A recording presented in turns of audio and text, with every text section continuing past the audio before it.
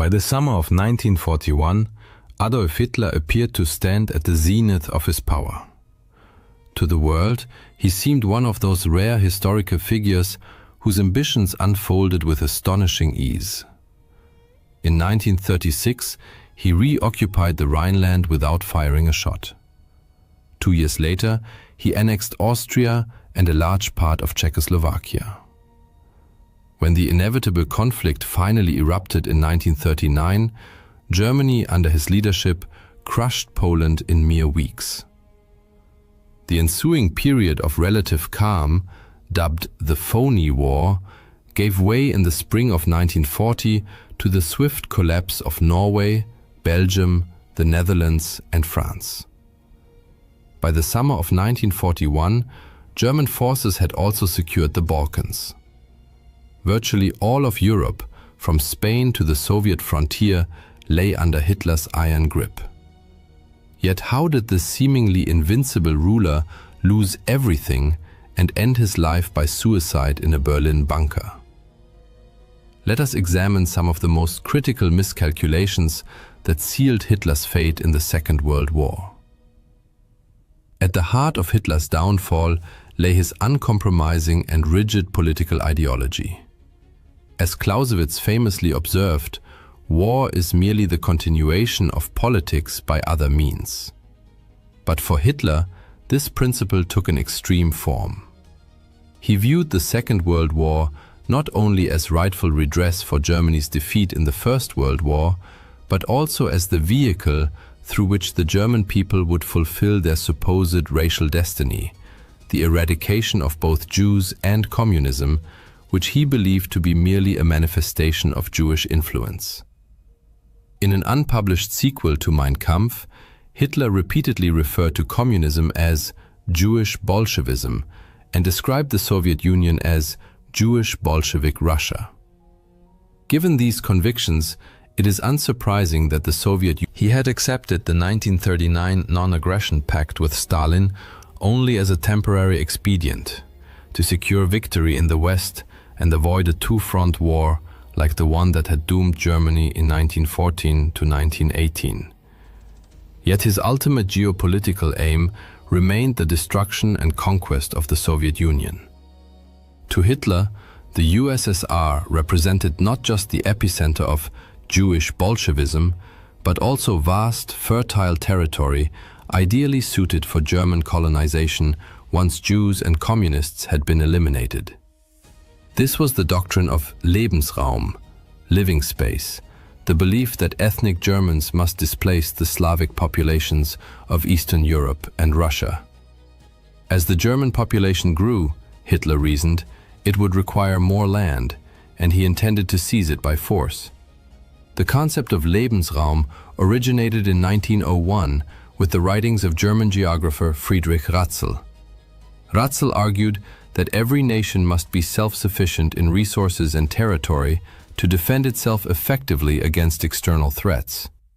Influenced by Darwin's theory of natural selection, Ratzel and his followers believed nations were locked in perpetual struggle for survival, and only the fittest would expand and thrive. For ethnic Germans, the lands of Eastern Europe were thus a biological necessity. The idea gained traction during the First World War, when Germany temporarily occupied large swaths of the East and established a military administration known as Ober-Ost. The indigenous peoples under Ober-Ost were treated as a reservoir of land and resources, while German culture was forcibly imposed upon them, a policy termed Kulturmission, cultural mission. The Treaty of Brest-Litovsk in early 1918 granted Germany vast territories far beyond Ober-Ost's original scope. But Germany's defeat later that year shattered these ambitions. Hitler never forgot this experience. He remained convinced that Germany's future Meta-Pause 6 2.0.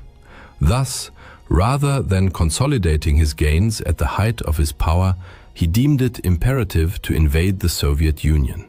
For deeply ideological and historical reasons, he believed Nazi Germany and the Soviet Union could not coexist.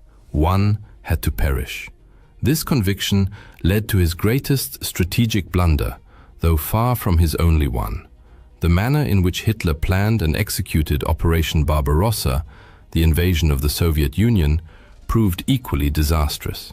He achieved total surprise when, on 22 June 1941, German artillery opened fire on unsuspecting Soviet troops. Yet, the timing itself was a critical error. Originally scheduled for May, the invasion was delayed until late June because Hitler had to intervene in the Balkans after his ally Benito Mussolini suffered humiliating defeats. Although the Balkan campaign succeeded, it cost him a precious month, a delay that would prove decisive. Initially, Barbarossa appeared a stunning success.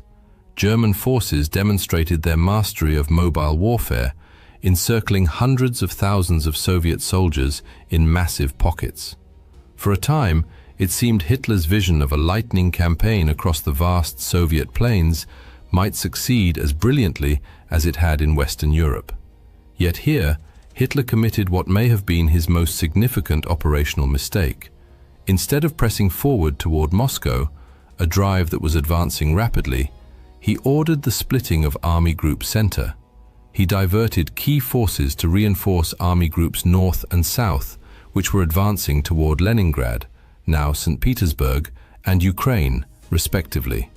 On 21 August, he issued a directive prioritizing the capture of the Crimean Peninsula and Ukraine, economically vital regions, over the advance on the Soviet capital.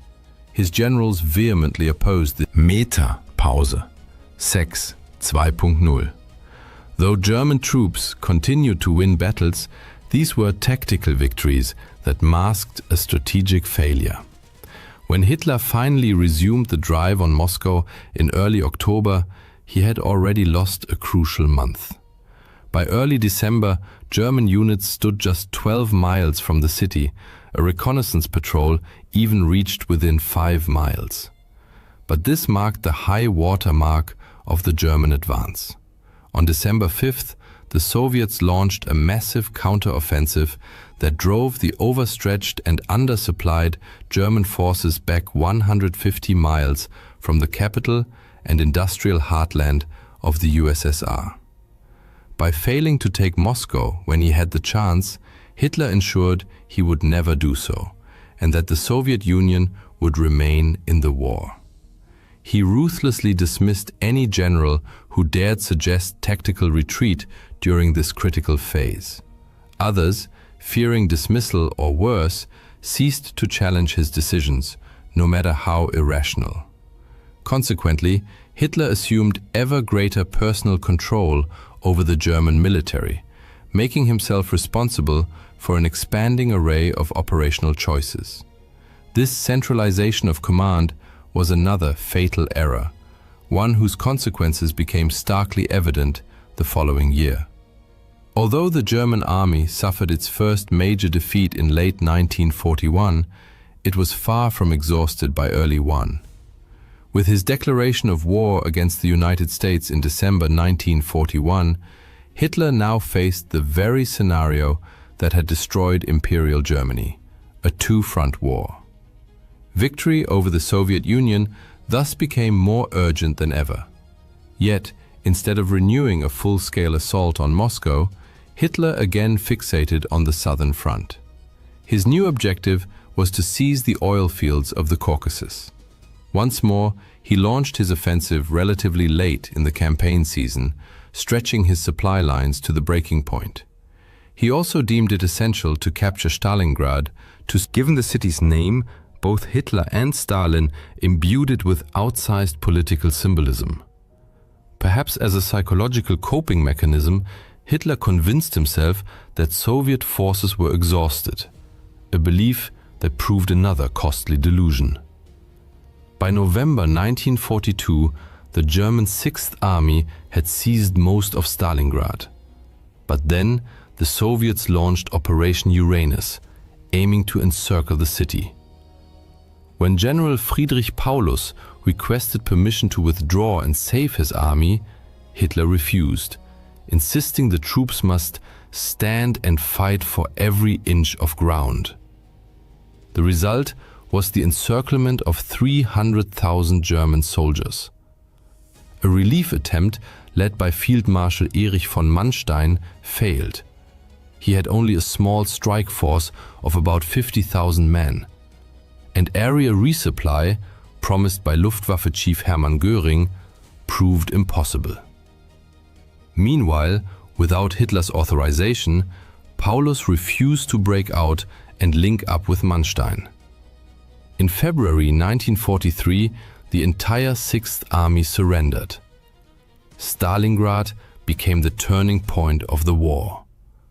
Germany lost some of its finest soldiers and officers, irreplaceable losses.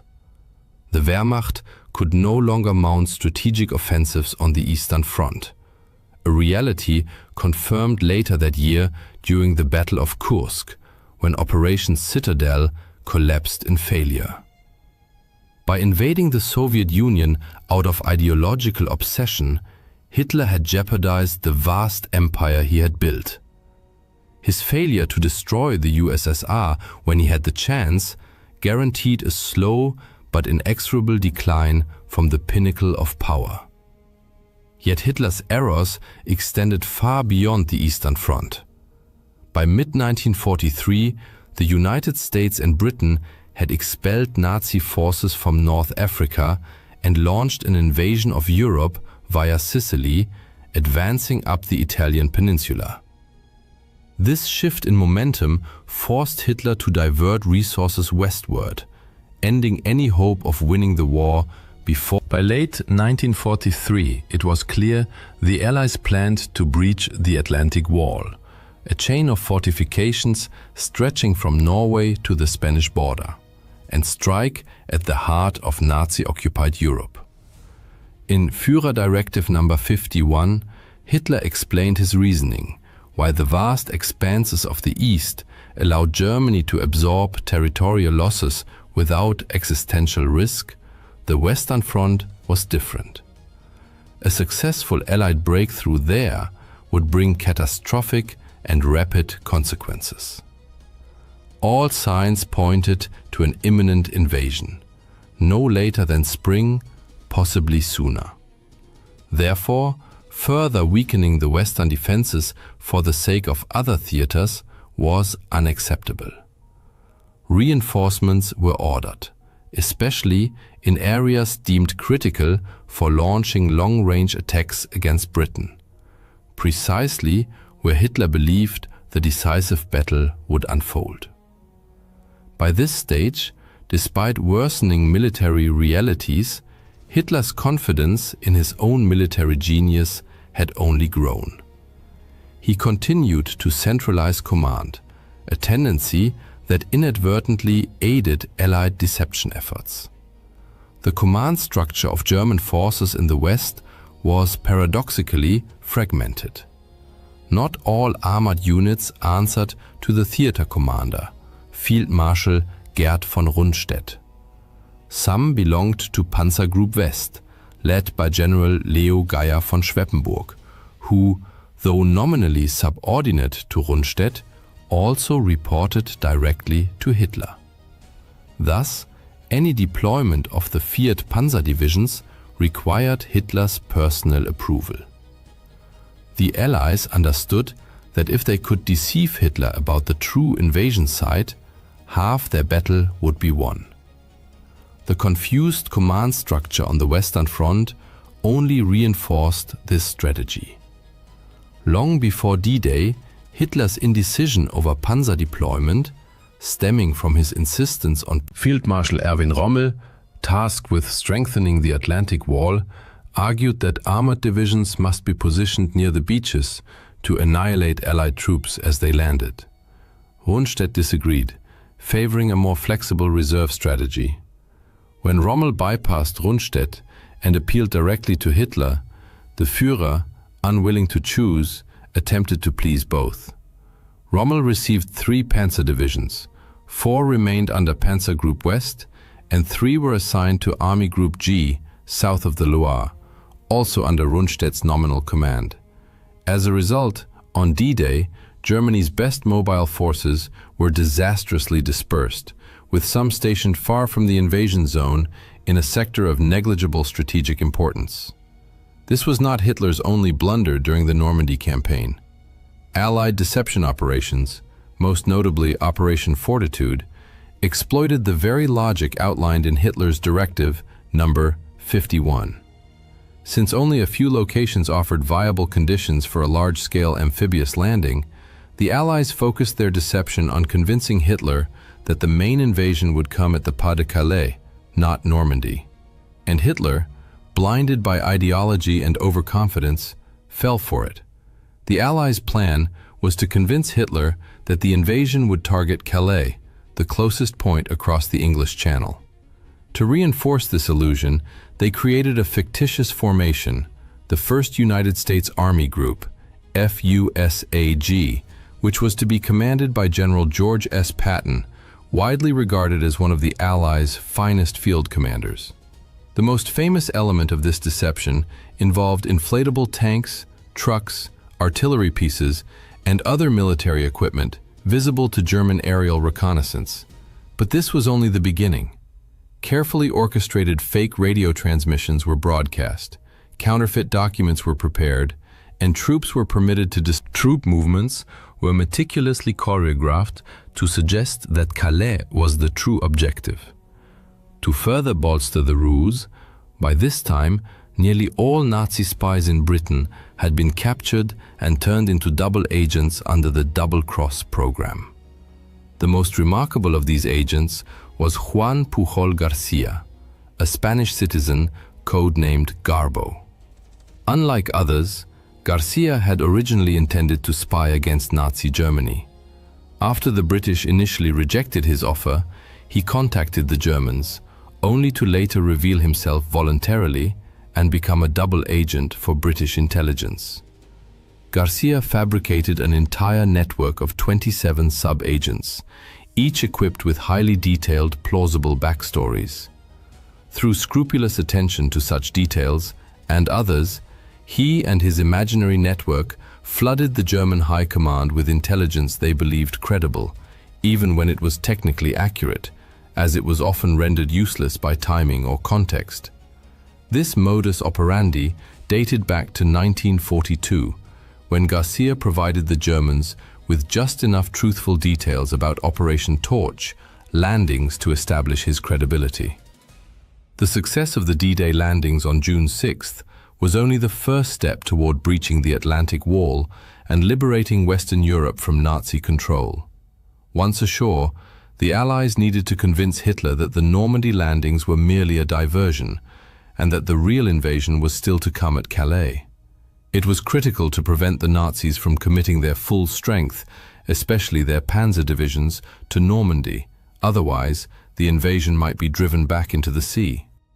On June 5th, Garcia sent his German handlers a warning that an urgent message would follow in the early hours of June 6th. He intended to report detailed intelligence confirming an imminent assault on Calais. But the radio operator This lapse allowed Garcia to relay more accurate information about the Normandy landings than the Allies had originally planned, though, as usual, it arrived too late for the Germans to act effectively. Garcia further cemented his credibility by expressing indignation. "I cannot accept excuses or negligence. Were it not for my ideals, I would abandon this work." Then, on June 9th, he informed the German High Command that the true invasion was still pending at Calais, backing his claim with forged documents that purported to reveal the elaborate structure of the FUSAG-led invasion plan under Patton. For Hitler, who had long believed Calais was the most likely invasion site, these reports were especially persuasive, as they appeared to validate his own military judgment. Field Marshal von Rundstedt was equally deceived. As a result, only a handful of tanks were deployed against the Allies during the critical early phase of Operation Overlord.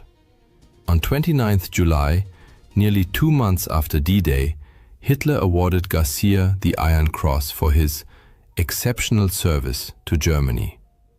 Even in August, numerous German forces, including 2 panzer divisions and 19 infantry divisions, remained stationed at Calais, awaiting an invasion that would never come. By then, it was far too late for the Nazis to push the Allies back into the Channel.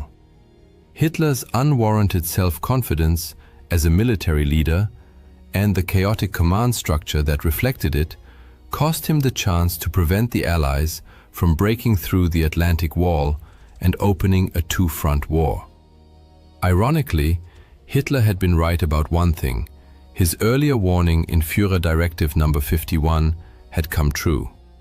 Yet his last gamble, the Battle of the Bulge in December and January, ended in failure. Less than a year after D-Day, Hitler shot himself in his Berlin bunker as Soviet forces, whose invasion he had so confidently dismissed, closed in on his position. This trait may even drive their initial quest for power. Once in control, however, megalomania tends to intensify. In Hitler's case, the combination of an already unstable personality, a grandiose millenarian ideology, and absolute dictatorial authority created the perfect conditions for self-destructive decisions made without informed criticism. Competent subordinates feared speaking up, lest they be dismissed, or worse. Adolf Hitler was far from the only dictator, before or since, to exhibit this pattern of behavior. But he remains the most infamous, not only for the war and genocide he unleashed, but also for the catastrophic strategic blunders he made in waging it. In numerous instances, Hitler could have averted defeat by choosing differently, but time and again he chose wrongly. On June 22, 1941, in the early hours of the morning, German shells rained down on the Brest fortress, reducing barracks to rubble and cutting off radio communications. Red Army soldiers, emerging from clouds of dust and making their way into shattered bunkers, found themselves completely encircled, cut off from command and facing vastly superior enemy forces. Despite this, they fought with unwavering determination. While fortress defenders withstood relentless assaults from aircraft, artillery, and flamethrowers, Soviet civilians risked their lives to deliver ammunition, and nurses braved enemy fire to drag the wounded off the battlefield. Graffiti scrawled on the fortress walls, "I am dying, but I will not surrender," became a powerful symbol of their indomitable spirit and desperate resistance. In the months leading up to that tragic June of 1941, the Soviet Union appeared to be at peace with Nazi Germany. The two powers had signed the Molotov-Ribbentrop Pact in August 1939. Secret protocols of this agreement stipulated the division of Eastern Europe between them, while the public non-aggression clause allowed Germany to focus its military efforts on its Western allies. For Stalin, the pact was a calculated strategic move. He believed it would sow discord among Western capitalist powers, weakening their positions and, more importantly, buy the USSR valuable time to strengthen its military might. Seizing the opportunity, the Soviet Union moved beyond Poland to annex the Baltic states, Bessarabia, and northern Bukovina, significantly expanding its borders. Yet this expansion fostered a false sense of strategic security. Behind the scenes, however, intelligence reports carried alarming news. Soviet agents, border guards, and even foreign diplomats warned of growing German troop concentrations along the western frontier. He suspected the British of spreading disinformation to drag the USSR into war, and clung to Hitler's assurances that the massive German troop movements near the Soviet border were merely intended to keep aircraft out of range of British bombers. Even when the GRU and NKVD presented irrefutable evidence, troop concentrations and intercepted communications, Stalin dismissed much of it. Hitler himself had even sent Stalin a letter claiming that any German provocations would be the work of disloyal generals, urging Stalin not to respond with force, but instead to contact German officials through diplomatic channels. This reluctance to believe an invasion was imminent also stemmed from Stalin's profound distrust of his own military intelligence. The Great Purge of the late 1930s had decimated the Red Army and state security apparatus. Thousands of experienced officers, including most of the high command, had been dismissed, imprisoned, or executed. By 1941, a staggering 75% of Red Army officers had held their posts for less than a year. Experience had been replaced by obedience and fear, as a cautious and disoriented military hierarchy hesitated to deliver unwelcome news that might anger Stalin. Compounding these issues were serious flaws in Soviet deployment. The annexation of eastern Poland and the Baltics had shifted the USSR's western border 160 to 400 kilometers westward. Many fortifications along the old border were now obsolete, while Soviet divisions stationed in newly occupied territories were dangerously exposed. Airfields, barracks, and command centers lay vulnerable to immediate attack, as construction of new defensive positions had been delayed or cancelled altogether. Worse still, the Red Army lacked a deep defense system. Rather than deploying forces in echelons, with successive fallback lines and strategic reserves, many Soviet units were This meant that any German breakthrough of the initial defensive line would encounter little resistance beyond it. These defensive shortcomings were not taken seriously, largely due to prevailing Soviet military doctrine at the time. The Red Army in 1941 was structured primarily for offensive operations, reflecting the belief that any future war would involve subduing neighboring states. Much of this confidence stemmed from the USSR's vast tank inventory. The brand new T-34 and KV tanks were among the best in the world, but they constituted only a small fraction of Soviet armored forces. The overwhelming majority consisted of obsolete, mechanically unreliable models like the T-26 and BT series. Thousands of these tanks were rendered inoperable due to a lack of radios, spare parts, recovery vehicles, and trained mechanics. Numerical superiority meant little without logistics or a robust support network. The Soviet Air Force faced similar problems. On paper, Stalin's air fleet was the largest in the world, but this quantitative edge masked serious qualitative weaknesses. The backbone of its fighter force consisted of outdated Polikarpov 115, Chaika, and 116, Ishak aircraft. Though effective in the Spanish Civil War and against the Japanese at Khalkhin Gol, they were now outclassed by the Luftwaffe's Messerschmitt Bf-109s. At dawn on June 22, 1941, as the first rays of sunlight broke over the horizon, the illusion of peace shattered amidst the thunder of war. Without warning, across a staggering 2,900-kilometer front, the Wehrmacht unleashed its full might against Soviet positions. Artillery barrages shook the earth, while wave after wave of Luftwaffe bombers filled the skies, crossing the border in relentless formations. Airfields, barracks, and supply. On that fateful day, the Soviet Air Force suffered catastrophic losses. Between 1,800 and 2,000 aircraft destroyed, many while still on the ground, never given a chance to take off. One pilot later recalled, "I pulled back the tent flap and saw planes with German crosses strafing our tents. Everyone rushed out and saw the dead and wounded in the neighboring tents. I threw on my flight suit, grabbed my logbook, and ran toward the hangar. The alert aircraft, neatly lined up, were already burning.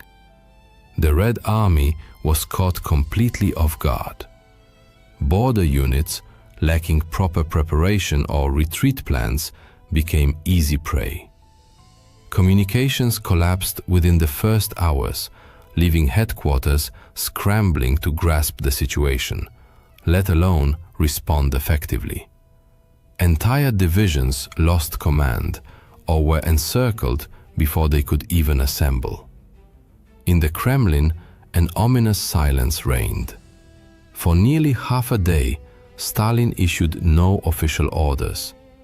Despite numerous warnings, his anti-capitalist paranoia, skillfully exploited by Hitler, led him to believe reports of German attacks were provocations designed to sabotage the Molotov-Ribbentrop Pact. On the front lines, initiative among officers was paralyzed. Years of purges had left the officer corps cautious and fragmented, unwilling to act without explicit directives from above. As the invasion deepened into Soviet territory, commanders faced an agonizing dilemma: resist or wait for confirmation. General Rodion Malinovsky later recalled asking, "Can we open fire if the enemy invades our territory?" The reply, "Do not succumb to provocations and do not open fire." Yet even amid the chaos, pockets of Soviet resistance flared.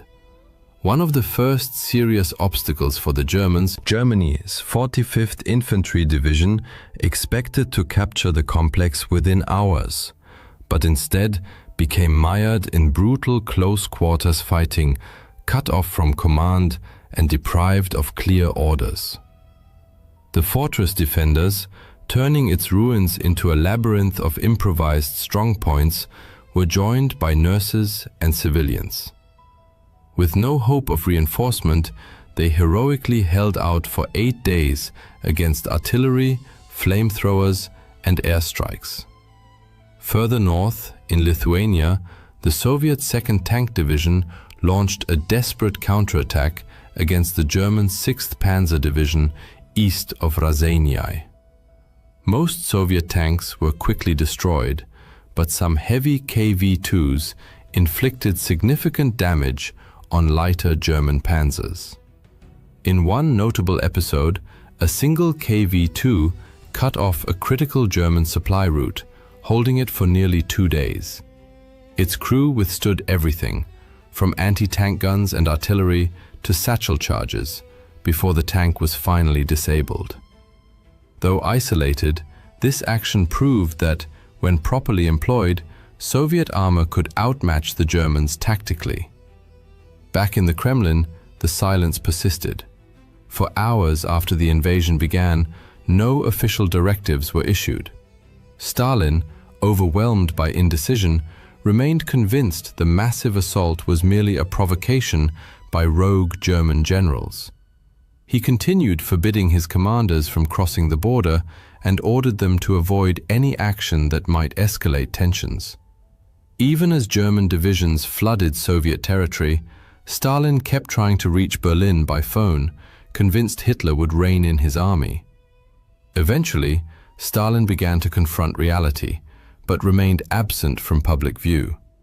He tasked Foreign Minister Vyacheslav Molotov with delivering the state's official announcement. In a radio address on the afternoon of 22nd June, Molotov declared that the next day, Stalin quietly convened the Politburo and issued his first concrete orders: the creation of the Stavka, the general headquarters, under Marshal Semyon Timoshenko. Defensive lines were drawn. The Soviet Union was now fully at war. In the weeks that followed, the Soviet Western Front desperately tried to halt the German blitzkrieg, but the Red Army's disorganized defense nearly led to total collapse. Massive encirclements at Bialystok and Minsk trapped 4 entire armies. By July 9th, over 341,000 Soviet troops had been killed, gone missing, or taken prisoner. Material losses included thousands of tanks, artillery pieces, and aircraft. The situation in the south was no better. By early August, German and Romanian forces had advanced deep into Ukraine, reaching the Dnieper River and trapping 2 more Soviet armies in the Uman pocket. By early August, the situation along the Eastern Front remained dire. Behind the front lines, where the Luftwaffe reigned supreme, Soviet infrastructure suffered relentless bombardment. Factories, supply depots, and critical transportation hubs were devastated by continuous air raids. The few surviving rail lines became clogged with retreating troops, streams of refugees, and broken-down equipment, creating unimaginable chaos. Ammunition depots and airfields under enemy fire had to be abandoned in haste. The scale of the catastrophe forced the Soviet state to launch an unprecedented emergency operation. Key industrial plants were dismantled and evacuated eastward by rail. Even under constant German air attacks, the Soviets managed to relocate their industry beyond the reach of advancing troops. The increased distance from the front lines gave Soviet factories the breathing room needed to ramp up production of vital war material, ammunition, vehicles, and aircraft. In the Kremlin, Soviet leadership gradually, after 10 days of public silence, Stalin finally addressed the nation by radio on the 3rd of July. Gone was the language of diplomacy. Abandoning his formal tone as General Secretary, he called on citizens to defend the motherland, form partisan detachments behind enemy lines, and prepare for a long, brutal war. A month later, Stalin quietly assumed the role of Supreme Commander-in-Chief. As the Red Army began achieving more successes on the battlefield, Stalin's public profile grew. As Supreme Commander, he placed the defense of the entire USSR squarely on his shoulders. By mid-July, the Red Army was exhausted and bleeding, but not broken. As German forces advanced toward Moscow, the Soviets managed to stabilize the front enough to halt their advance near Smolensk. From early July, Marshal Timoshenko threw every available resource into stopping the German breakthrough. By month's end, Army Group Center succeeded in encircling the city and several Soviet field armies, but at a heavy cost. Not only did significant numbers of troops from the 19th and 20th armies break through back to Soviet lines, but the delay disrupted the German timetable for Operation Barbarossa, further straining their already fragile logistics. By late August, the Red Army was ready to strike back. West of Smolensk, Soviet forces under General Georgy Zhukov launched a successful counteroffensive near the town of Yelnya. Though costly and of limited strategic value, the operation provided a crucial morale boost. It marked the first time Soviet troops had forced the Germans into retreat. While major battles raged along the main front, resistance also began to coalesce in occupied territories. In the forests and villages of Belarus, Ukraine, and Western Russia, isolated soldiers, political officers, armed with little more than determination and minimal support, these early partisan units sabotaged railways, ambushed convoys, and carried out assassinations before vanishing back into the woods. By late summer, coordination with the NKVD improved, and partisan detachments became more structured and integrated into broader NKVD operations. Though they couldn't stop the German advance, their actions forced the Wehrmacht and SS to divert precious resources to secure rear areas, further straining German supply lines. Meanwhile, other branches of Soviet intelligence worked quietly in the shadows. Cryptanalysts of the NKVD under Sergei Tolstov successfully decrypted Japanese diplomatic communications, leading Soviet leadership to conclude that Japan would not attack the USSR. Meanwhile, Red Army codebreakers began intercepting messages exchanged between the Romanian High Command and General Erich von Manstein's forces in Ukraine, providing a broader understanding of the strategic situation. By late summer 1941, frontline Soviet commanders reported an unexpected shift in German activity. Armored units that had been advancing directly toward Moscow were diverting north and south. The Soviet High Command realized the Germans were no longer focused solely on the Central Front. In the south, Red Army commanders warned of a massive buildup of enemy forces targeting Kiev, but Stalin refused to authorize a retreat. Instead, the Southwestern Front mounted a valiant yet ultimately futile defense of Ukraine, resulting in its encirclement and destruction.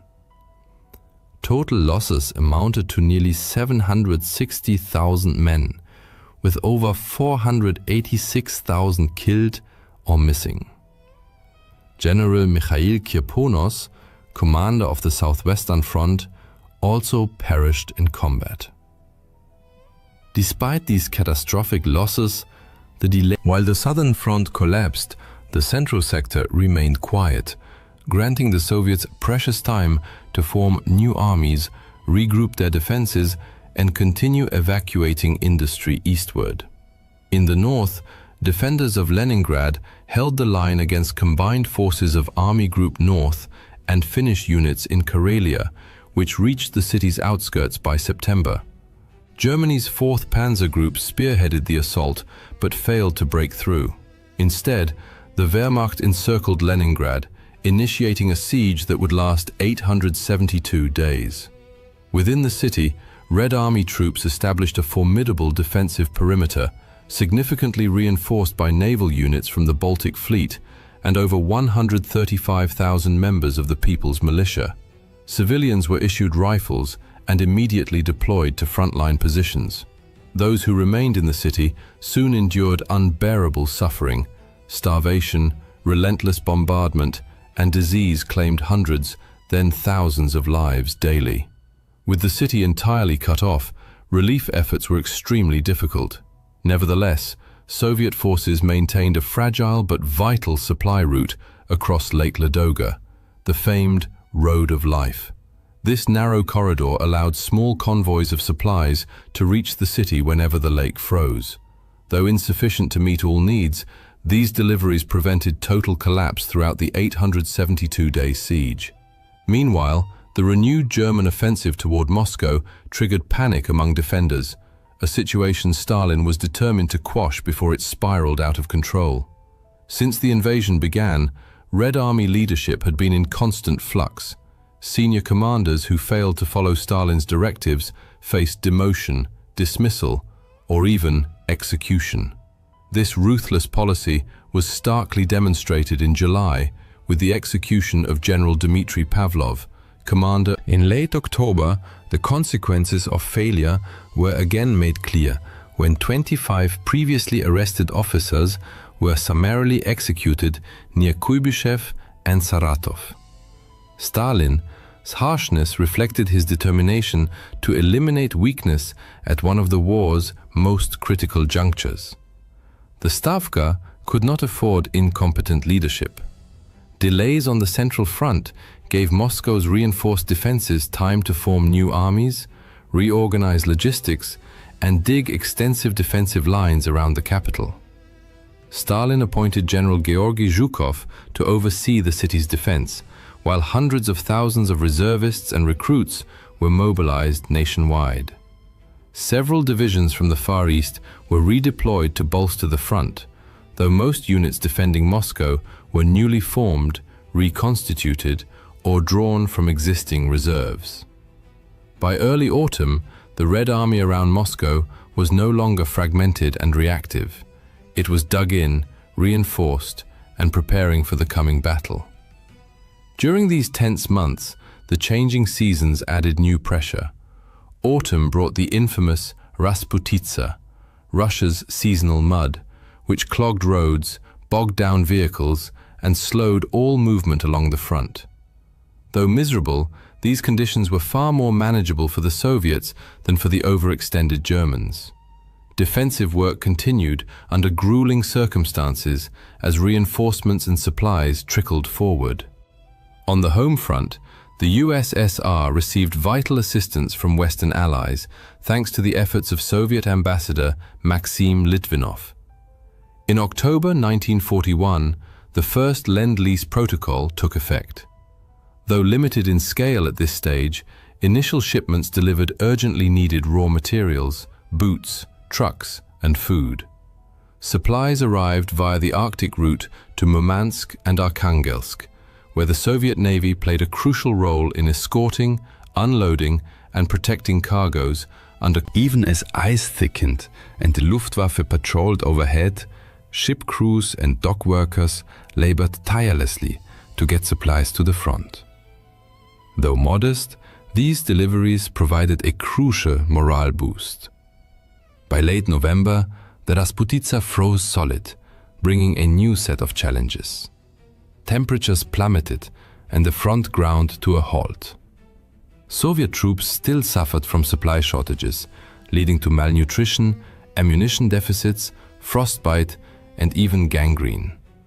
However, lessons from the Winter War had taught Soviet commanders to respond swiftly.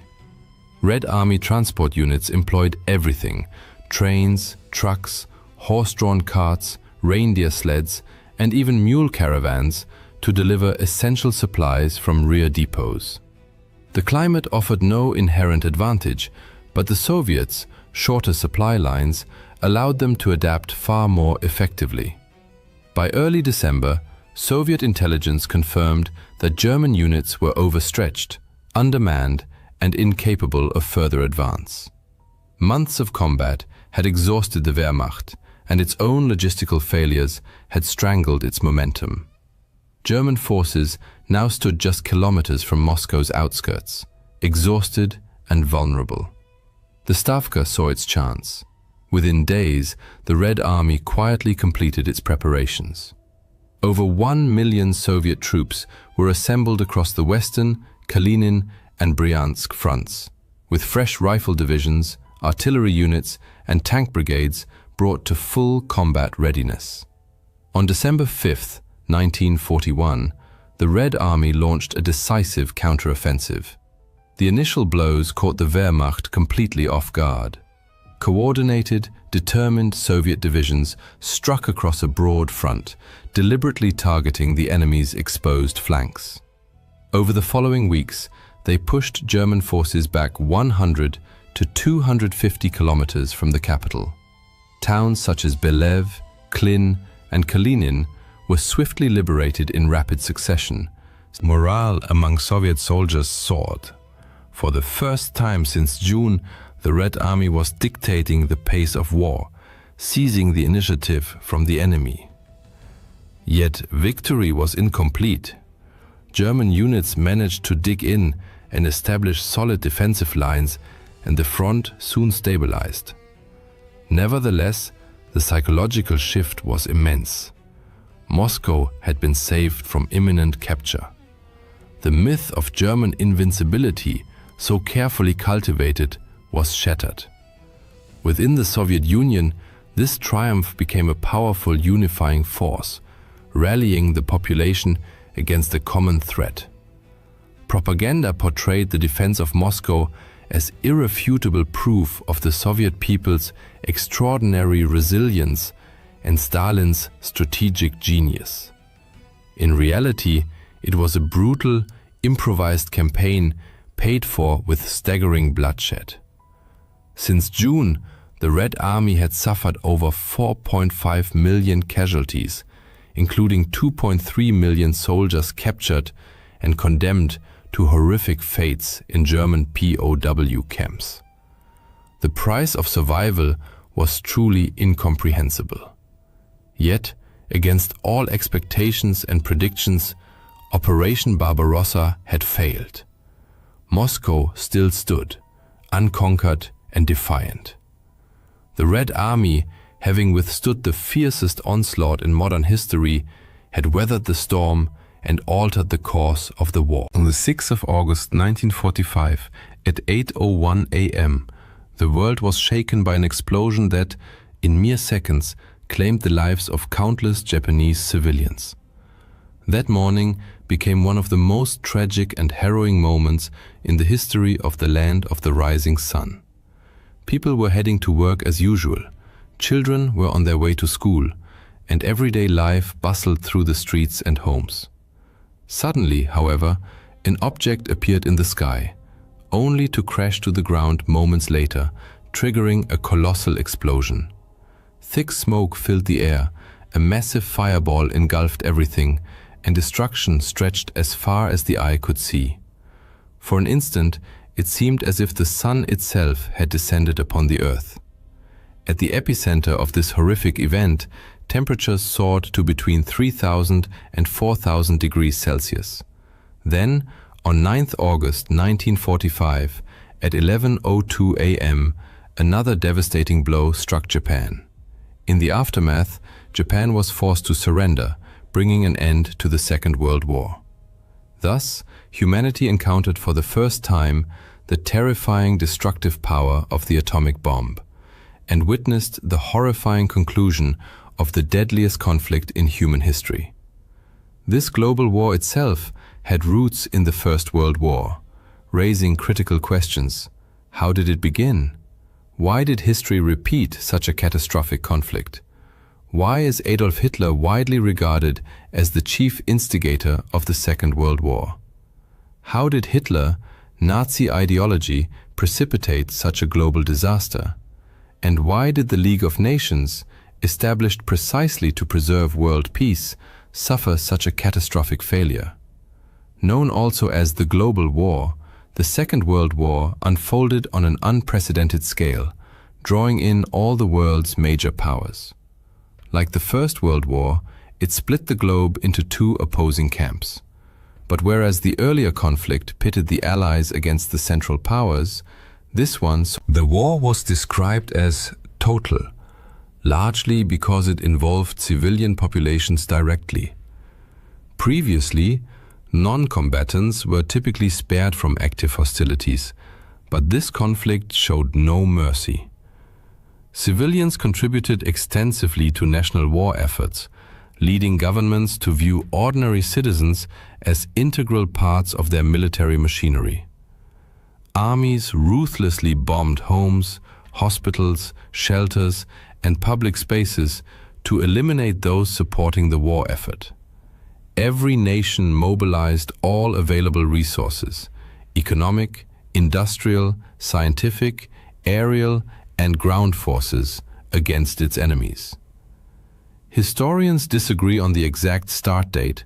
Some cite September 1st, 1939, while others point to the outbreak of the Second Sino-Japanese War in 1937.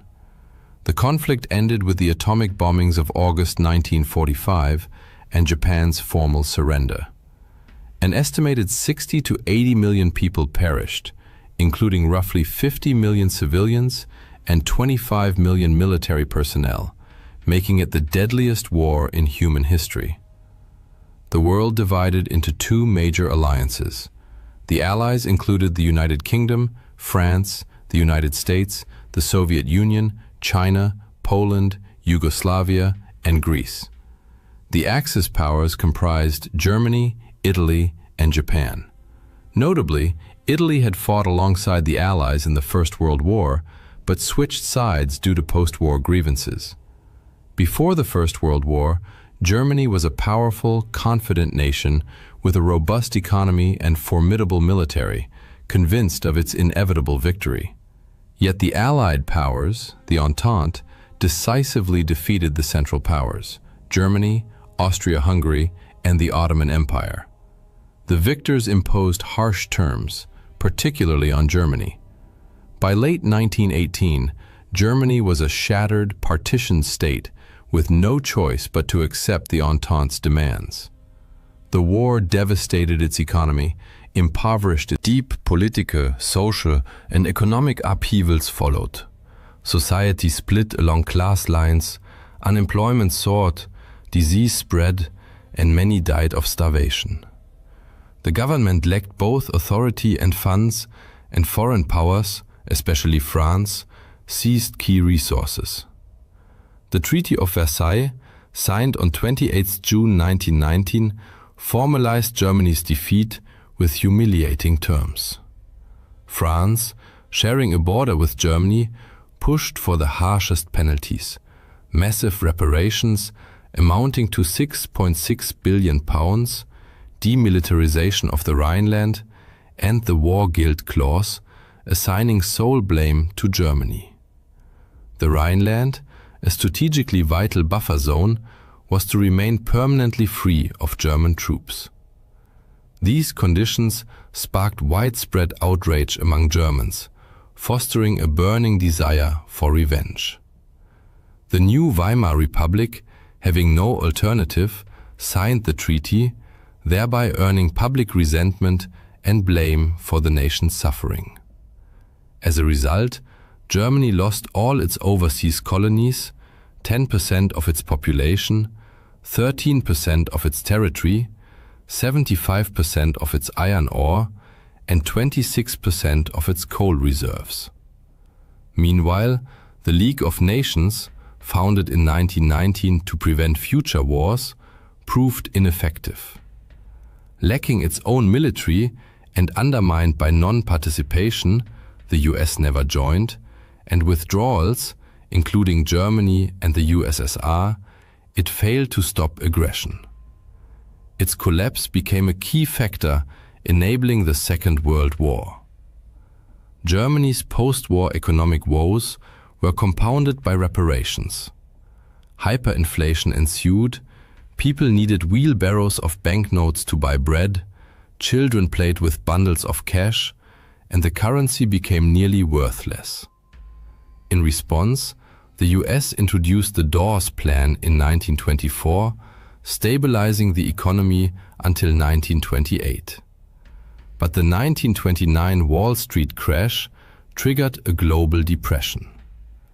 American aid ceased, delivering a double blow to Germany. By 1932, industrial output had dropped by 40%, and desperate citizens marched with signs reading, "Willing to do any work." Public trust in the Weimar government evaporated. Adolf Hitler exploited this chaos.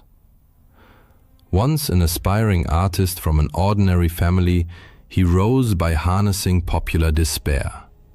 Through charismatic speeches, mass rallies, and relentless propaganda, he promised to overturn the Versailles Treaty, restore Germany's glory, and exact revenge.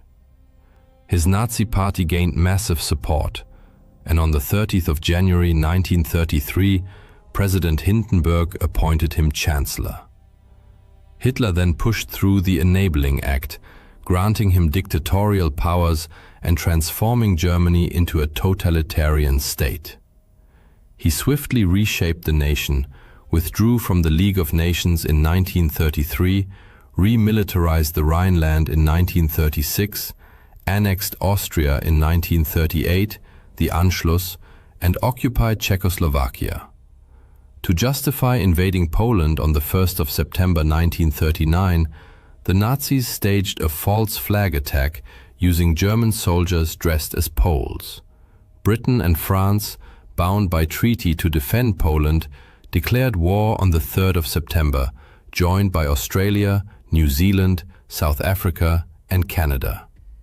Italy and Japan, though former Entente allies, now sided with Germany.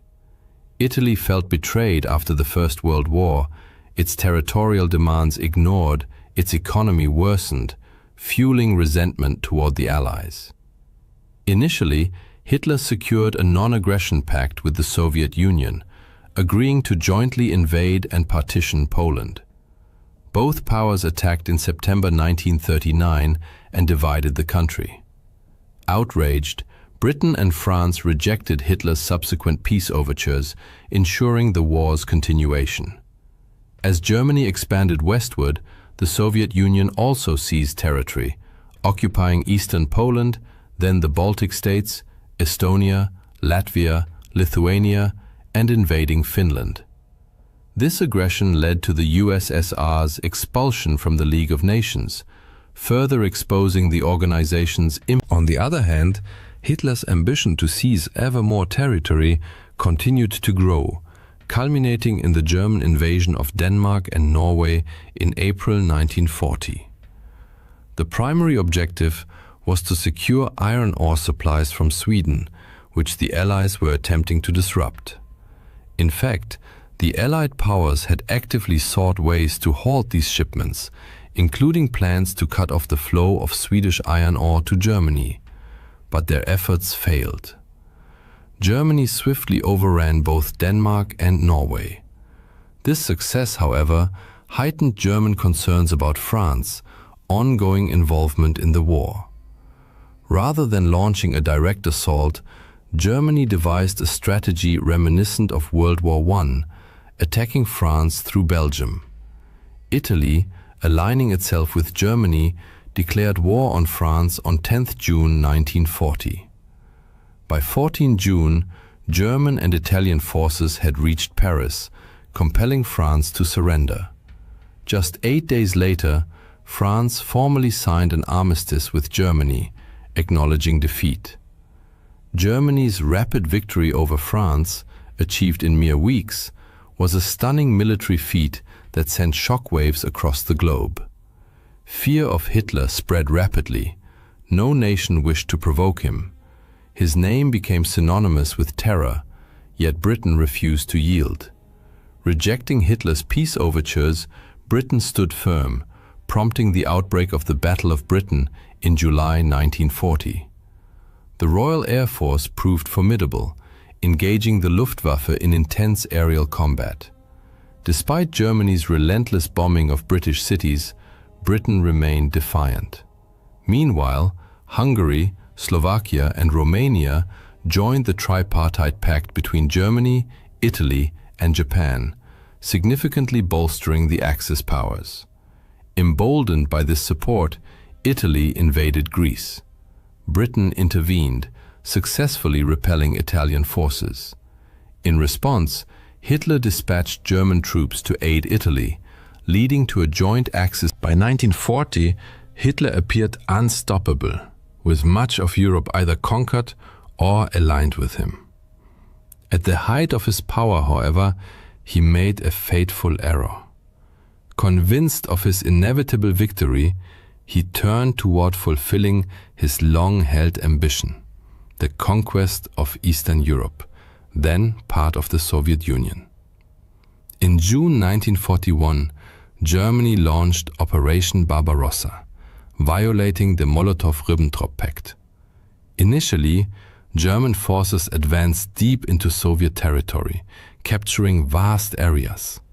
But by December, the brutal Russian winter set in, a condition only the Red Army was prepared to endure. The German offensive stalled, and Soviet counterattacks eventually pushed the Wehrmacht all the way back to Berlin. Hitler's inability to fight a two-front war against Britain in the west and the USSR in the east proved catastrophic. While Europe burned, the United States maintained neutrality, until Japan's surprise attack on Pearl Harbor on December 7, 1941. This act of aggression drew America into the war, dramatically altering its course. As the tide turned against Germany, Hitler chose to remain in Berlin. Upon learning of Germany's imminent surrender, he committed suicide with his wife, ending the reign of one of history's most dangerous dictators. Germany formally capitulated shortly thereafter. Japan, however, continued to resist. In response, the US made the unprecedented decision to use atomic weapons. On the 6th and 9th of August 1945, American bombers dropped nuclear bombs on Hiroshima and Nagasaki, causing unprecedented destruction and loss of life. Japan surrendered on September 2, 1945, bringing World War II to a close. The war left an indelible scar on the world. For the first time, humanity witnessed destruction on such a scale, exacerbated by the horrifying debut of nuclear warfare. In its aftermath, nations raced to develop their own atomic arsenals. Millions had perished. Europe's economy and infrastructure lay in ruins. Even victorious powers faced severe hardship. The US mourned millions of soldiers, while the Soviet Union grappled with immense financial strain, setting the stage for the Cold War that would last until the USSR's collapse. The war also marked the twilight of colonialism. Dictatorships fell in Germany and Italy. Germany itself was divided, the West occupied by the US, Britain and France, the East controlled by the Soviet Union. Across Asia and Africa, independence movements surged. India, Myanmar, Egypt, the Philippines, Indochina and Indonesia all sought and eventually achieved self-rule. Economic devastation and mass unemployment prompted the creation of the United Nations, which replaced the ineffective League of Nations and played a vital role in fostering global peace. During the war, India, then under British rule, was automatically drawn into the Allied camp. Approximately 2.5 million Indian soldiers fought against the Axis powers. Of these, around 87,000 died, 34,354 were seriously wounded, and 67,340 were taken prisoner. Echoing patterns from World War I, Britain continued to export Indian food supplies to support its war effort. In Bengal, workers were paid in cash instead of grain, which was shipped overseas.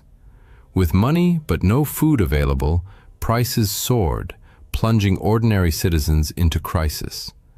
Many rural families were forced to send members into military service, leaving women, children, and the elderly homeless.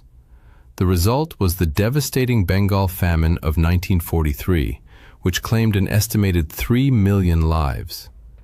India had long served as a source of raw materials like jute and cotton for Britain, but the wartime extraction of food exacerbated national hardship. In the war's aftermath, the Quit India movement gained unstoppable momentum. Weakened by global conflict and unable to suppress mass resistance, Britain finally granted India independence in August 1947. World War II undoubtedly stands apart in the annals of human history as the largest and most destructive conflict ever waged.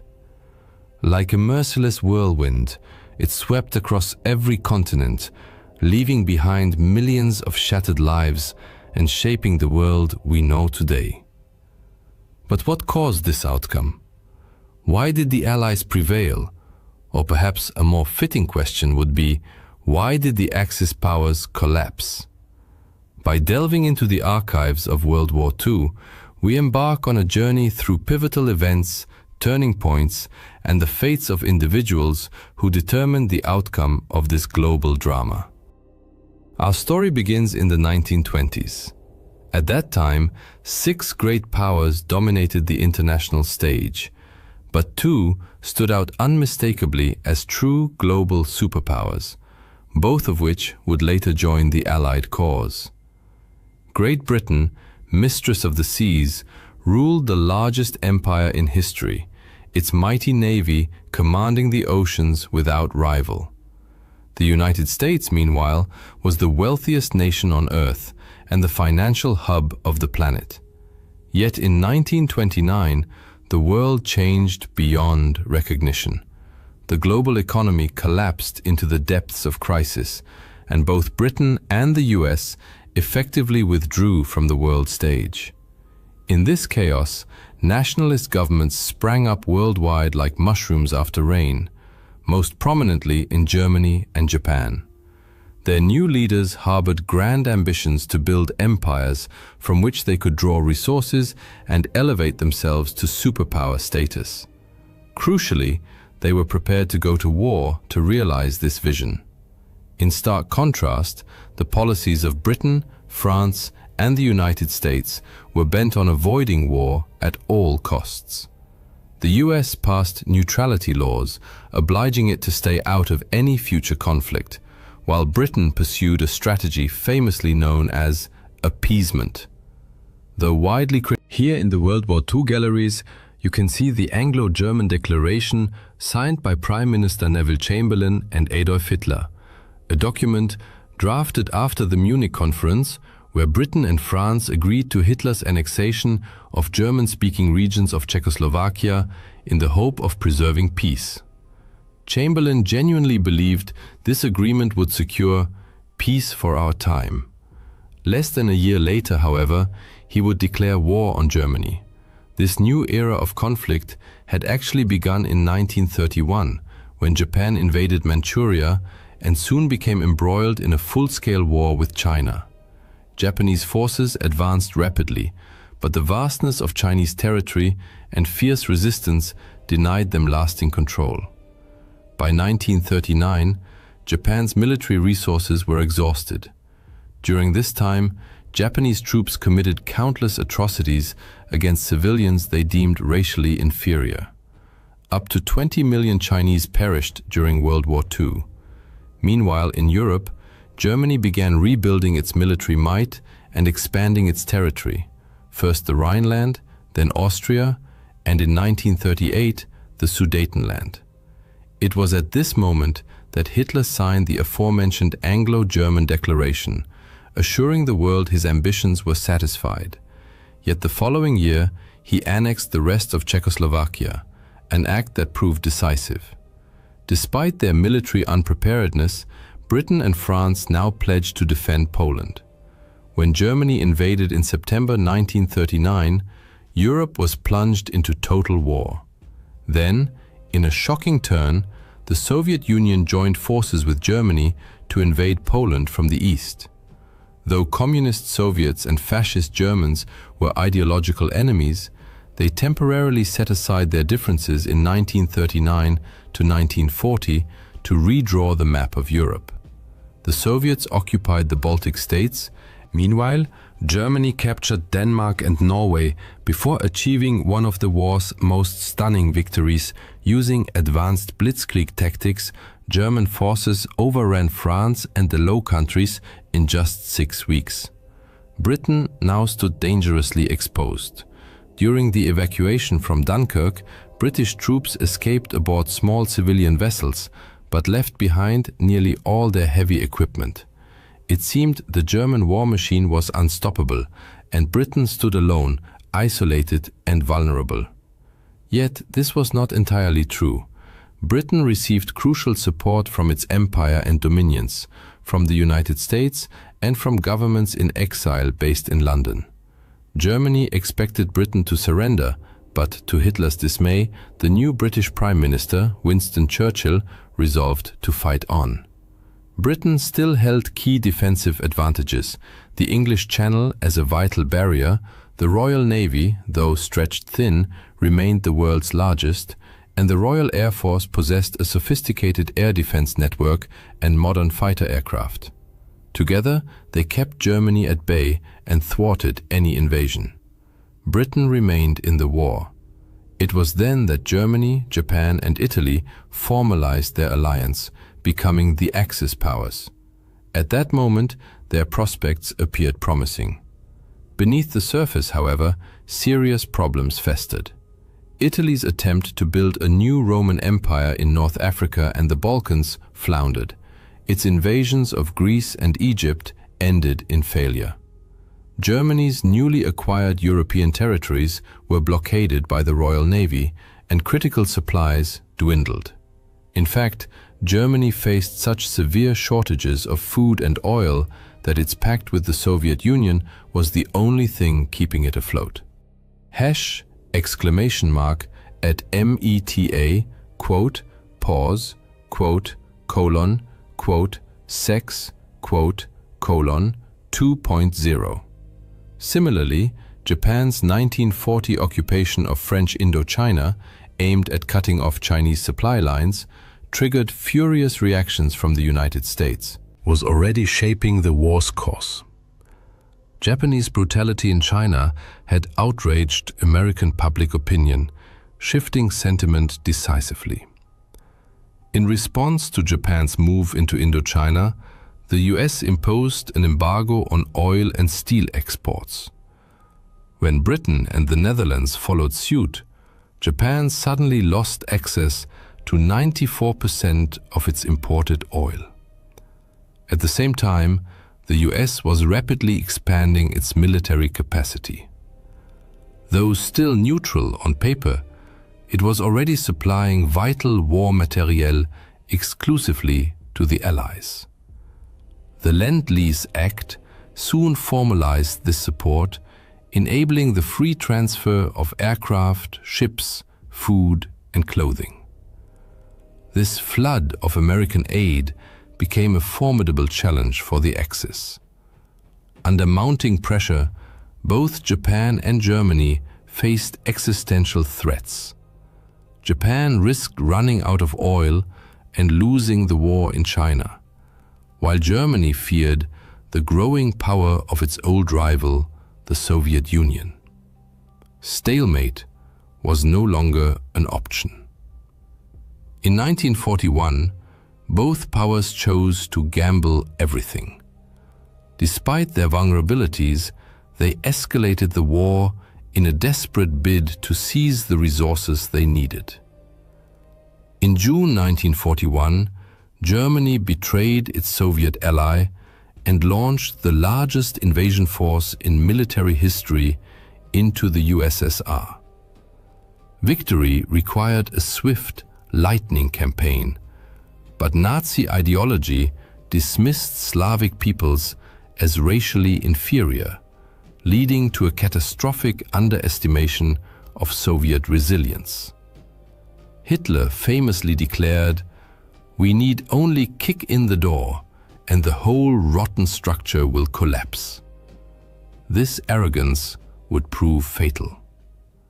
The Soviets mobilized on an unprecedented scale, relocating entire factories beyond the Ural Mountains to sustain war production, churning out weapons like the M30 howitzer to repel the invaders. Soviet citizens sacrificed their lives in staggering numbers. Ultimately, 25 million perished in what they called the Great Patriotic War. Germany needed a quick victory. By December 1941, the German advance stalled just miles from Moscow. Their grand gamble had failed. Almost simultaneously, Japan launched its own offensive, not against the Soviets, but toward resource-rich Southeast Asia. Recognizing that such a move would inevitably draw the US into the war, Japan struck first, with a surprise attack on the US Pacific Fleet at Pearl Harbor. The assault succeeded, and Japan swiftly seized control of the territories and resources it coveted. Believing Americans to be soft and unwilling to endure heavy losses, Japanese leaders hoped fierce defense of these gains would force the US to negotiate. Instead, the attack united the United States, Britain, and the Soviet Union in a common resolve. Only the unconditional surrender of the Axis would be acceptable. After Pearl Harbor, American isolationism vanished overnight. Roosevelt, Churchill, and Stalin agreed on a strategy of relentless attrition, on land, sea, and in the air, leveraging their overwhelming advantages in manpower, material, and industrial capacity. The ungainly-looking B-24 Liberator bomber, on display nearby, embodied this industrial might. At its peak, the Willow Run plant in Michigan produced one B-24 every 63 minutes. The tide of war was turning. By 1942, Allied codebreakers had penetrated German and Japanese ciphers, enabling critical victories. At the Battle of Midway, US aircraft sank 4 Japanese carriers, crippling Japan's offensive naval power. On the Eastern Front, Germany's last desperate push to capture the Caucasus oil fields was shattered at Stalingrad, the war's bloodiest battle, where Soviet forces encircled and annihilated an entire German army. The Axis had gambled on quick triumphs. Instead, they found themselves trapped in a war of attrition they could not win. Now the Allies set out to convert the so-called Battle of the Atlantic was not a single clash like Trafalgar, but a grueling, years-long struggle. Germany deployed U-boats to starve Britain into submission, sinking millions of tons of Allied shipping, losses that peaked in 1942 during what German submariners called their second happy time. But the Allies turned the tide. They replaced losses with mass-produced Liberty ships, 3 every 2 days at peak output, and refined convoy tactics with better naval escorts. Technological innovations followed. Long-range aircraft like the Liberator closed the Atlantic air gap. Sonar and radar tracked submarines, and weapons like the Hedgehog mortar destroyed them. By 1943, the Allies had decisively won the Battle of the Atlantic, tightening a noose of blockade around the Axis. As Japan tried to ferry resources from its new empire back to the home islands, American submarines and aircraft mercilessly hunted its convoys. Fuel shortages became critical, forcing Japan to shorten pilot training, a fatal flaw that left its aviators easy prey for better-trained Allied crews. Allied forces now launched coordinated offensives, island hopping across the Pacific toward Japan, liberating Ukraine and knocking Italy out of the war.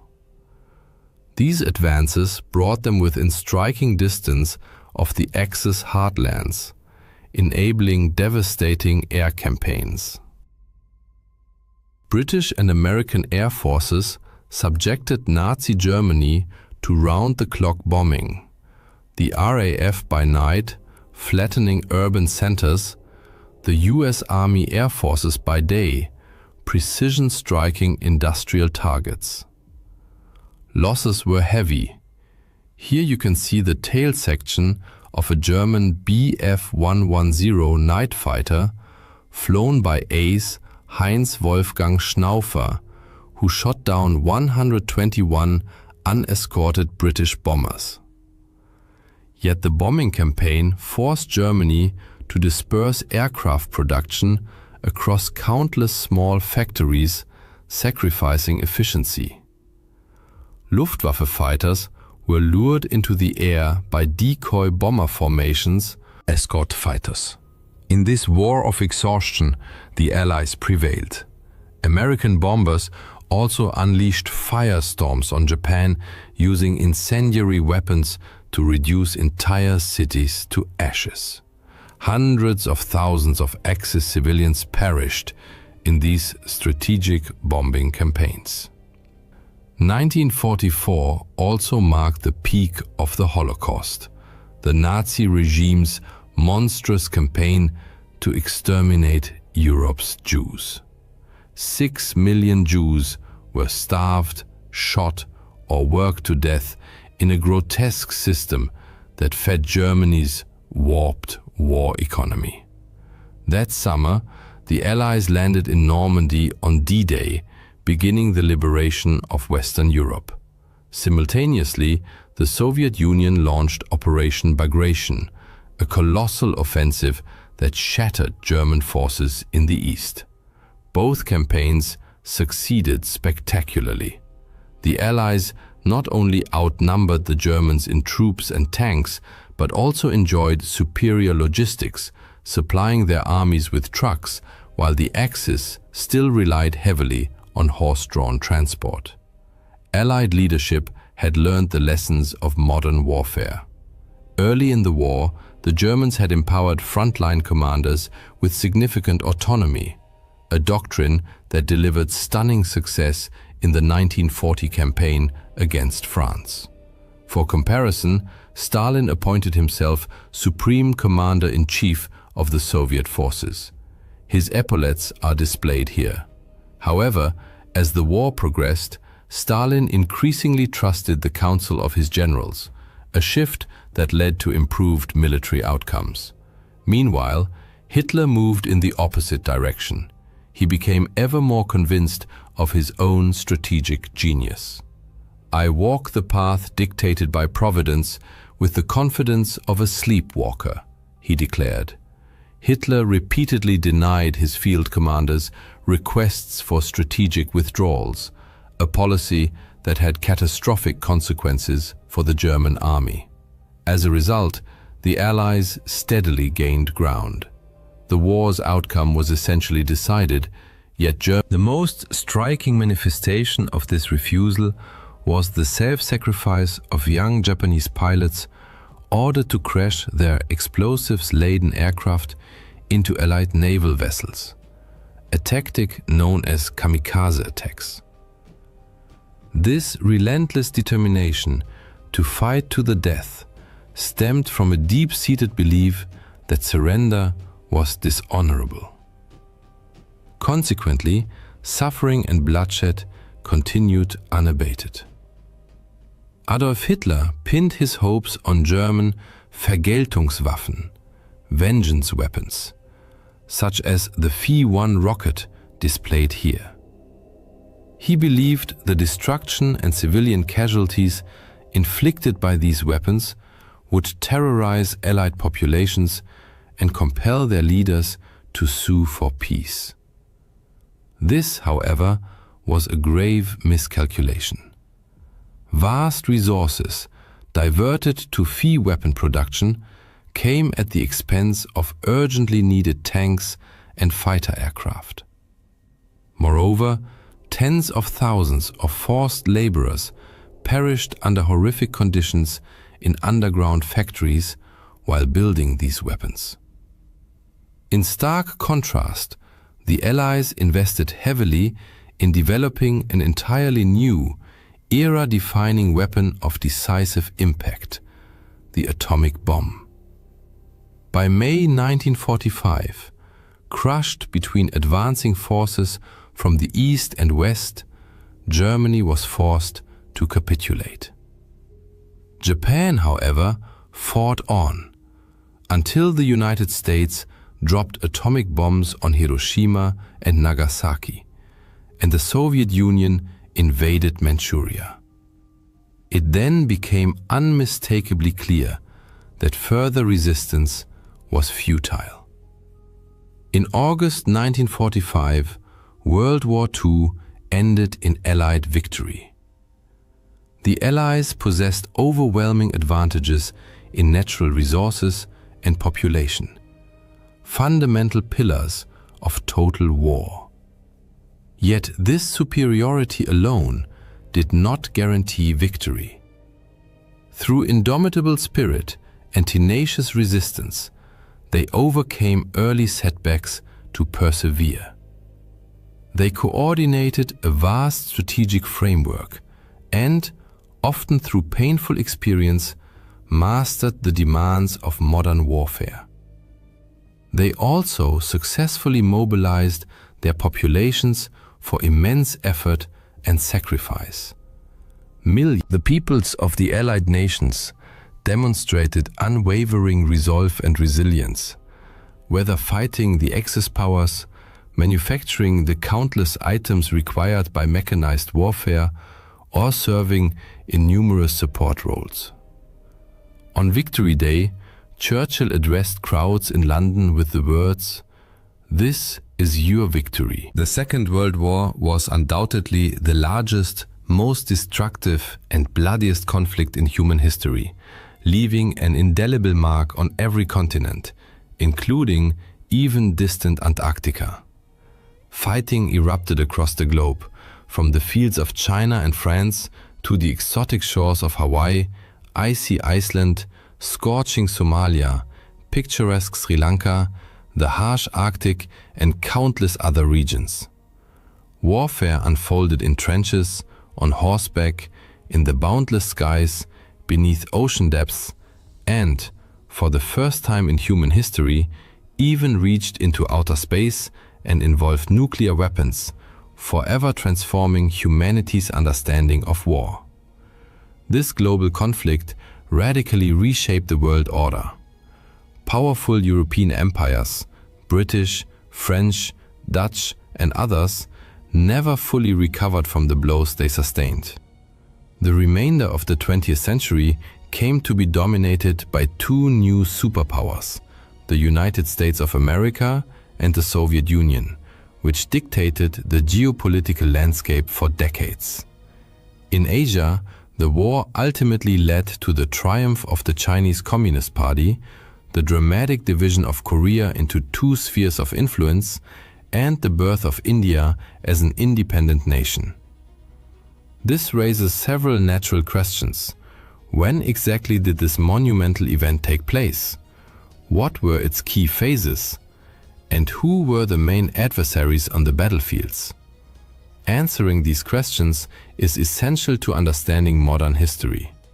The precise start date of the Second World War depends on one's perspective. The conflict stemmed from deep-seated ambitions to expand empires, seize territory, assert dominance, accumulate wealth, and control resources. Three dictatorships, Germany, Italy, and Japan, collectively known as the Axis powers, aggressively expanded their domains throughout the 1930s. Germany saw dominance in Europe. Japan and China had already been locked in fierce combat since 1937, and some historians regard this as the true beginning of the war. The United States was effectively drawn into the war in the Pacific in December 1941, following Japan's surprise attack on the American fleet at Pearl Harbor, Hawaii. Thus, for Americans, the war began in 1941. However, Europeans, Canadians, Australians, Indians, and residents of other European colonies, which constituted the vast majority of the world's population at the time, marked the war's start in September 1939. That month, Adolf Hitler, Germany's dictator, invaded Poland. In response, numerous countries declared war on Germany, marking the official beginning of the Second World War in Europe. The war's end is somewhat clearer. Germany and Japan suffered crushing defeats and were occupied in 1945. But why is September 1939 so pivotal? In Europe, Hitler's Nazi Party had seized power in Germany, dismantling democratic institutions and establishing a totalitarian regime. Under his rule, political opponents, Jews and other minorities were persecuted and concentration camps were built. Hitler's central goal was territorial expansion, specifically reclaiming lands lost after Germany's defeat in the First World War in 1918. In 1938, he annexed Austria and then seized parts of Czechoslovakia. Yet, his ambitions stretched far beyond. He dreamed of a vast Eastern Empire encompassing Ukraine's fertile farmland and the oil fields of the Caucasus. Claiming that Western Poland had historically belonged to Germany, Hitler targeted it next. To secure his eastern flank, he signed a non-aggression pact with Soviet dictator Joseph Stalin in August 1939. Secretly, they agreed to invade and partition Poland between them. On September 1st, 1936 2.0, Hitler assumed Britain and France would tolerate this, as they had reluctantly accepted the annexation of Austria and parts of Czechoslovakia over the previous 2 years. But the invasion of Poland was the final straw. They declared war on Germany. Hitler was now embroiled in another world war. What now? He reportedly asked his foreign minister. Britain and France were soon joined by their vast empires: Canada, India, Nigeria, South Africa, New Zealand, Australia, and many others, all now drawn into the conflict. Events unfolded rapidly. Germany and the Soviet Union swiftly divided Poland. British and French forces offered little effective aid. A minor French incursion into Western Germany advanced only a few miles before retreating once victorious German troops returned from Poland. The Soviets fared poorly in their own invasion of Finland, suffering a humiliating setback, though they later seized a small portion of Finnish territory in 1940.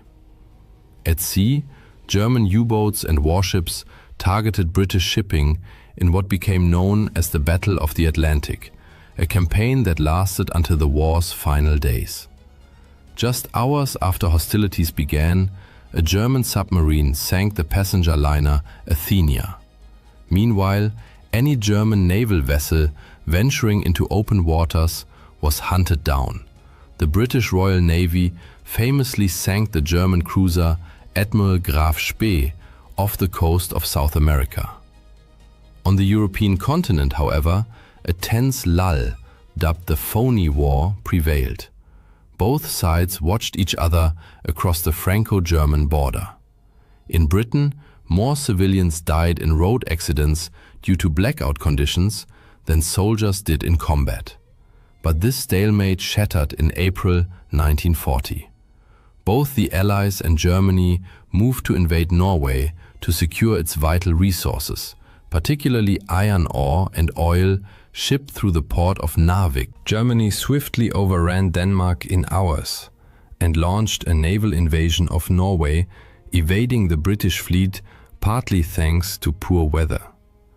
Allied attempts to reinforce Norwegian forces failed. By late May, the last Allied troops and the Norwegian royal family were evacuated. The defeat sparked political crisis in Britain, leading to the collapse of the government and the rise of a new Prime Minister, Winston Churchill. Churchill had barely assumed office when, on the very day he moved into 10 Downing Street, German forces launched a massive invasion of Western Europe. Huge German armies poured across the borders of Luxembourg, the Netherlands, Belgium, and France. What followed was one of the most dramatic military collapses in history. Employing tanks, aircraft, and motorized units in a revolutionary tactic later dubbed Blitzkrieg, Lightning War, the Germans achieved a stunning breakthrough. While Allied forces advanced into Belgium, expecting a repeat of the static trench warfare of World War I, the Germans struck unexpectedly through the Ardennes forest, a region most strategists considered impassable for large armored formations. This surprise maneuver split the Allied armies in two. Within 10 days, German forces reached the English Channel, cutting off all northern Allied troops in Belgium from the main French army to the south. Trapped, British and French forces retreated to the coastal town of Dunkirk. In a desperate evacuation, the Royal Navy mobilized not only warships but also civilian vessels, fishing boats, pleasure craft, river barges, to rescue soldiers directly from the beaches, as port facilities had been heavily damaged. The British initially hoped to save 45,000 men over 2 days. But Hitler unexpectedly ordered his advancing panzers to halt, concerned about overextended supply lines and unsuitable marshy terrain near Dunkirk. In just 1 week, an astonishing 340,000 Allied troops were rescued, many calling it a miracle. Britain had saved its army, though it left behind nearly all its heavy equipment. Seizing the moment, Italy, Hitler's Axis partner, declared war and invaded southern France. After Dunkirk, German forces turned south and crushed the remaining French army. Within weeks, France fell. Hitler visited Paris for propaganda photographs. Germany now dominated Western and Central Europe. Inspired by Churchill's defiant speeches, Britain and its empire resolved never to surrender. Hitler now faced a British problem. He had to either force Britain into peace or destroy it entirely. Otherwise, The British would continue harassing him while he turned east to realize his ultimate ambition, conquering the Soviet Union and building a vast German empire. Hitler ordered preparations for an invasion of Britain while using the Luftwaffe to bomb the country into submission. Thus began the Battle of Britain, the first major campaign fought almost entirely in the air. German bombers initially targeted Royal Air Force, RAF, airfields and infrastructure, aiming to achieve air superiority before launching mass terror raids on cities. But the RAF proved remarkably resilient. Hurricanes and Spitfires fiercely contested every raid. German bomber losses mounted to unsustainable levels. The British employed a pioneering radar system to detect incoming raids and direct fighter squadrons with unprecedented efficiency. As summer wore on, the RAF seemed invincible. Frustrated, the Germans shifted tactics in early September, bombing London in hopes of breaking civilian morale. This marked the start of the Blitz, sustained aerial bombing of British cities. Yet by mid-September, it was clear the Luftwaffe had failed.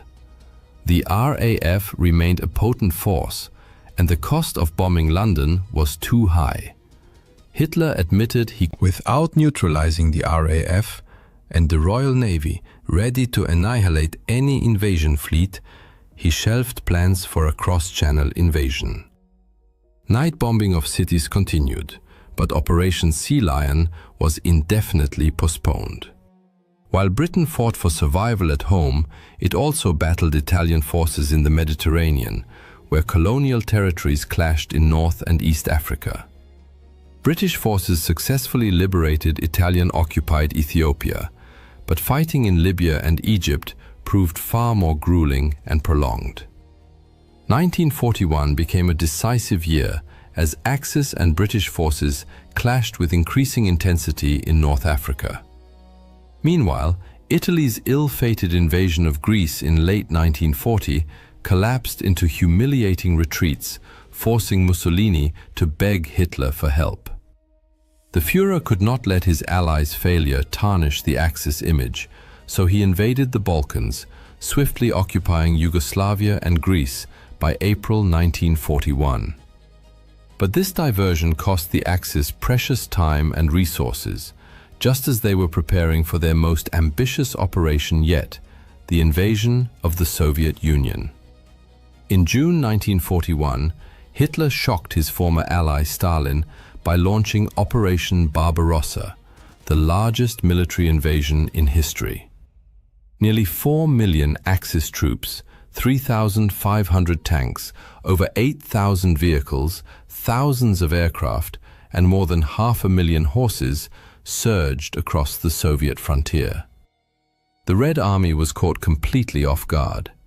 Millions of Soviet soldiers were killed or captured. Most prisoners perished in horrific conditions. Even Stalin's own son died in German captivity. By December, German spearheads stood on the outskirts of Moscow. But fierce Soviet resistance and the brutal Russian winter halted the advance.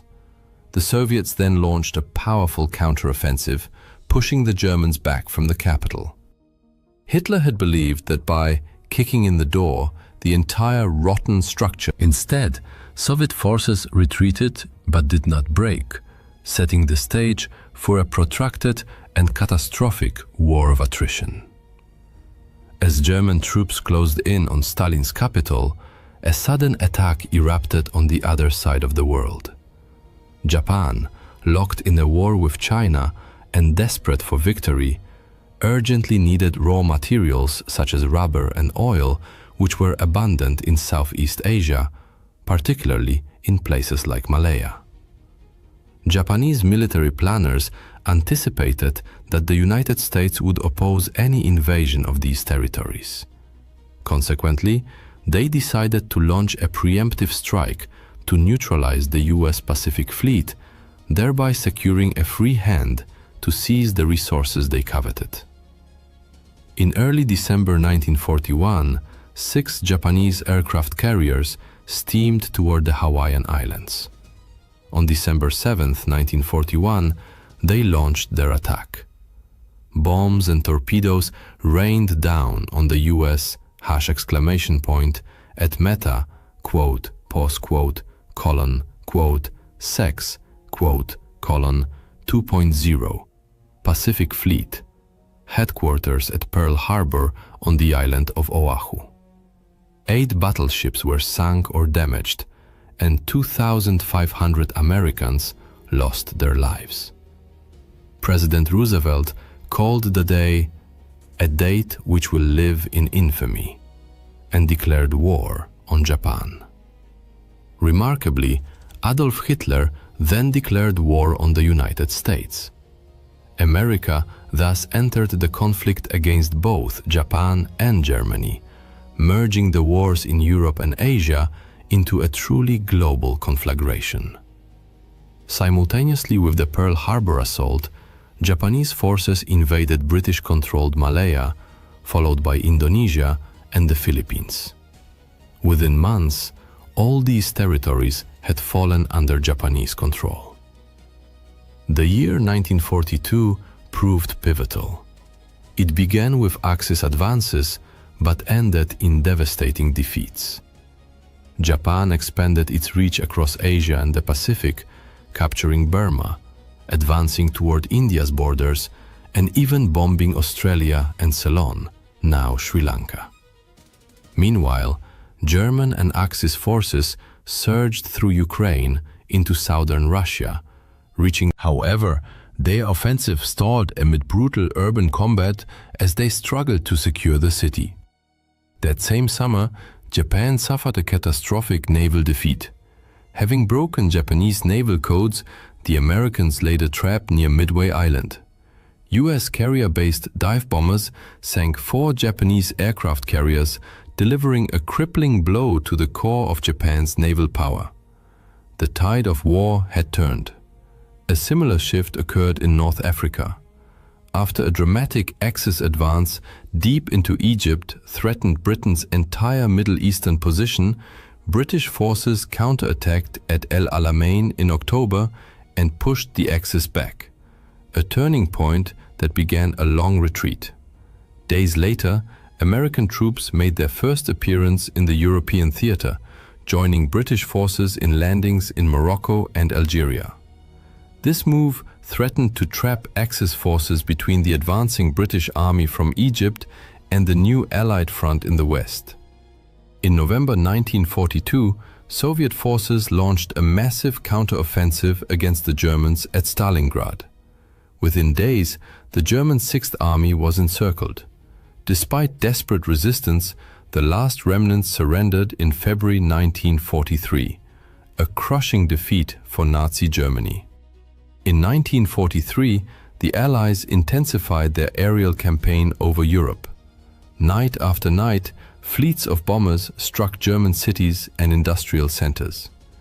In a daring May raid, British bombers breached key dams in the Ruhr Valley, disrupting hydroelectric power and water supplies in Germany's industrial heartland. On the Eastern Front, Germany launched its final major offensive near Kursk. However, British intelligence, having decrypted German communications, provided Stalin with detailed intelligence. The Soviets constructed formidable defensive lines that inflicted horrific losses on the attackers before launching a powerful counteroffensive that. In the Atlantic, Allied navies, British, American, Canadian, and others, developed effective tactics to counter the U-boat threat.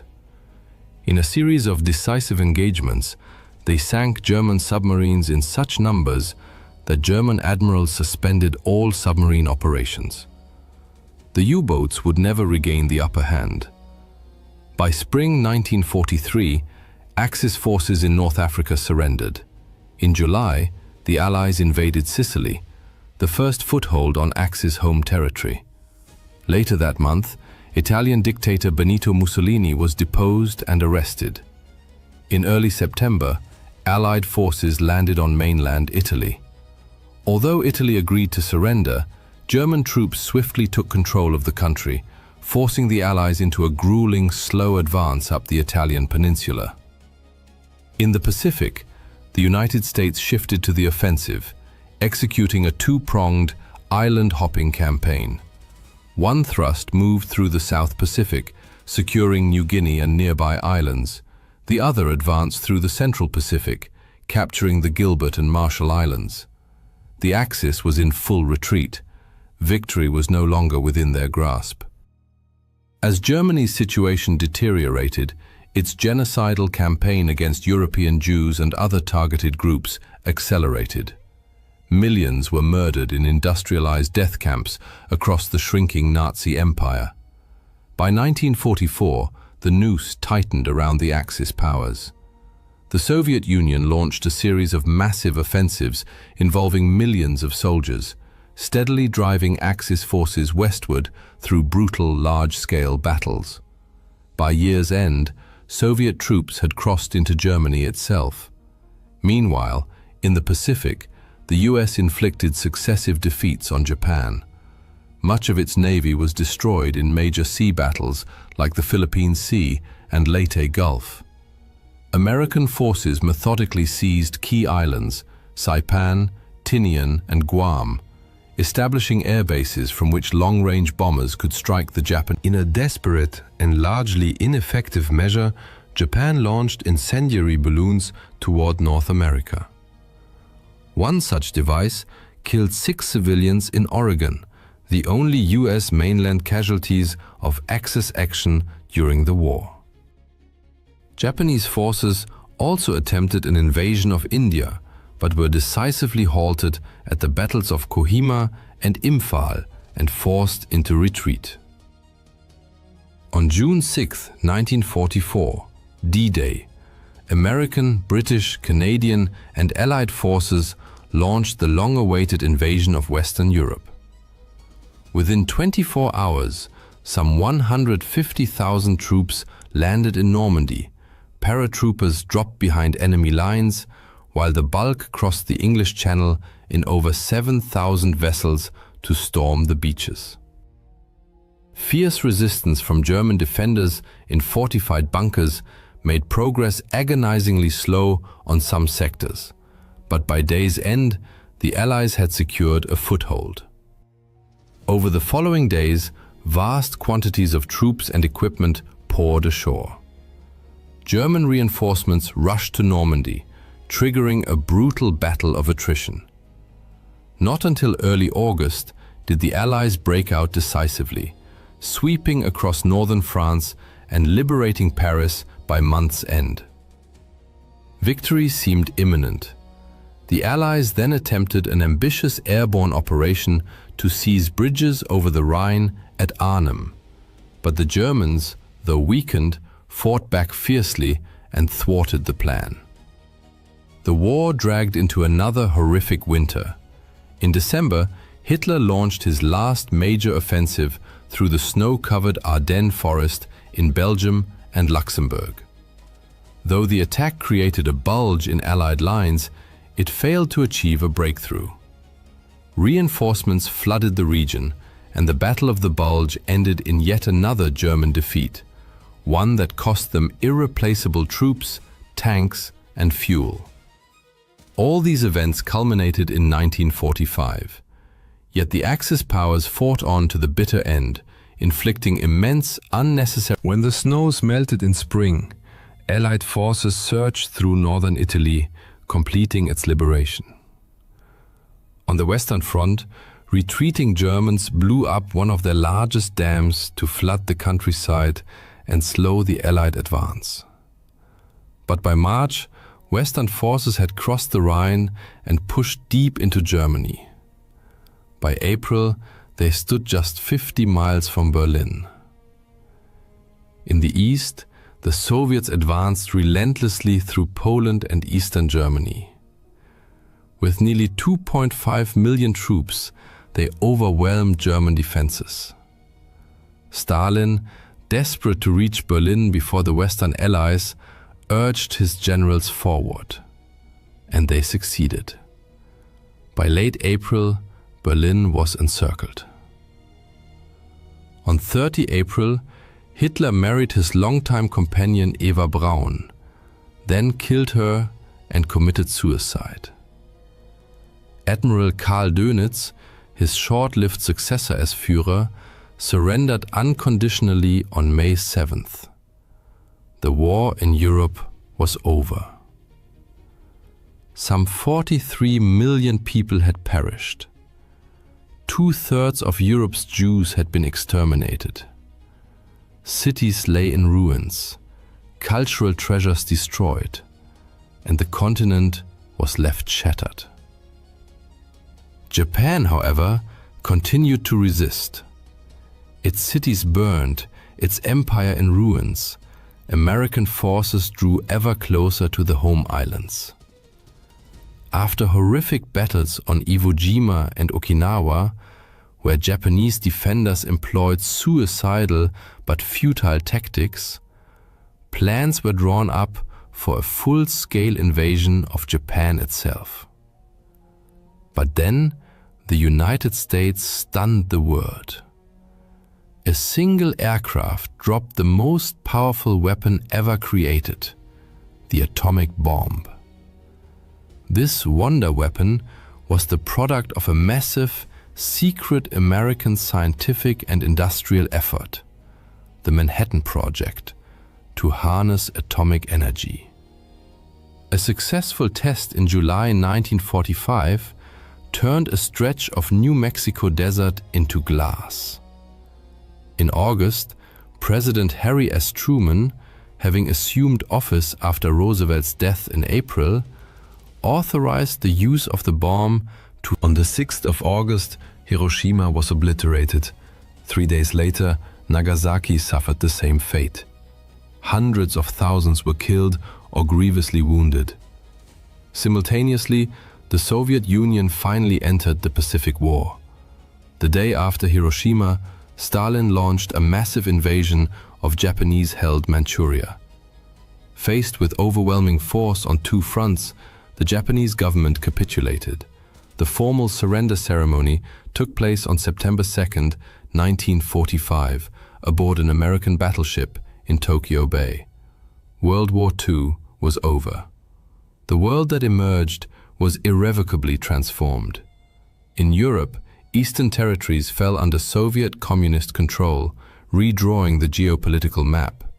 Germany, once Europe's powerhouse, was split. The East occupied by the Soviet Union, the West by Western democracies. The United States, now a nuclear superpower, assumed global dominance, eclipsing the war-exhausted British and French empires. In Asia, Japan underwent sweeping reconstruction under American occupation. Korea, like Germany, was divided, the South aligned with democracies, the North under communist rule. Vietnam, having shaken off French colonial authority during the war, entered a new phase of conflict as France attempted to reassert control.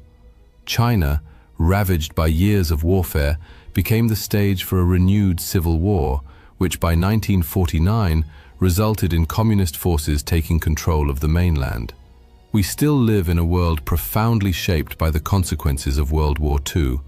Its echoes continue to resonate through the politics, borders, and alliances of our time.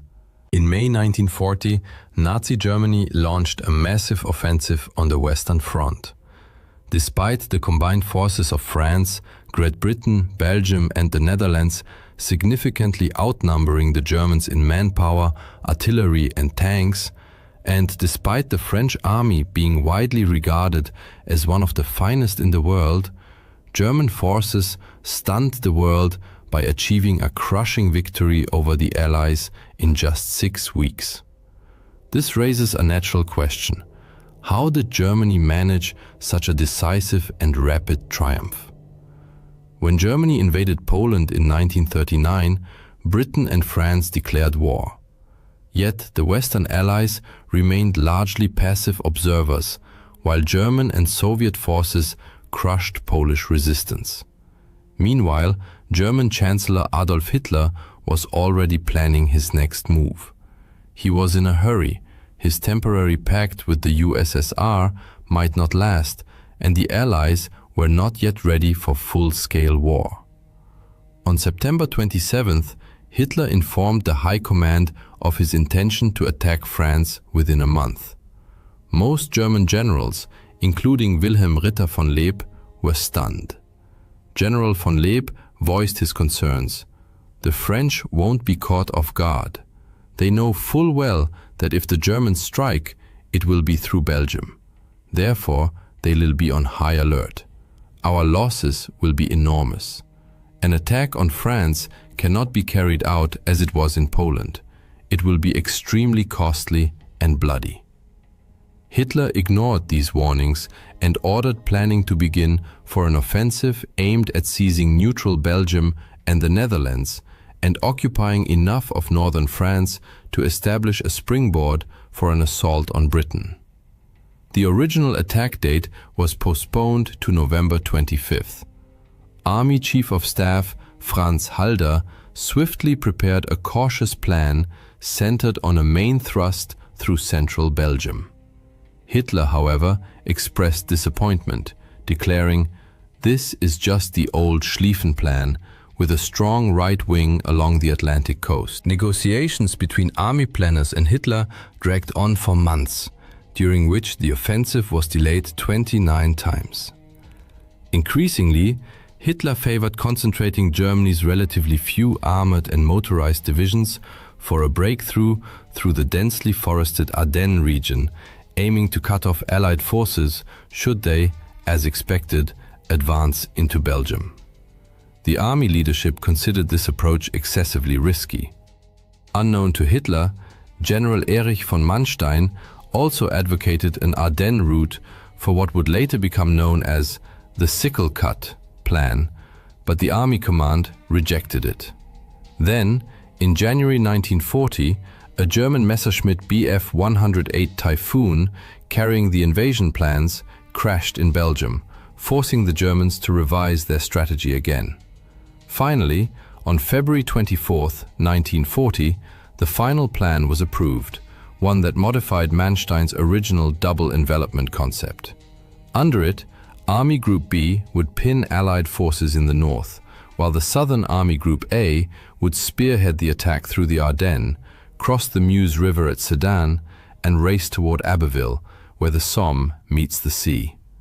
It was a daring plan, requiring valuable armored units to navigate treacherous, narrow forest roads and advance with dangerously exposed flanks.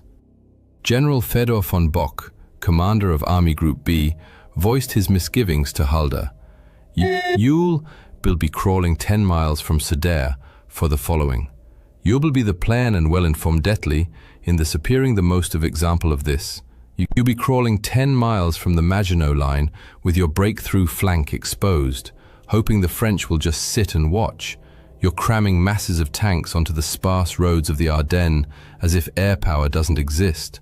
And then you expect to push all the way to the coast with a 200-mile-long open southern flank where the bulk of the French army is stationed." Meanwhile, the French and British were also making plans. The French and British planners trusted the impregnability of the Maginot Line and expected a German thrust through neutral Belgium and the Netherlands. However, the Dutch and Belgians refused to coordinate detailed plans for Franco-British forces entering their territory, hoping to avoid provoking Germany. Nevertheless, this scenario remained central to the Allied Plan D. The best French units and the British Expeditionary Force, BEF, were to enter the Netherlands if Germany attacked, attempting to halt them along the Dyle River, the Albert Canal, and fortresses like Eben-Emael. Plan D was itself risky.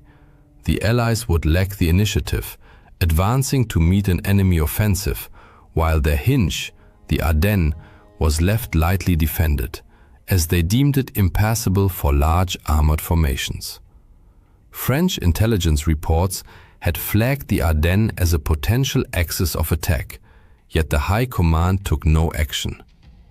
There was no strategic reserve either, as the French 7th Army was committed to advancing into the Netherlands, a politically expedient but militarily dubious move. On the eve of battle, the Germans fielded 2.8 million men, 7,500 artillery pieces, 4,000 aircraft, and 2,700 tanks and self-propelled guns on the Western Front. Only 16 of their 157 divisions were motorized. The Allies, including still neutral Dutch and Belgian forces, had 3.7 million men, 14,000 guns, 3,000 aircraft, and 3,700 tanks. The Germans began their offensive with approximately 3,700 tanks. While the Germans pinned their hopes on their audacious sickle-cut plan, the Allies pursued an ill-defined scheme to advance into the Netherlands.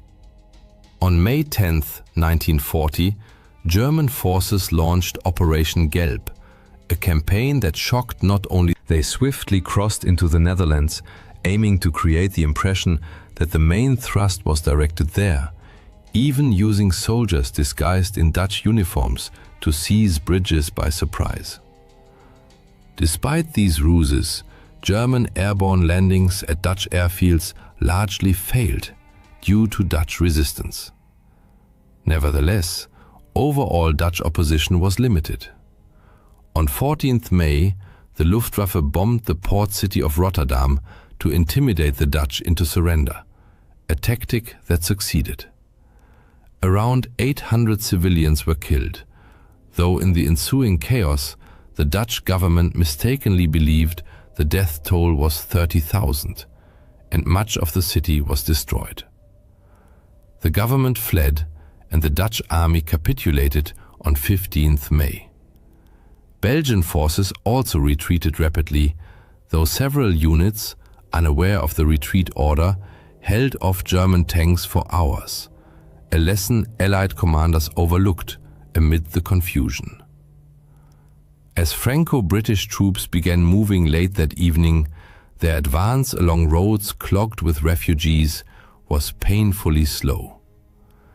The Belgians had hoped Fort Eben-Emael would stop the Germans, but despite fierce resistance against German paratroopers and glider troops, the attackers prevailed by 11th May. Farther south, in the strategically vital Ardennes, the Germans advanced but encountered serious difficulties. Blown bridges and roadblocks delayed tanks, causing massive traffic jams stretching 250 kilometers behind the front. Only then did the French grasp the true scale of the Ardennes offensive. Local commanders had requested reinforcements days earlier, but none came. Now, French Commander-in-Chief Maurice Gamelin hastily dispatched 3 divisions. Some Allied commanders feared their armies might be trapped in Belgium, but Gamelin assumed German horse-drawn artillery would take 9 days to reach the Meuse, and that it was on the 12th of May, while a major tank battle raged at Hanout, where 630 German tanks routed a French force of 470, German units reached the Meuse farther south. General Erwin Rommel's 7th Panzer Division and Heinz Guderian's 19th Corps prepared to cross. A grim omen came when French units facing Guderian retreated without fighting. Many German tanks were relatively light, Panzer I, II, and 38T models, but they arrived en masse and with the element of surprise. Oberstleutnant Hermann Balck noted the mindset of some French prisoners. The French are performing terribly. When asked why they are fighting us, prisoners reply, because England and the rich want war. We are not waging war, they are waging it on us. Their eyes burn with hatred when they speak of England. The French have never been this bad. On the 13th May, German infantry and reconnaissance cavalry crossed the Meuse at Dinant and Sedan. The French were overwhelmed by the speed of the German advance. As one captured French general admitted, "You're too fast for us, that's all." Even before the crossing, rumors spread among French troops that the Germans were already behind them, triggering panic and flight in some units. German success stemmed not only from the armored thrust through the Ardennes, but also from overwhelming air power. The Luftwaffe relentlessly attacked Allied columns, though both sides suffered heavy aerial losses. Aircraft like the Ju-87 Stuka dive bomber pounded French defenses along the Meuse before ground troops crossed. German tanks crossed the river on the 14th, but incurred losses. Some units were reduced to a quarter of their strength and ran low on fuel and ammunition. French forces prepared to counterattack the still fragile bridgeheads. Failure to do so would leave half the Allied armies and their best motorized units cut off in the north. On May 10th, Prime Minister Neville Chamberlain resigned, replaced by Winston Churchill. Days later, French Premier Paul Reynaud recalled General Maxime Weygand from Syria to assume command and appointed Charles de Gaulle as Undersecretary of National Defense. But he also brought in World War I hero Philippe Pétain as Deputy Premier, though Pétain believed the war was already lost and blamed Britain for starting it. Reynaud desperately requested 10 additional British fighter squadrons be sent to France. Churchill wanted to comply, but the British cabinet, fearing for home defense, agreed to only 4. Some in London had lost faith in the French army, especially after Gamelin admitted he had no strategic reserve. On 15th May, the Germans broke out from their bridgeheads and advanced 65 kilometers by evening. Gamelin finally recognized the danger and ordered Allied forces in Belgium to retreat. General von Bock wanted to exploit his Army Group B's advantage in Belgium, but Army High Command feared it might jeopardize the sickle cut. Both army groups halted for 3 days to keep northern Allied armies trapped in the developing cauldron and allow infantry to catch up and secure flanks against expected French counterattacks, a concern foreseen in Manstein's original plan. Yet, Allied commanders failed to capitalize on this pause. When a French general admitted he didn't know how to fight tanks, British General Henry Pownall lost composure. Good God, how awful to be allied to such a temperamental nation. However, the battle at the village of Stonne revealed the true power of French armor and explained the German command's hesitation. There, a Char B-1 BIS tank commanded by Captain Pierre Bilotte destroyed 11 Panzer IIIs, 2 Panzer IVs and 2 anti-tank guns. An extraordinary feat, arguably one of the greatest despite Bilotte's heroism and the delay he caused. By 20th May, the 2nd Panzer Division reached the coast at Abbeville. Many French soldiers were caught off guard or shell-shocked by relentless air raids.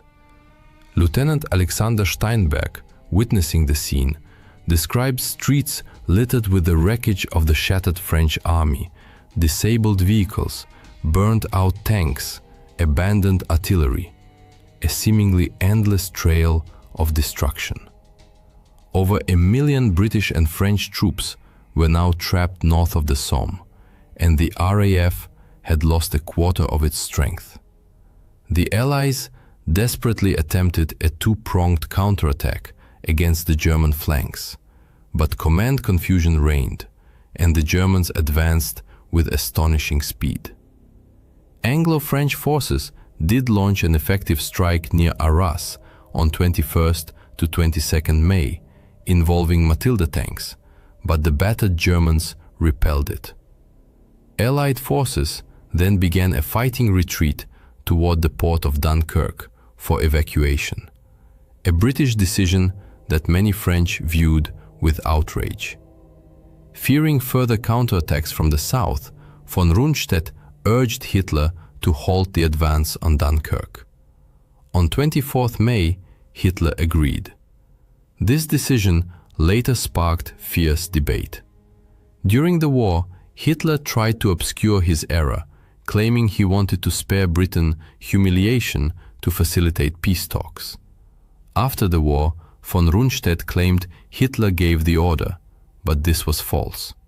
In reality, von Rundstedt issued the halt order himself, but told subordinates it came from Hitler to ensure compliance.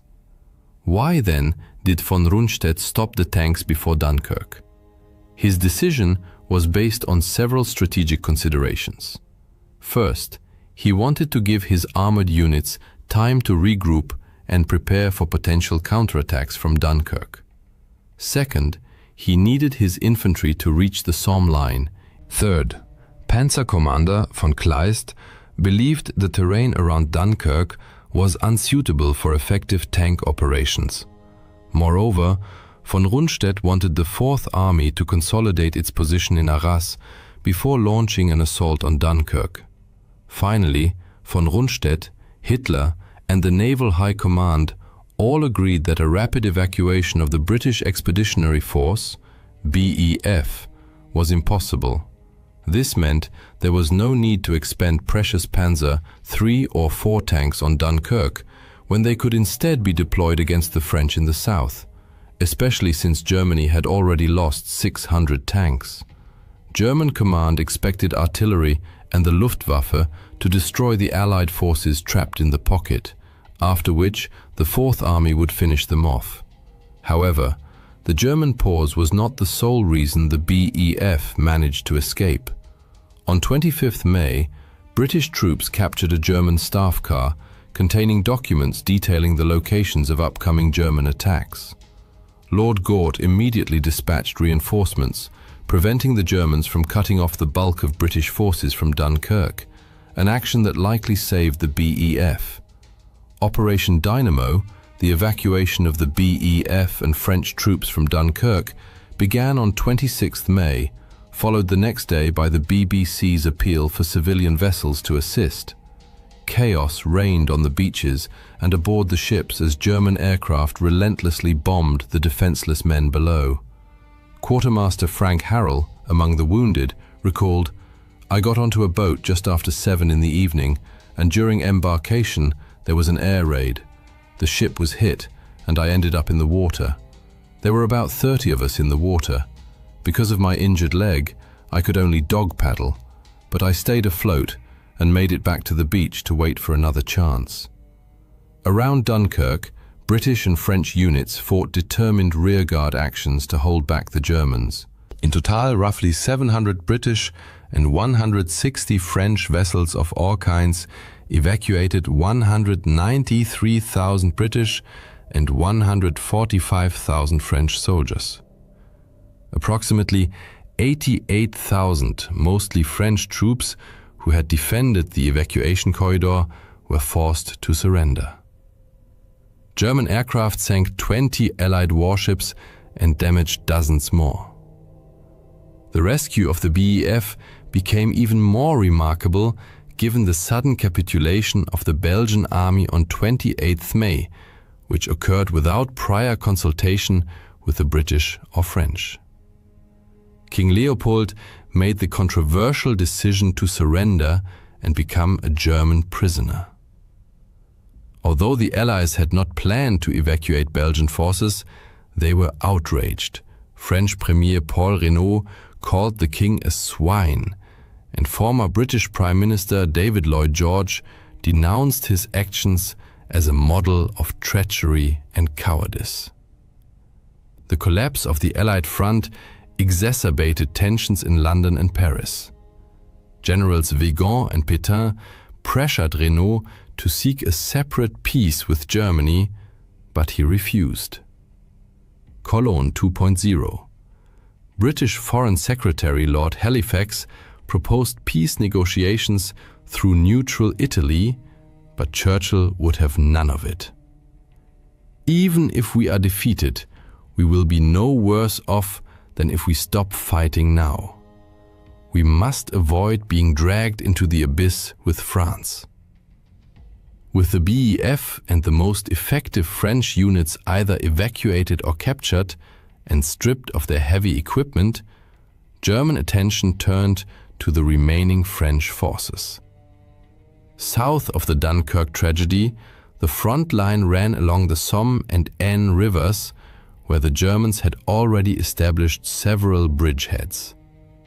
The bridgehead at Abbeville posed a serious threat to the remaining ports, vital for supplying the Second British Expeditionary Force. Despite the obvious risks, Winston Churchill ordered 300,000 fresh British troops sent to France, aiming, as he put it. General Alan Brooke, however, expressed deep skepticism. You cannot give feelings to a corpse, and the French army is effectively dead. Yet a spark of resistance still flickered among the French. On 27th May, the French 7th Army attacked the Abbeville bridgehead. Units from Charles de Gaulle's division and Manstein's corps took part. French B-1 BIS tanks caused panic among some German units, but several German 88mm anti-aircraft batteries, skillfully deployed in a ground role, halted the fragmented Allied armored assaults and held the bridgehead. On June 5th, the Germans launched Operation Rot, Red. Their strategic aim was to swiftly cross the Somme and Aisne rivers and drive south to crush the French army before it could reorganize. In the first phase, 3 armies of Army Group B were to advance to the Seine, Oise, and Aisne near Paris. Then, Army Groups A and B would deliver the main blow east of Paris toward Troyes and Saint-Dizier.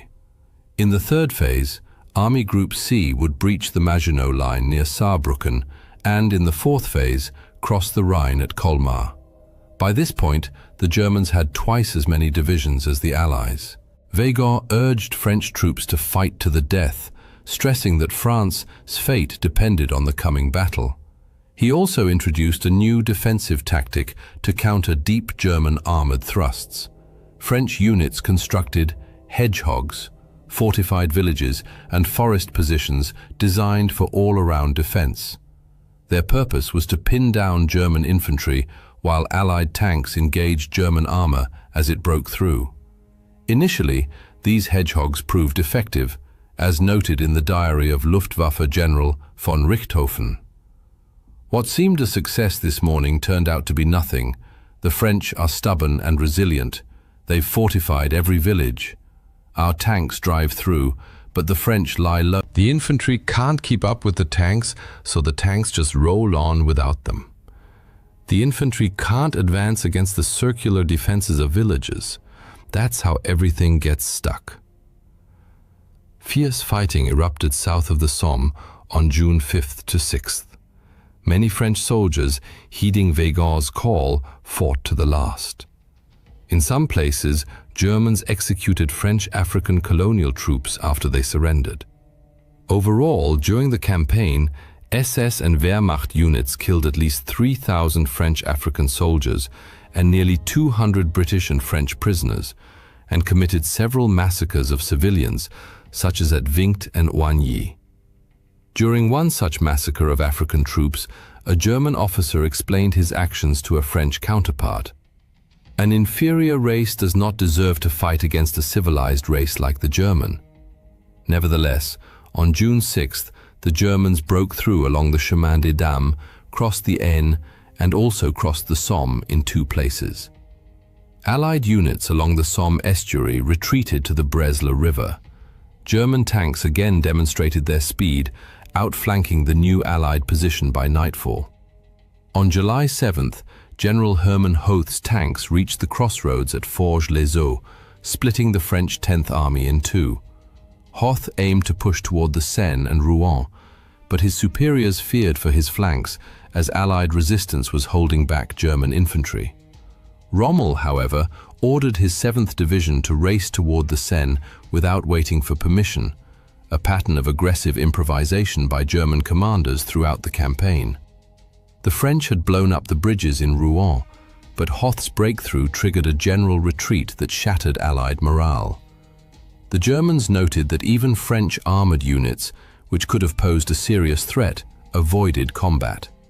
As reported near Haute-Épine, the regiment encountered several isolated enemies. Some crews abandoned their vehicles without fighting. On 9th June, the second phase of Operation Rot began. Here too, the Germans found many French soldiers fighting tenaciously. Army Group A reported effective French artillery fire and organized defenses. But other French units were disintegrating, as one French staff officer observed, "A stunned and exhausted herd, a chaotic mix of units, regiments and services. It's not so much a matter of morale. These men are disoriented. They don't know what's happening to them. The sight of an aircraft terrifies them." Soon, German forces surged forward like an unstoppable tide, breaking through Allied lines on all fronts. Guderian's armored columns raced south from the Aisne, enveloping French units, while Manstein's infantry divisions crossed the Seine. The 9th Army reached the Marne and crossed it successfully the next day. Recognizing the hopelessness of the military situation, British command decided to evacuate the 200,000-strong 2nd British Expeditionary Force. Weygand declared the war lost and insisted on seeking peace with Germany.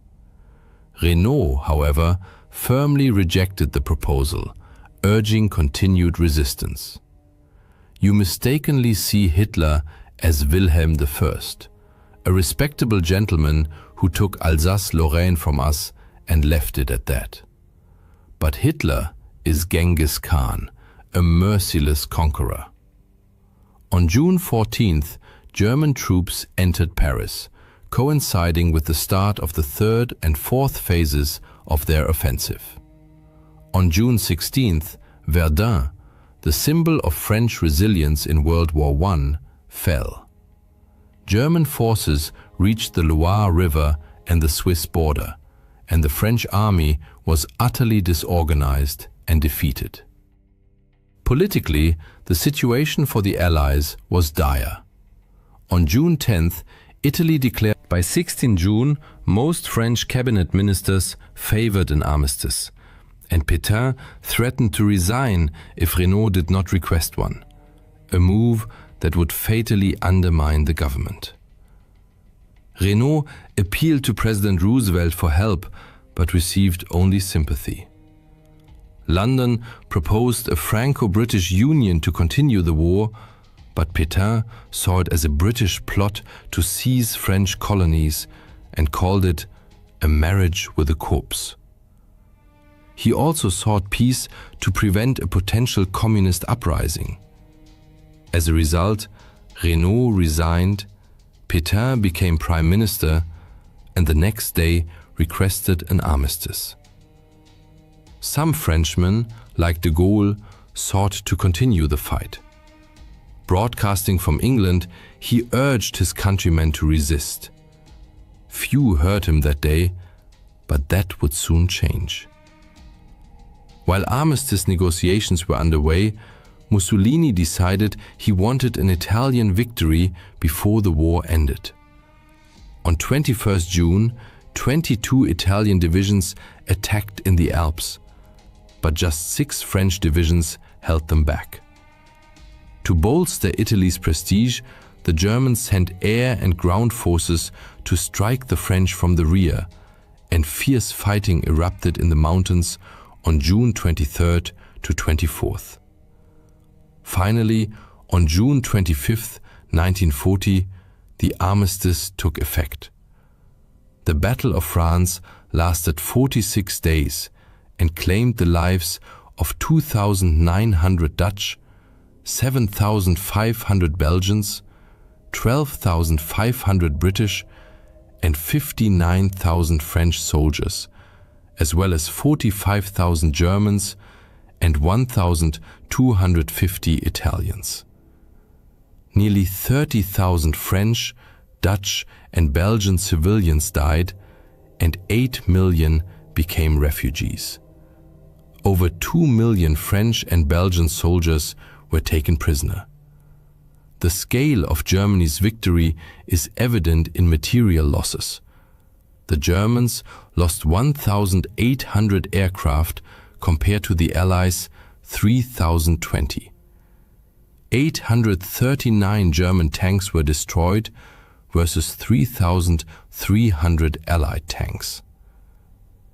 Immediately after the campaign, debates erupted over the General Gamelin blamed soldiers for cowardice. De Gaulle argued the army had been misused. Pétain claimed the nation was spiritually weak. An officer, historian, and future resistance member Marc Bloch emphasized the incompetence of the High Command. Ultimately, the Allies were defeated on the battlefield because they failed to respond effectively to the speed and power of concentrated German armored formations. They underestimated the effectiveness of tactical air support, could not coordinate to exploit German mistakes, and suffered from internal divisions and declining morale.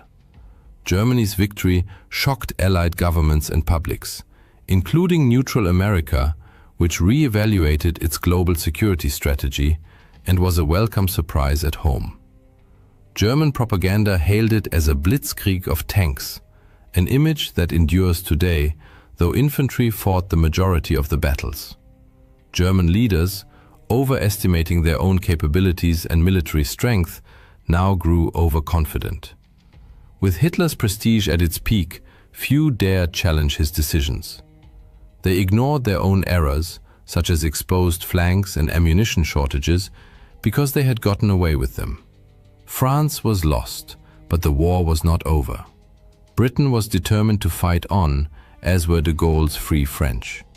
Germany had already begun its next offensives, the skies over England filled with German aircraft, and strategists in Berlin turned their gaze eastward.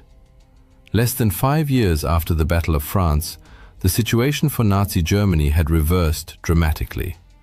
American, British, and Free French forces were crossing into Germany and approaching the Rhine, while the Red Army prepared to cross the Oder and storm Berlin, the Reich's capital, where Hitler hid in his bunker. D-Day stands as a defining moment in world history, a pivotal turning point in the Allies' victory over the Nazi regime.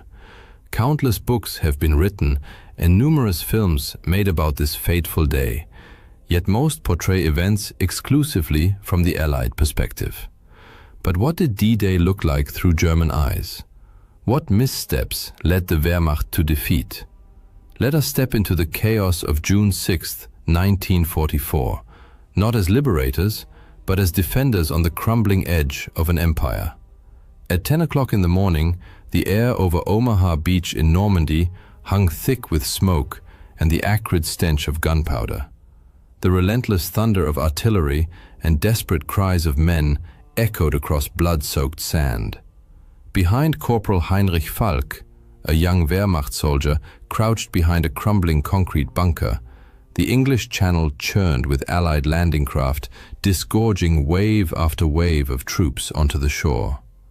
As the invaders surged forward, Falk's mind raced. How did it come to this? Why didn't we see it coming? Just days earlier, on June 3rd, Falk had stood in a dimly lit German command bunker near Pas-de-Calais, listening as officers debated the likely invasion site. Maps of the French coast sprawled across a heavy table, studded with red and blue pins marking potential Allied landing zones. Oberleutnant Klaus Reinhardt, a hardened officer with a cold intellect and an even colder heart, paced the room. His boots clicked against the concrete floor like a metronome counting down to catastrophe. He declared, jabbing a finger at Pas-de-Calais. It's the shortest crossing from England, the logical choice. Falk shifted uneasily by the door. Barely 20, he looked young, but his eyes betrayed the weight of war. He'd seen enough to know that logic often crumbles in battle. But what if they don't, sir? He ventured cautiously. What if they choose Normandy? Reinhardt stopped dead and fixed Falk with a steely glare. The beaches are too exposed, the terrain too difficult. The Allies aren't fools, Falk. They strike where we least expect them, but their very kit are not inventions. The beaches are too exposed, the terrain too difficult. The Allies aren't fools, Falk. They'll strike where we least expect them. The Allies know that we least where. They created where we were share, from anyone who's seen it hints. The Allies aren't fools, there's we least expect them, but where we are strongest. Falk nodded, unconvinced. He'd heard the whispers. The Allies were feeding false intelligence, suggesting an attack on Calais while planning the real blow elsewhere. And as it turned out, his doubts were profoundly justified. Since March 1944, the Allies had waged an elaborate deception campaign, Operation Fortitude North, designed to convince the Germans of an imminent invasion of Norway. It succeeded brilliantly, diverting vital German troops and resources away from France. Emboldened, they launched Operation Fortitude South, using double agents like Juan Pujol Garcia, codenamed Garbo, to feed fabricated reports to German intelligence. Garbo, network of fictional spies, claimed a massive buildup of the 1st United States Army Group, FUSAG, a phantom force supposedly commanded by the formidable General George S. Patton. Based in southeast England, FUSAG existed only through inflatable tanks, dummy landing craft, and fake radio traffic. The Germans swallowed the bait whole. In May 1, 1944, the Allied Supreme Headquarters in London buzzed with frenetic energy. Maps covered every surface, marked with arrows and front lines heavy with history. At the center stood General Dwight D. Eisenhower, Supreme Commander of the Allied Expeditionary Force, his gaze sweeping the room. Beside him, Colonel David Strangeways, the mastermind behind Operation Bodyguard, the overarching deception plan, allowed himself a knowing smile. "They've taken the hook, line and sinker," he told Eisenhower. And they had. Back in the German bunker, Reinhardt's certainty mirrored that of the entire Nazi high command. Patton would lead the main assault on Pas de Calais, the narrowest point of the Channel. For weeks, Garbo had flooded German handlers with hundreds of... Even after D-Day began, he insisted the Normandy landings were a feint and the real attack was still coming at Calais. So trusted was Garbo that the Germans awarded him the Iron Cross. Unaware, he was one of MI5's most effective double agents under the Double Cross system, a brilliant counterintelligence operation that turned nearly every German spy in Britain into a British asset.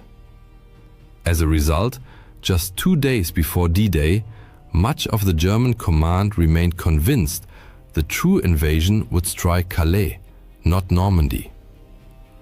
On June 4th, soldiers of the 352nd Infantry Division labored along the Normandy coast, stringing barbed wire, planting mines, and erecting massive concrete obstacles.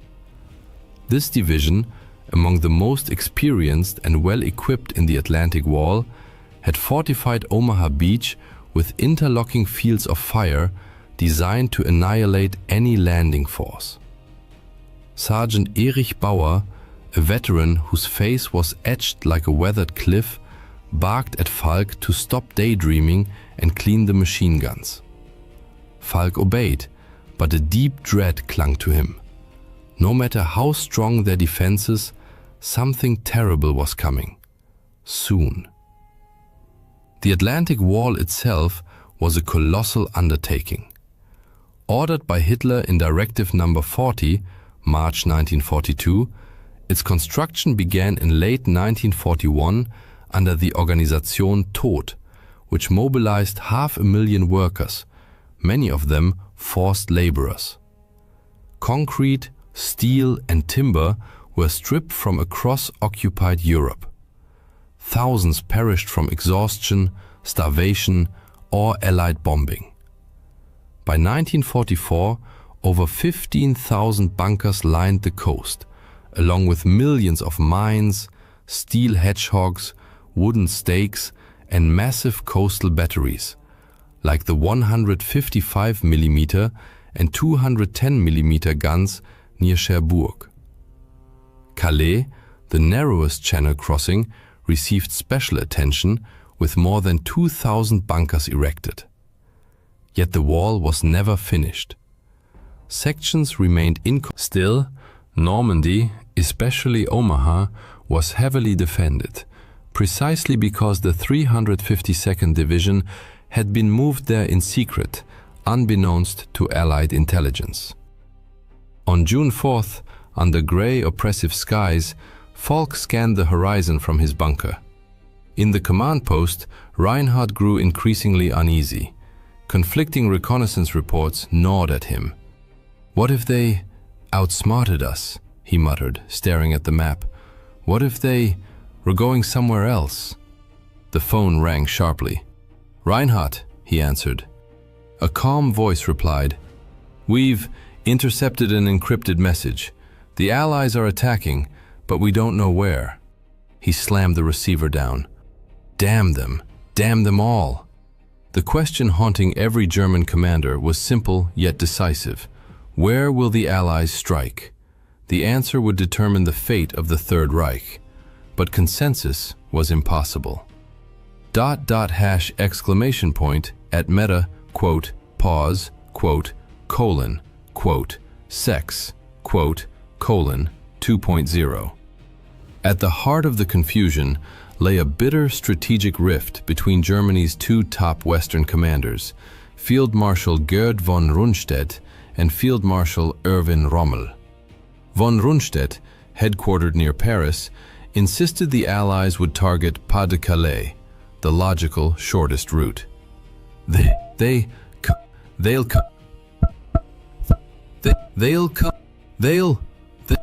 come where we strongest, but they never had to move it down. They were we strongest, he argued, because they must. Rommel, inspecting Normandy's beaches from his chateau at La Roche-Guyon, disagreed. They'll strike where we works, weakest, makes themselves, he warned, and they do it soon. Even Hitler wavered on. At his Berghof retreat, torn between intuition and doubt, he received contradictory intelligence on June 5th. One report claimed Normandy was a diversion. Another, based on the same intercepted Allied signals that unsettled Reinhardt, hinted at imminent invasion, but without a location. Convinced by his own instinct, Hitler declared, "The Calais, Normandy, we'll do it. Normandy's not then for his set," he warned. They love the works out the lookout. For consider, Hitler dead friendly being quickly. Normandy they compared of them. Involved improved to make it, the blessed positions to provide the business premier. From hard colon, Normandy discussed in a vage, they all 50. Meta, Pause, 6, 2.0. Yet that night, in hushed conversation with his inner circle, he admitted, "What if I'm wrong? What if they were cleverer than we thought?" As the night wore on, contradictory orders began to ripple through the German chain of command. At 10 p.m. on the 5th of June, Rommel left La Roche-Guyon to visit his wife in Germany for her birthday. Convinced the weather was too foul for an invasion, he had nonetheless ordered his troops to remain on high alert and even authorized the deployment of his formidable panzer reserves near the coast, though this met with resistance from higher command. As Rommel headed for Germany, the storm along the beaches intensified. The wind howled like a banshee, and thick sheets of rain lashed the shoreline. Then, the tempest began to subside.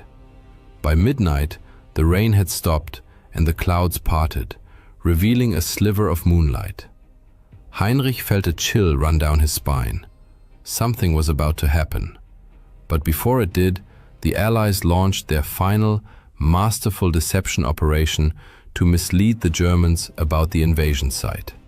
On the night of June 5, 1944, a fleet of small vessels and aircraft dropped thousands of aluminium strips, known as window, to simulate a massive invasion fleet heading toward the Pas de Calais.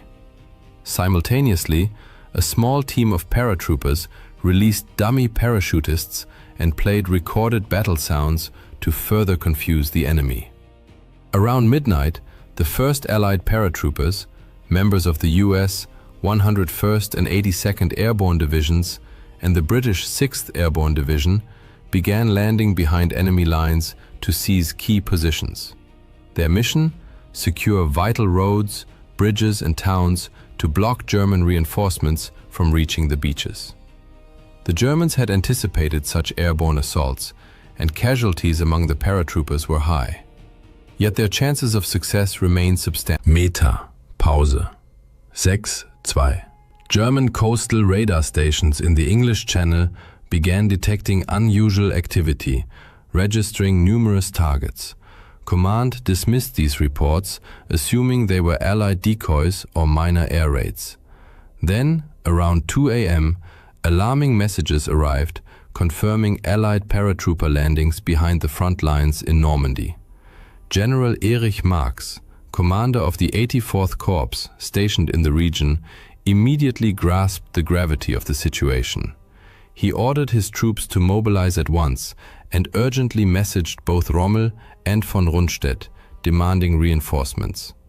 While the Nazi High Command remained paralyzed by indecision, the first waves of Allied landing craft reached the Normandy coast at 4 a.m.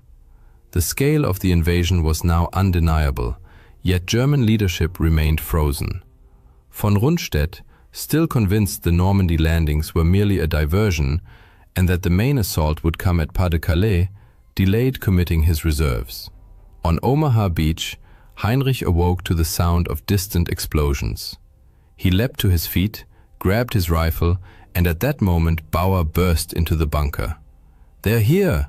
Bauer shouted, his voice a mix of fear and resolve. "The Allies are landing!" Heinrich's heart pounded as he took position behind the machine gun. Through the narrow slit of the bunker, he saw the horizon lit by flashes of light. The sea teemed with ships, their silhouettes dark against the pre-dawn sky. The first wave of landing craft hit the beach, disgorging hundreds of Allied soldiers onto the sand. Heinrich squeezed the trigger. The machine gun roared to life, mowing down men as they struggled through the surf. The air filled with the cries of the wounded and dying, and the thunderous roar of artillery. Allied troops inched forward across the open beach, slowed by relentless fire. Casualties were staggering. Entire units pinned to the sand or stranded in shallow water, caught in the crossfire of Heinrich and his comrades. But decisive help was already on the way. At 5 a.m., a massive Allied naval bombardment began. Bombers targeted German coastal defenses along Normandy, bunkers, artillery emplacements, and beach obstacles. The main invasion fleet approached the shore. In this initial bombardment, more than 1,000 bombers dropped roughly 13,000 bombs on German positions, though many missed their targets due to poor visibility. The large-scale assault was unmistakably underway, but German High Command remained paralyzed. Von Rundstedt, still clinging to the belief that Normandy was a feint, hesitated. Rommel, hundreds of kilometers away in Germany, desperately tried to return to the front. At 6 a.m., von Rundstedt finally accepted reality and contacted General Alfred Jodl, head of Hitler's operations staff. Jodl refused to wake the Führer and denied the request, stating, "The Führer believes the main attack will come at Calais. We must not rush." He added, "The Führer must not be disturbed." On the battlefield, the intensity of combat escalated. At 6:30 a.m., the first major wave of Allied troops landed on Omaha Beach. The US 1st and 29th Infantry Divisions met fierce resistance from the German 352nd Infantry Division. Hundreds of soldiers were cut down by machine gun and artillery fire before even reaching the sand. Many Sherman DD tanks sank in the rough seas or were disabled by the beach obstacles, leaving the infantry without armored support. At 7 a.m., a second wave landed, only marginally more successful. Without tank support, the infantry relied on their own weapons and sporadic naval gunfire.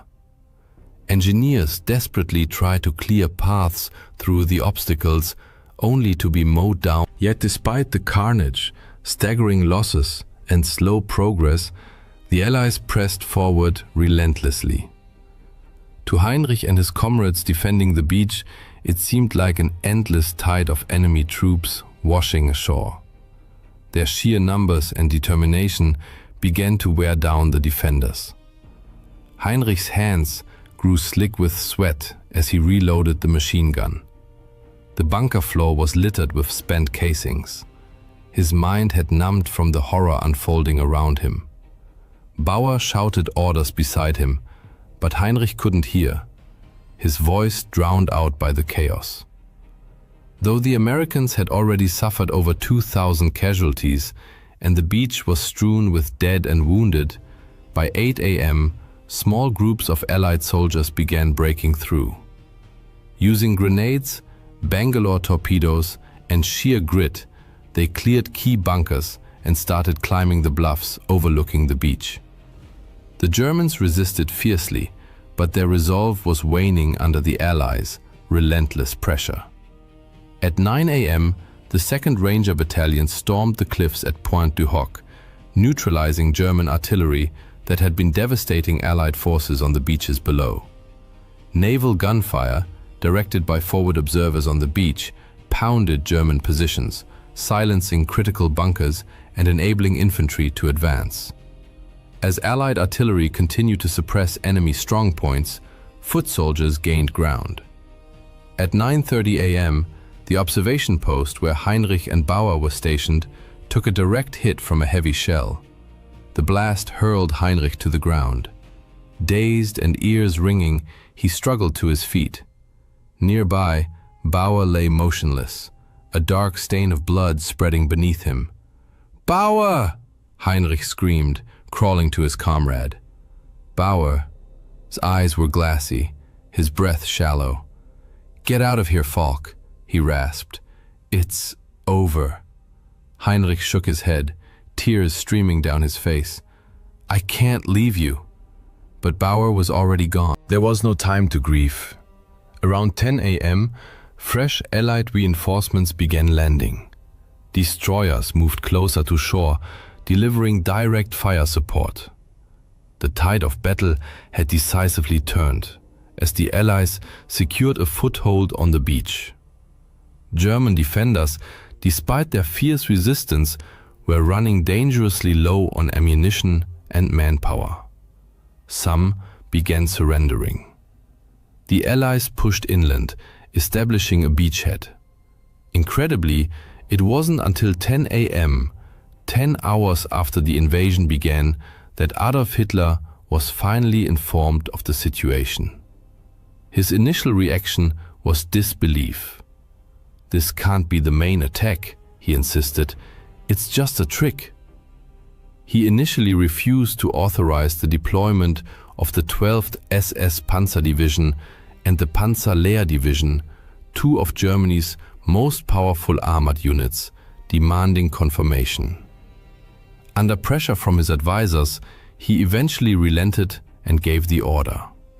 But their advance was severely hampered by overwhelming Allied air superiority, which subjected their columns to relentless bombing and strafing. By the time the surviving elements reached the front, the Allies were firmly entrenched, and the 29th Infantry Division was advancing toward Vierville-sur-Mer. The chance to repel the invasion had been irrevocably lost. For Heinrich, it was too little, too late. By 10:30 a.m., he was alone on the beach, his comrades either dead or fled. Allied tanks rolled ashore, infantry advanced steadily, and naval guns from destroyers like the USS McCook and HMS Talibont pounded German positions, silencing bunkers and clearing the way inland.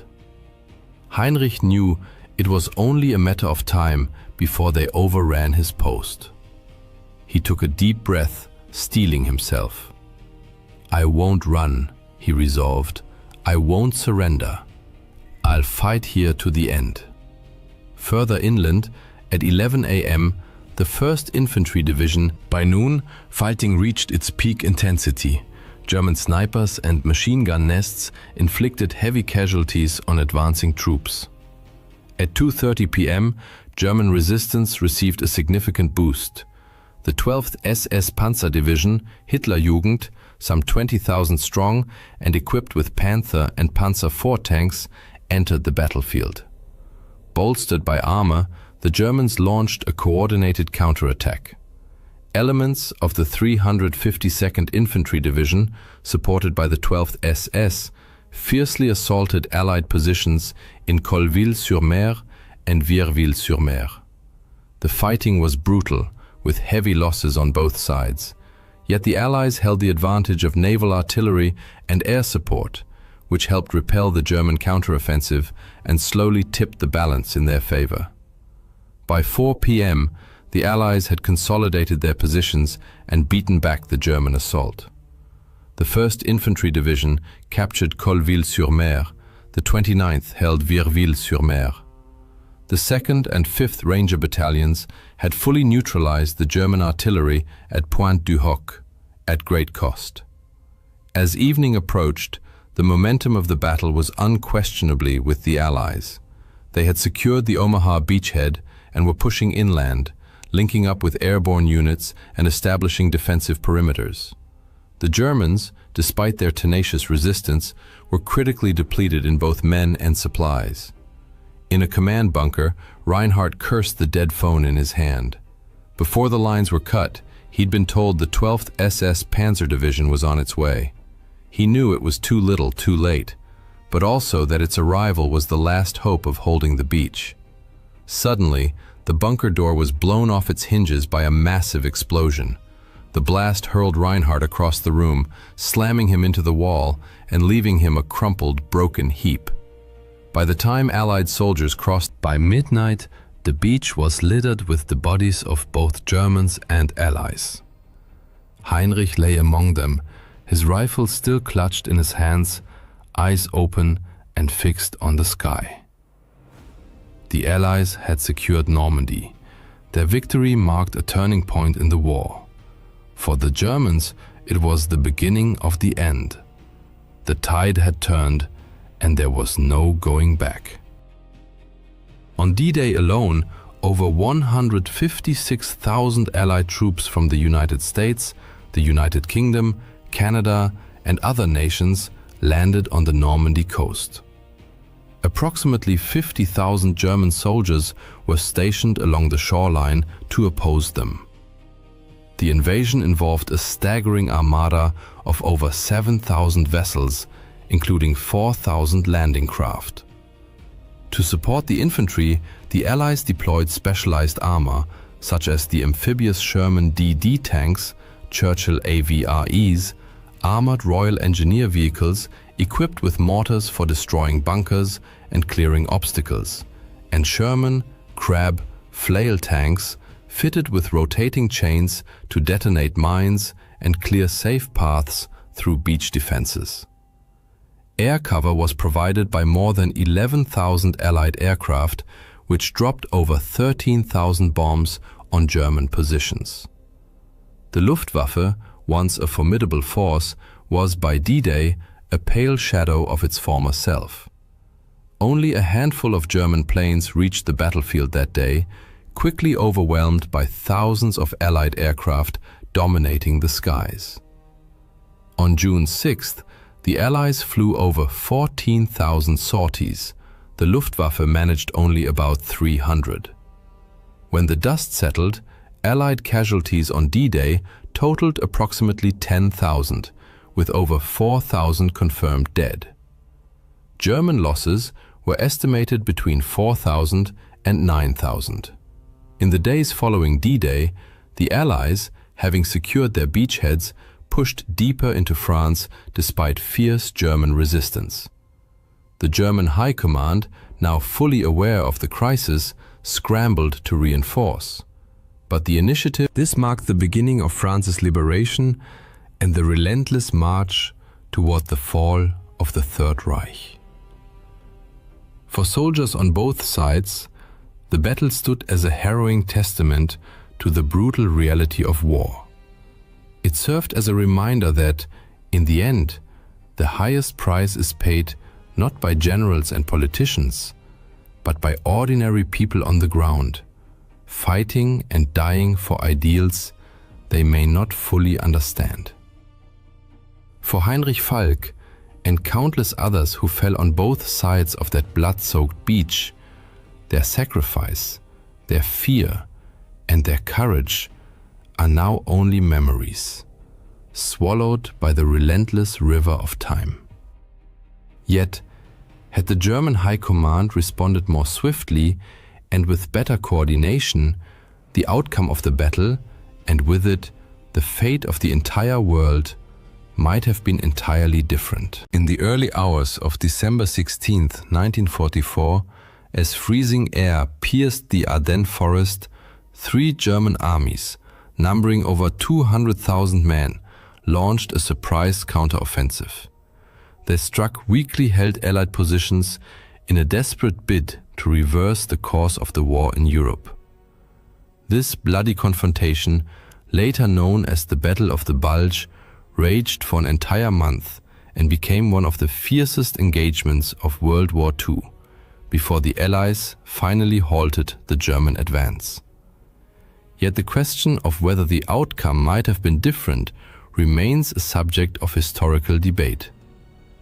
By the second half of 1944, Nazi Germany's strategic and military situation had deteriorated sharply. The Allied landings in Normandy and the Red Army's summer offensive had liberated vast occupied territories, depriving German war industries of vital resources. In September 1944, Reich Minister of Armaments and War Production Albert Speer estimated that Germany had enough resources to sustain war for only another year. Amid this crisis, a group of officers attempted to assassinate Adolf Hitler on July 20, 1944, but he miraculously survived. Convinced that only a successful Western counteroffensive could restore internal control and reclaim military initiative, Hitler pressed forward with plans for a bold strike. Meanwhile, the Western Allies, after their rapid advance across Western Europe, faced severe logistical constraints. They decided to pause major offensive operations temporarily to regroup and replenish supplies. On the Eastern Front, Soviet forces had crossed into German territory for the first time in October, but the Germans managed to halt their momentum. The Red Army was now preparing a winter offensive to break through German defenses in Poland. In Germany, radical measures and full-scale mobilization under the Total War campaign allowed the Nazi regime to... It was a desperate effort, but even under relentless Allied bombing, German factories produced more tanks and artillery pieces in 1944 than ever before. From the German perspective, however, morale and training levels among new units were generally poor. Veteran instructor Günter Koschorek noted in his diary on the 9th of October, "The rabble were supposed to train in our company consists of a mix of elderly ethnic Germans from Eastern Europe and naval personnel who, due to a lack of ships, are being retrained as armored infantry."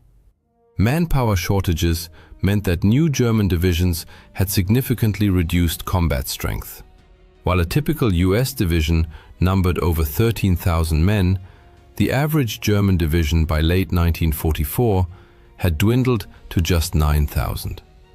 Equipment was often obsolete or inadequate, and artillery batteries relied on a hodgepodge of mostly captured Soviet guns. Despite their poor quality and being Germany's last reserves, these forces gave Wehrmacht commanders the breathing room needed to develop Hitler's offensive plans.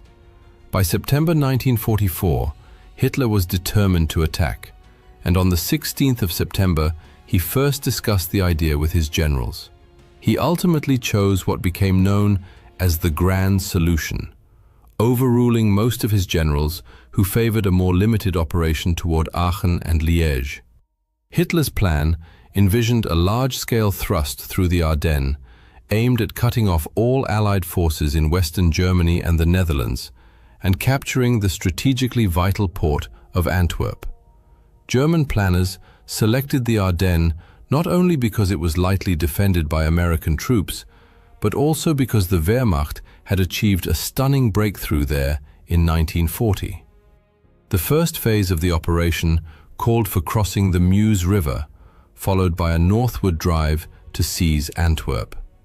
Significantly, plans for the second phase remained vague, with no concrete strategy. Hitler hoped the offensive would shatter Allied morale and compel Britain and the United States to accept a negotiated peace, allowing Germany to shift all forces eastward. Most of his generals were deeply skeptical. After the war, Gerd von Rundstedt wrote of his doubts. "If we had reached the Meuse, we should have dropped to our knees and thanked God, let alone attempted to reach Antwerp."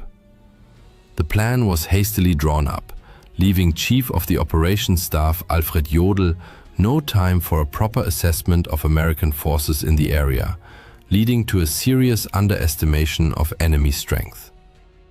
Although many German units carried fuel for only 30 to 40 kilometers, Jodl expected armored spearheads to cover nearly 200 kilometers to the Meuse in a single day. This meant the success of the entire operation hinged on capturing Allied supply depots along the way. Weather was another critical factor in German calculations. The offensive depended on poor conditions to ground the Allies, overwhelming air superiority. 3 German armies participated in the attack. The strongest was the 6th SS Panzer Army under Josef Dietrich, comprising all remaining SS Panzer divisions, equipped with 500 tanks and over 1,000 artillery pieces. Its mission was to cross the Meuse and capture Antwerp. Hasso von Manteuffel commanded the 5th Panzer Army, with 400 tanks, tasked with establishing a front line around Brussels. Finally, Erich Brandenberger's 7th Army, the weakest of the 3, largely non-motorized and tankless, was to advance into Luxembourg and southern Belgium and establish defensive positions against the expected counterattack by Patton's US 3rd Army. The 7th Army's weakness was a major flaw in the plan, leaving the entire operation's left flank vulnerable from the outset. A collapse in this sector could nullify any gains made farther north. German commanders recognized. Altogether, the Wehrmacht assembled over 200,000 men in 29 divisions, including 9 panzer divisions. Yet even internal Wehrmacht assessments acknowledged that most of these divisions were of low combat readiness. Facing them were the US 1st Army's 5th Corps under Leonard Jarrow and the 3rd Army's 8th Corps under Troy Middleton. The Allies in the region faced their own challenges. To support the 1st Army's push toward the Ruhr dams and Patton's planned thrust into the Saar, General Omar Bradley had dangerously overextended American forces in the Ardennes sector. Additionally, many units stationed there were cavalry groups, light, highly mobile formations ideal for pursuit but ill-suited for static defense or forest combat.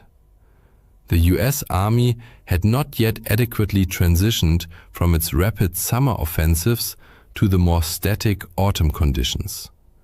Roughly 80,000 American troops were stationed in the Ardennes. Thus, 3 German armies stood ready to strike 2 unsuspecting American corps. And, when forecasts predicted poor weather, the Germans set their plan in motion. Throughout November and early December, they moved troops and supplies under deep secrecy, operating only at night. No cooking fires were lit, and no daytime movements occurred. 2.0. German reconnaissance aircraft flew low over deployment areas at night to monitor progress, spot unauthorized lights, and mask engine noise. Although Allied intelligence detected some signs of German buildup, the warnings were either delayed or dismissed, leaving US forces unprepared. The secrecy imposed further logistical problems. Fearing detection, much of the materiel was unloaded too far from the front.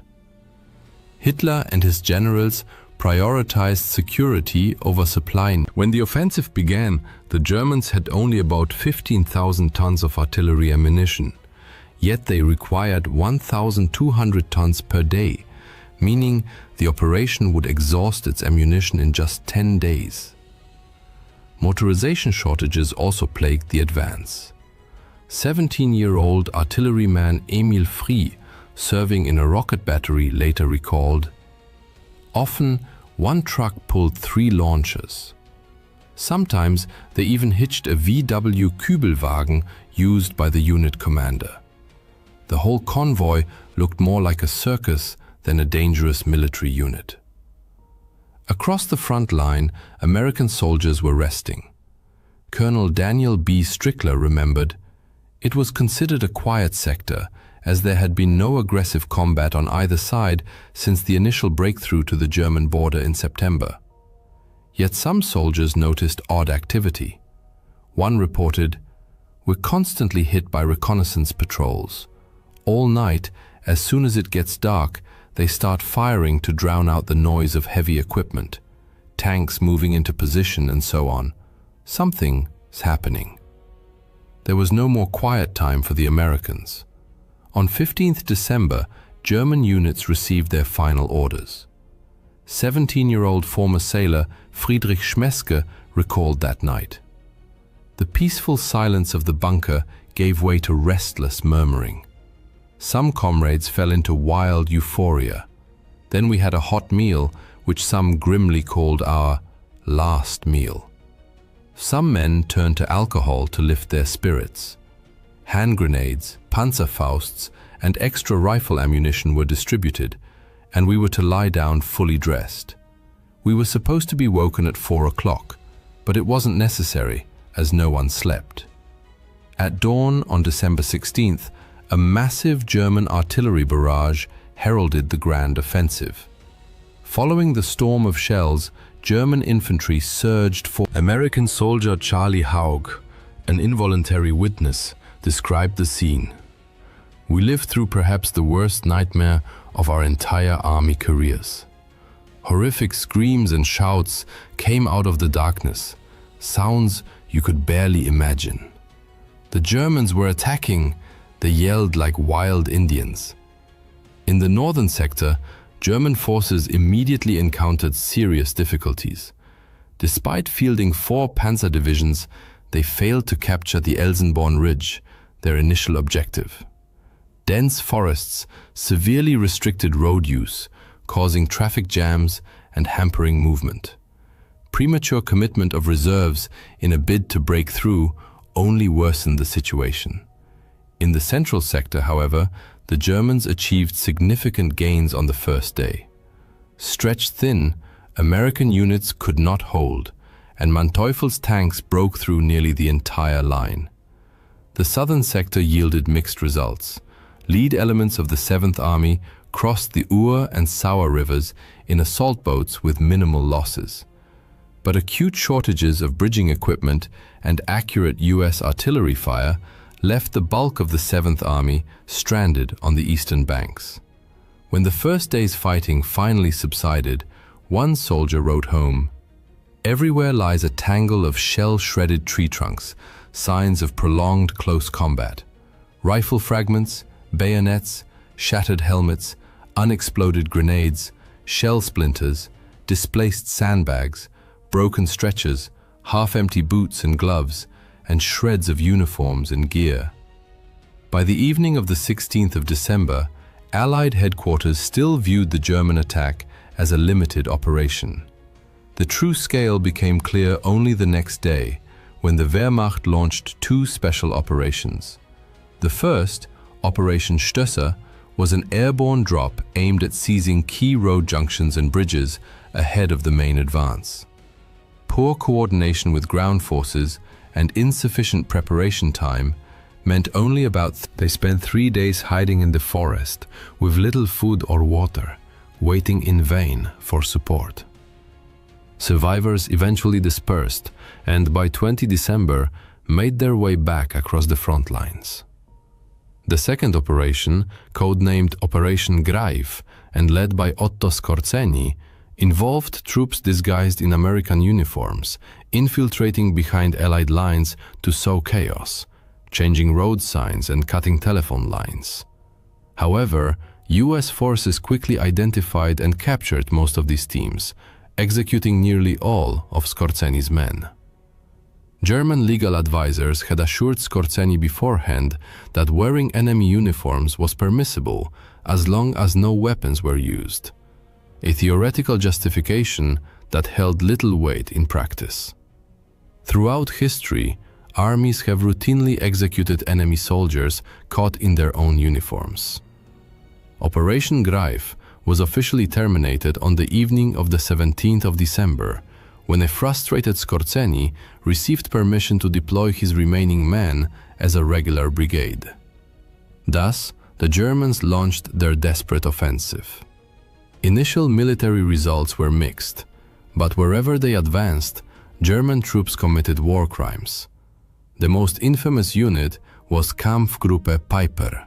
Its commander, Joachim Peiper, enraged by delays in his unit's timetable, orchestrated a series of mass executions. His men shot 19 prisoners in Honsfeld, 59 in Büllingen, 44 in Stoumont, and another 58 in Lignoville. Finally, on December 17th near Malmedy, they murdered nearly 100 American POWs rather than escort them to the rear. Civilians also feared the Germans' return.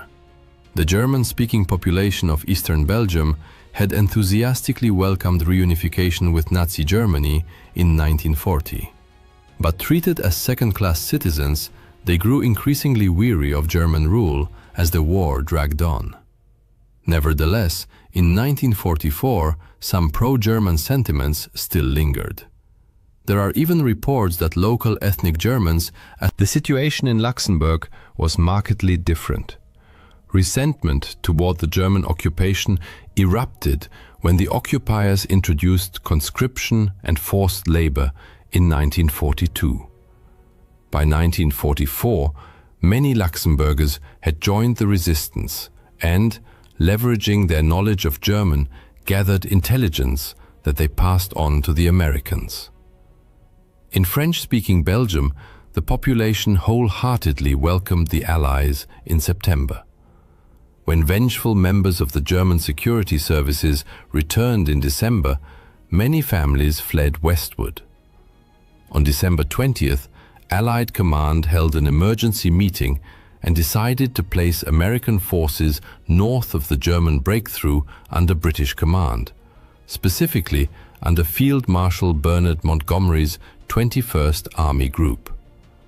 Lieutenant General Omar Bradley, commander of the US 12th Army Group, was deeply disappointed but reluctantly complied. Overall, this reorganization enabled the Allies to deploy reinforcements to the front more swiftly and effectively. Within a week, 250,000 American troops and elements of the British 10th Corps arrived in the threatened sector. By 23rd December, the German offensive had begun to stall as the element of surprise faded. The Wehrmacht lacked the logistical capacity and motorization needed to sustain supply over increasingly extended lines. German propaganda films exaggerated the number of tanks to mask this weakness. Yet in the Ardennes, the army relied on 40 times more horses than tanks. On December 23rd, when the skies finally cleared after weeks of overcast weather, the situation for German forces deteriorated sharply. Allied fighter bombers immediately unleashed devastating attacks on German columns, forcing them to move only under cover of darkness, thereby sacrificing the mobility, and poorly equipped German infantry suffered heavy casualties from American artillery fire, while tanks were often forced to assault towns alone, a role entirely unsuited to their design. The German offensive peaked on Christmas Eve. Although momentum had already begun to wane by the 24th of December, the Battle of the Bulge was far from over. As early as December 20th, German forces had successfully encircled Bastogne, a vital Belgian transport hub, trapping roughly 15,000 American soldiers. Private Joseph Sajak, caught in the encirclement, later recalled, "Early Tuesday morning we were surrounded, and the Germans started tightening the noose. All day they pounded us with mortar, artillery, and machine gun fire. Men were losing their minds. There was no organization, no way out. We were all terrified." The Germans had initially planned a swift, surprise capture of Bastogne, but this failed when US command, recognizing the town's strategic importance, swiftly dispatched the 101st Airborne Division, an impressive display of tactical agility. Orders were issued on the 17th of December, and within 2 days, over 3,000 trucks delivered 12,000 American troops and essential supplies to Bastogne.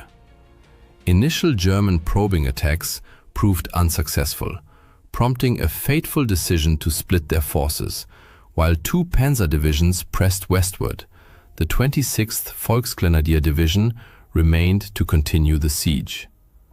After the war, Panzer Commander Fritz Bayerlein lamented this choice. One of the greatest mistakes was not immediately capturing Bastogne with a concentrated assault by all our forces after the initial plan failed. Had we done so, it would certainly have fallen. Lacking sufficient artillery ammunition to suppress the American defenders, the Germans resorted to bluff on 22nd December. Brigadier General Anthony McAuliffe famously responded with a single word: nuts. That same day, Patton's Third Army began its northward march toward besieged Bastogne, though it remained uncertain when relief would arrive. The first tangible support came on December 23rd, when 240 Douglas C-47 transport planes dropped over 230 tons of supplies into the town. In the following days, German attacks grew increasingly desperate but futile, while Patton's relief force drew ever closer. Patton's army broke the siege on the 27th of December, punching through the disintegrating and starving German 5th Parachute Division. American tanks rolled straight through enemy positions, firing all weapons, and made contact with the surrounded paratroopers. German counterattacks against the narrow relief corridor failed. The US Third Army then advanced beyond Bastogne and linked up with the First Army advancing from the north at Houffalize on the 16th of January, marking the end of the Battle of Bastogne. In this clash, fought in a town of just 4,000 civilians at a 7-road junction, 20,000 Americans, including 4,500 from the 101st Airborne alone, and 25,000 Germans lost their lives. Yet, the Battle of the Bulge extended far beyond the dramatic siege of Bastogne. Once strategic initiative returned to the Allies, American forces launched counteroffensives to reclaim lost ground, backed by overwhelming firepower. Artillery and fighter bombers systematically reduced German-held villages to rubble before US ground troops cleared them of resistance. German morale began to collapse under relentless pressure. Those still fighting grew increasingly desperate, sometimes forcing civilians or prisoners to dig trenches or build fortifications. On January 1st, US forces committed a war crime. Following the Sergeant John Feig described the scene. "I know some of our guys lined up German prisoners in fields on both sides of the road, about 25 or 30 in each group. They were mowed down with machine guns. We were committing the same crimes we now accuse the Japanese and Germans of. I turned away and walked up the hill." That same day, the Germans launched another special operation, Operation Bodenplatte, this time with the Luftwaffe. All available fighter aircraft on the Western Front were ordered to simultaneously attack Allied airfields and destroy enemy planes on the ground. Shortly after dawn, around 1,000 German aircraft took to the skies. Pilots were awed by the scale. I was stunned myself. The sky was full of planes. Civilians stood frozen. As we flew over the front, soldiers stopped to watch in admiration. We all flew low. But the euphoria was short-lived. Luftwaffe Chief Hermann Göring issued brutal orders. Anyone who returns without effectively attacking an enemy airfield or fails to find it must immediately take off again and attack once more. This proved catastrophic. Pilots on second sorties lost the element of surprise. Poor coordination with ground forces led to numerous friendly fire incidents, and fuel shortages, exacerbated by long flight distances, further undermined the operation. In total, the Germans lost over 300 aircraft. The Allies lost 260, but could quickly replace them. Germany could not. Fighting continued through early January as Allied forces slowly but steadily advanced against stubborn German resistance. On January 10th, Germany's High Command finally acknowledged defeat, ordering 3 panzer divisions withdrawn from the Ardennes and redeployed to Hungary. From 12th January, when the Red Army launched its massive Vistula-Oder offensive, Germany was forced to shift all available reserves eastward, stabilizing the Eastern Front just 70 kilometers from Berlin, though Soviet advances soon outran their own supply lines. From this point, remaining German units in the Ardennes were reduced to fighting rearguard actions. On 28th January, the US Army officially declared the Battle of the Bulge over. Casualties and consequences were staggering. The Americans suffered approximately 8,600 killed, 21,000 missing, and 47,000 wounded. An additional 20,000 non-combat losses, mainly frostbite and trench foot, were recorded. German losses included around 15,500 killed, 27,500 missing or captured, and 42,000 wounded. Over 2,500 Belgian and 500 Luxembourgish civilians also perished, most executed by marauding German soldiers or security personnel. Another 1,000 civilians died in Allied air raids on occupied villages. Towns and villages across the region were devastated. Years were needed to rebuild infrastructure, recover soldiers, remains, and clear unexploded ordnance. The Ardennes offensive ended in clear German defeat after a month of brutal combat. But did the German battle plan ever stand a chance? It suffered from fundamental flaws. Supplies were insufficient and stockpiled too far from the front. Most participating units learned of the attack only the night before, leaving no time for reconnaissance, forcing them to assault blindly. These factors reveal the growing paranoia of German leadership, which prioritized secrecy over proper preparation. Another critical error was assigning the best German units, the Waffen-SS divisions under Dietrich, to the northern sector, where Allied resistance was strongest. This defied basic military doctrine, which dictates reinforcing success where resistance is weakest to exploit breakthroughs and encircle the enemy. This misallocation was partly political. After the July 1944 assassination attempt, Hitler distrusted the regular army and placed his faith in the Waffen-SS.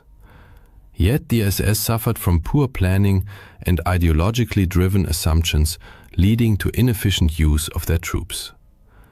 Even with better leadership, success depended on factors beyond German control, such as unfavorable weather and the capture of Allied fuel depots. It remains unclear how Germany, far less motorized than the Allies, ever expected to seize these depots before the Americans.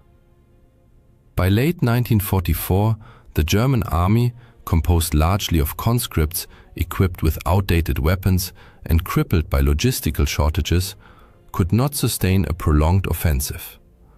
Its war industry, drained of resources, could not replace losses.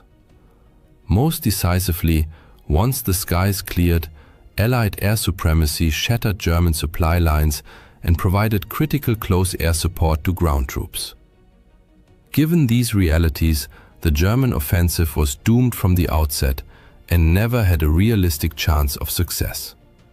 The Battle of the Bulge was a complete tactical and strategic failure. The Nazis grossly underestimated both American combat strength and resolve, while overestimating the Wehrmacht's capabilities.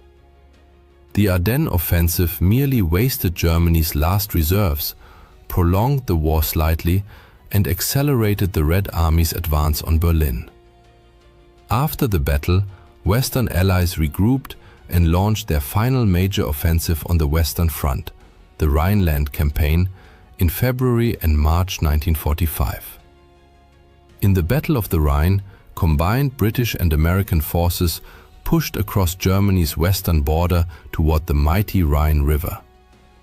To overcome this last major natural barrier before Germany's heartland, the Allies orchestrated a large-scale amphibious assault coupled with the war's largest single-day airborne operation. World War II is undoubtedly one of the most significant and tragic events in human history, seemingly well documented and thoroughly understood. Yet hidden within its depths are astonishing facts that cast new light on this colossal conflict. Presented here are 50 such revelations, uncovering unexpected dimensions of the war that forever reshaped our world. 50. The war before the war. The 1930s found the world still haunted by the fresh memories of World War I's devastation, with most Western nations deeply reluctant to engage in another conflict. Nevertheless, events unfolded in such a way that war became unavoidable, as the future Axis powers were already actively pursuing their expansionist agendas. Imperial Japan, for instance, had been steadily extending its territorial reach for years, culminating in the outbreak of the Second Sino-Japanese War in 1937. This protracted conflict between China and Japan continued until the end of World War II, prompting observers worldwide to seriously reconsider the scale of Japanese imperial ambitions. Yet, Japan was not the only Axis power aggressively preparing for war. 49. The propaganda offensive. Unlike Japan, Germany in the 1930s, still reeling from the catastrophic aftermath of its defeat in World War I, logically should not have been ready for another major conflict. However, this did not deter the Nazi leadership. On the contrary, they leveraged economic hardship as a powerful tool to mobilize the population. While Adolf Hitler orchestrated a massive global public relations campaign, capped by hosting the 1936 Olympics, he simultaneously accelerated Germany's rearmament. The 1930s saw colossal investments by the Nazi regime into the military-industrial complex, which left much of the world stunned by the Wehrmacht's formidable strength when it began its lightning advance across Europe. Interestingly, however, the Nazis were not always known by that Nazi, but more like Nazos. Today, the term Nazi is universally synonymous with absolute evil. Yet, during the party's early days, as it disseminated its virulent ideology, its members officially called themselves the National Socialist German Workers' Party. Even Nazis wasn't their preferred nickname. They referred to themselves as Nazos. So where did the now ubiquitous term Nazi originate? It was coined by journalist Konrad Haydn, who derived it from a Bavarian word meaning foolish or simple-minded. Remarkably, the Nazis appear to have missed the derogatory undertone entirely. 47. A stolen symbol. As the Nazis spread their influence across Europe, they emblazoned their military hardware with the swastika, a symbol that soon became synonymous with terror and evil. This horrified many for whom the sign held profoundly positive spiritual meaning. Though its traditional orientation differed slightly, the swastika was originally an ancient religious symbol, its name derived from the Sanskrit word for hooked cross. Commonly associated with fertility and good fortune, it appeared across ancient civilizations worldwide, from Greece to India. Many who once used it in sacred rituals now advocate for its complete removal from public life due to its painful association with Nazism. 46. Fire the death ray. Rumors of a Nazi death ray capable of shooting down aircraft with radio waves prompted public concern and turned attention to Robert Watson Watt, a pioneering British radio engineer. When asked whether such a weapon was feasible, Watson Watt concluded it was not. Yet his research proved invaluable. By the late 1930s, his work led to major breakthroughs in radar technology, greatly aiding British forces in detecting German aircraft and submarines. A pinky promise? Desperate to avert war, European governments made significant concessions to Adolf Hitler. Most notably, territorial sacrifices forced upon Czechoslovakia, whose leaders weren't even invited to the Munich conference. Hitler solemnly pledged to honor the agreement, until it no longer served his interests. The final straw came with Germany's invasion of Poland, which crossed Britain's declared red line. On September 3, 1939, Britain declared war, marking the official start of World War II. 44. Scapegoat? For decades, historians have fiercely debated the legacy of Prime Minister Neville Chamberlain, whose name became synonymous with the policy of appeasement. Critics argue he granted Hitler every concession without gaining anything in return, while defenders insist he acted in good faith and that Europe was genuinely shocked by Hitler's ruthlessness. Regardless, his political fate was sealed swiftly. His own party ousted him before the next general election, and Winston Churchill succeeded him as Prime Minister. 43. The Dark Pact. Adolf Hitler and Joseph Stalin seemed diametrically opposed, one leading a fascist regime, the other a communist revolution. Yet both shared a deep hostility toward Western democracies. Just months before Germany invaded Poland, the two powers signed a non-aggression pact that secretly outlined how they would divide Eastern Europe. Like most of Hitler's agreements, however, this one proved fleeting. At this stage, the conflict had not yet escalated into the truly global war it would soon become. 42. Under the boot. At the war's outset, Poland displayed extraordinary courage and resilience. but its forces faced two vastly superior enemies determined to crush resistance. During the September to October 1939 invasion, the Polish army was nearly annihilated. 70,000 soldiers were killed. On the Eastern Front, fighting against the Soviets was equally brutal. Poland lost 50,000 troops, while Soviet casualties numbered fewer than 1,000. Surprisingly, international reaction to these events was far from unified. 41. War or phony peace? Although Britain declared war after Germany's invasion of Poland, the front lines remained distant, and early British actions lacked urgency. The Royal Air Force largely dropped propaganda leaflets over Germany, a phase later dubbed the phony war. In both Britain and the still neutral United States, many citizens opposed involvement in another European conflict, favoring isolationism. Yet not all Axis initiatives met with immediate success. 40. Defeat in the North. Seeking strategic advantage in Scandinavia, the Soviet Union invaded Finland. But the Finns, with their expertly trained troops and world-class snipers, exploited their snowy terrain to devastating effect. Soviet forces were soon forced into retreat, a humiliation that led to the USSR's expulsion from the League of Nations. Though Finland eventually signed a peace treaty under pressure, the stage was being set for the war's largest front.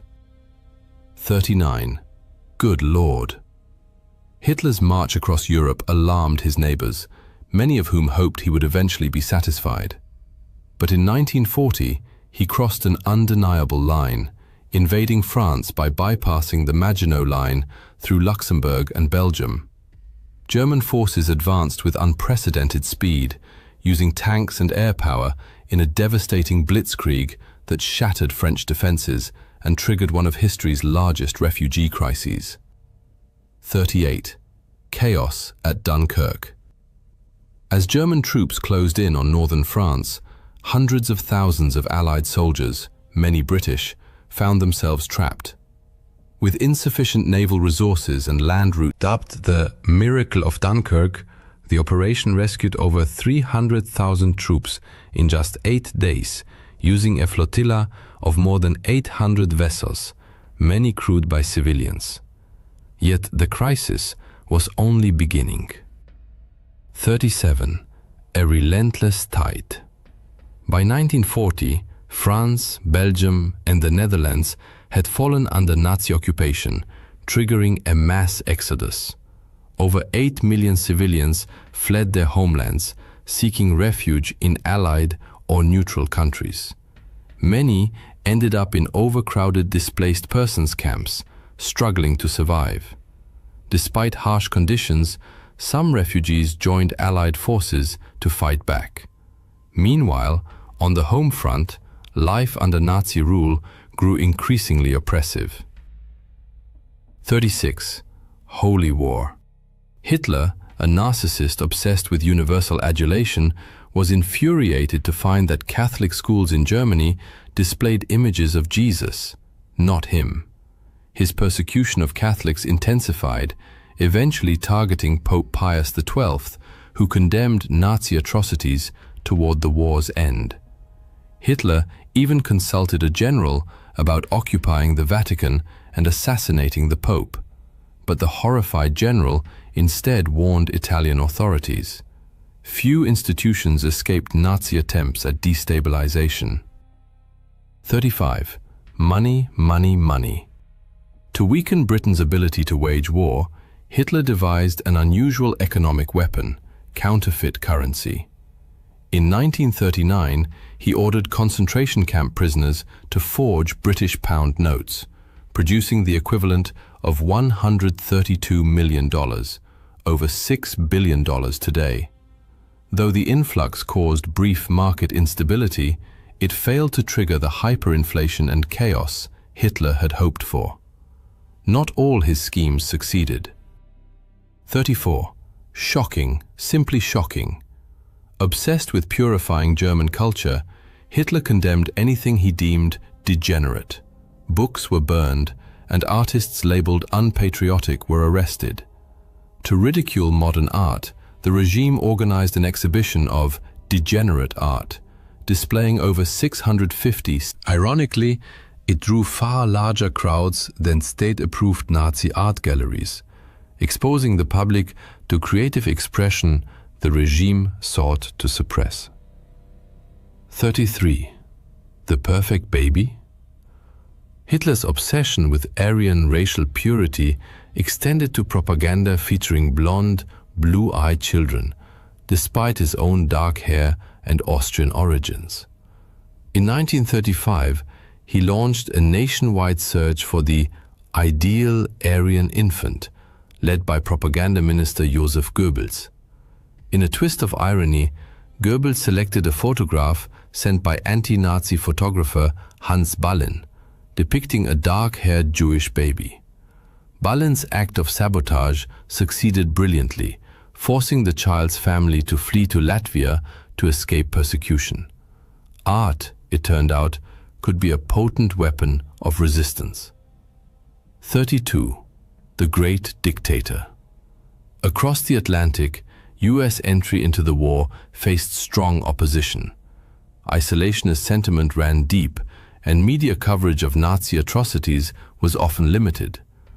One notable exception was Charlie Chaplin, the silent film legend. Despite studio reluctance, he self-funded his satirical masterpiece, The Great Dictator, a bold anti-Nazi statement. Hitler reportedly fumed at the ridicule, but another famous figure was working on the opposite side. 31. The Pilot. Though the America First movement had complex roots, many of its members sympathized with Nazi Germany. Among them was Charles Lindbergh, the famed aviator of German descent and one of America's most celebrated heroes. His isolationist stance gave the movement credibility, and polls even suggested he could have been the Republican nominee to challenge President Franklin D. Roosevelt in 1940. In the end, he decided not to run. A celebrity with no political experience running for president, at the time, the very idea seemed utterly absurd. Yet war was soon to escalate and open new fronts. 30. Taking to the skies. After France fell, a ground invasion of the fortified island nation posed a formidable challenge, so Hitler focused instead on bombing the British into submission. However, this proved far more difficult than anticipated thanks to the Dowding system. Developed by Air Chief Marshal Hugh Dowding, this network of reporting and coordination enabled the British to respond swiftly to aerial attacks. It streamlined communication between ground observers and pilots in the air, foiling many Nazi raids, though not all of them. 29. On the run. When the Blitz descended upon London and other English cities, everyone had a role to play in survival. Many men went off to war, while women stayed behind to carry out essential duties. As for children, many parents refused to keep them in urban areas. A single stray bomb could wipe out an entire family, so children were often sent to live in the countryside, either with relatives or with willing host families. It was this very evacuation that inspired C.S. Lewis' famous novel The Lion, the Witch and the Wardrobe. Yet, at the outset, Britain appeared a clear underdog. 28. Outnumbered. Britain had never before fought a large-scale air war, and its initial air fleet was far from the world's most impressive. At the start of the conflict, the Royal Air Force possessed roughly 3,700 aircraft, fewer than half of which were high-speed fighters. By contrast, the Luftwaffe fielded nearly 4,200 planes in total, including over 1,000 fighters and almost 1,000 bombers. This numerical advantage allowed Germany to strike Britain more frequently, hoping to break its resistance. Reality, however, turned out very differently. 27. The Victor.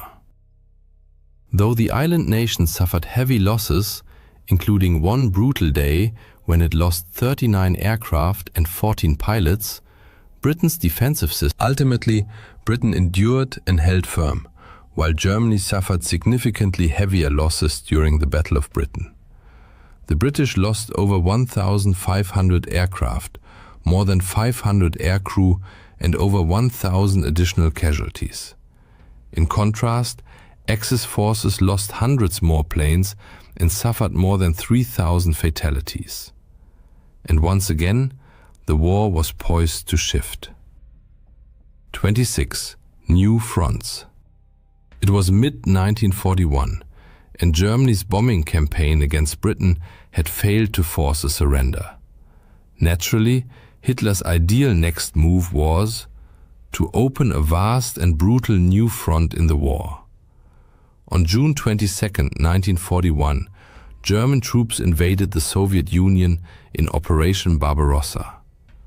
Why did Hitler take such a risk, widely regarded as the war's greatest strategic blunder? His obsession with race drove the decision. Russia possessed vast lands, which Hitler believed would make ideal territory for German settlers, displacing the Slavic peoples he deemed racially inferior.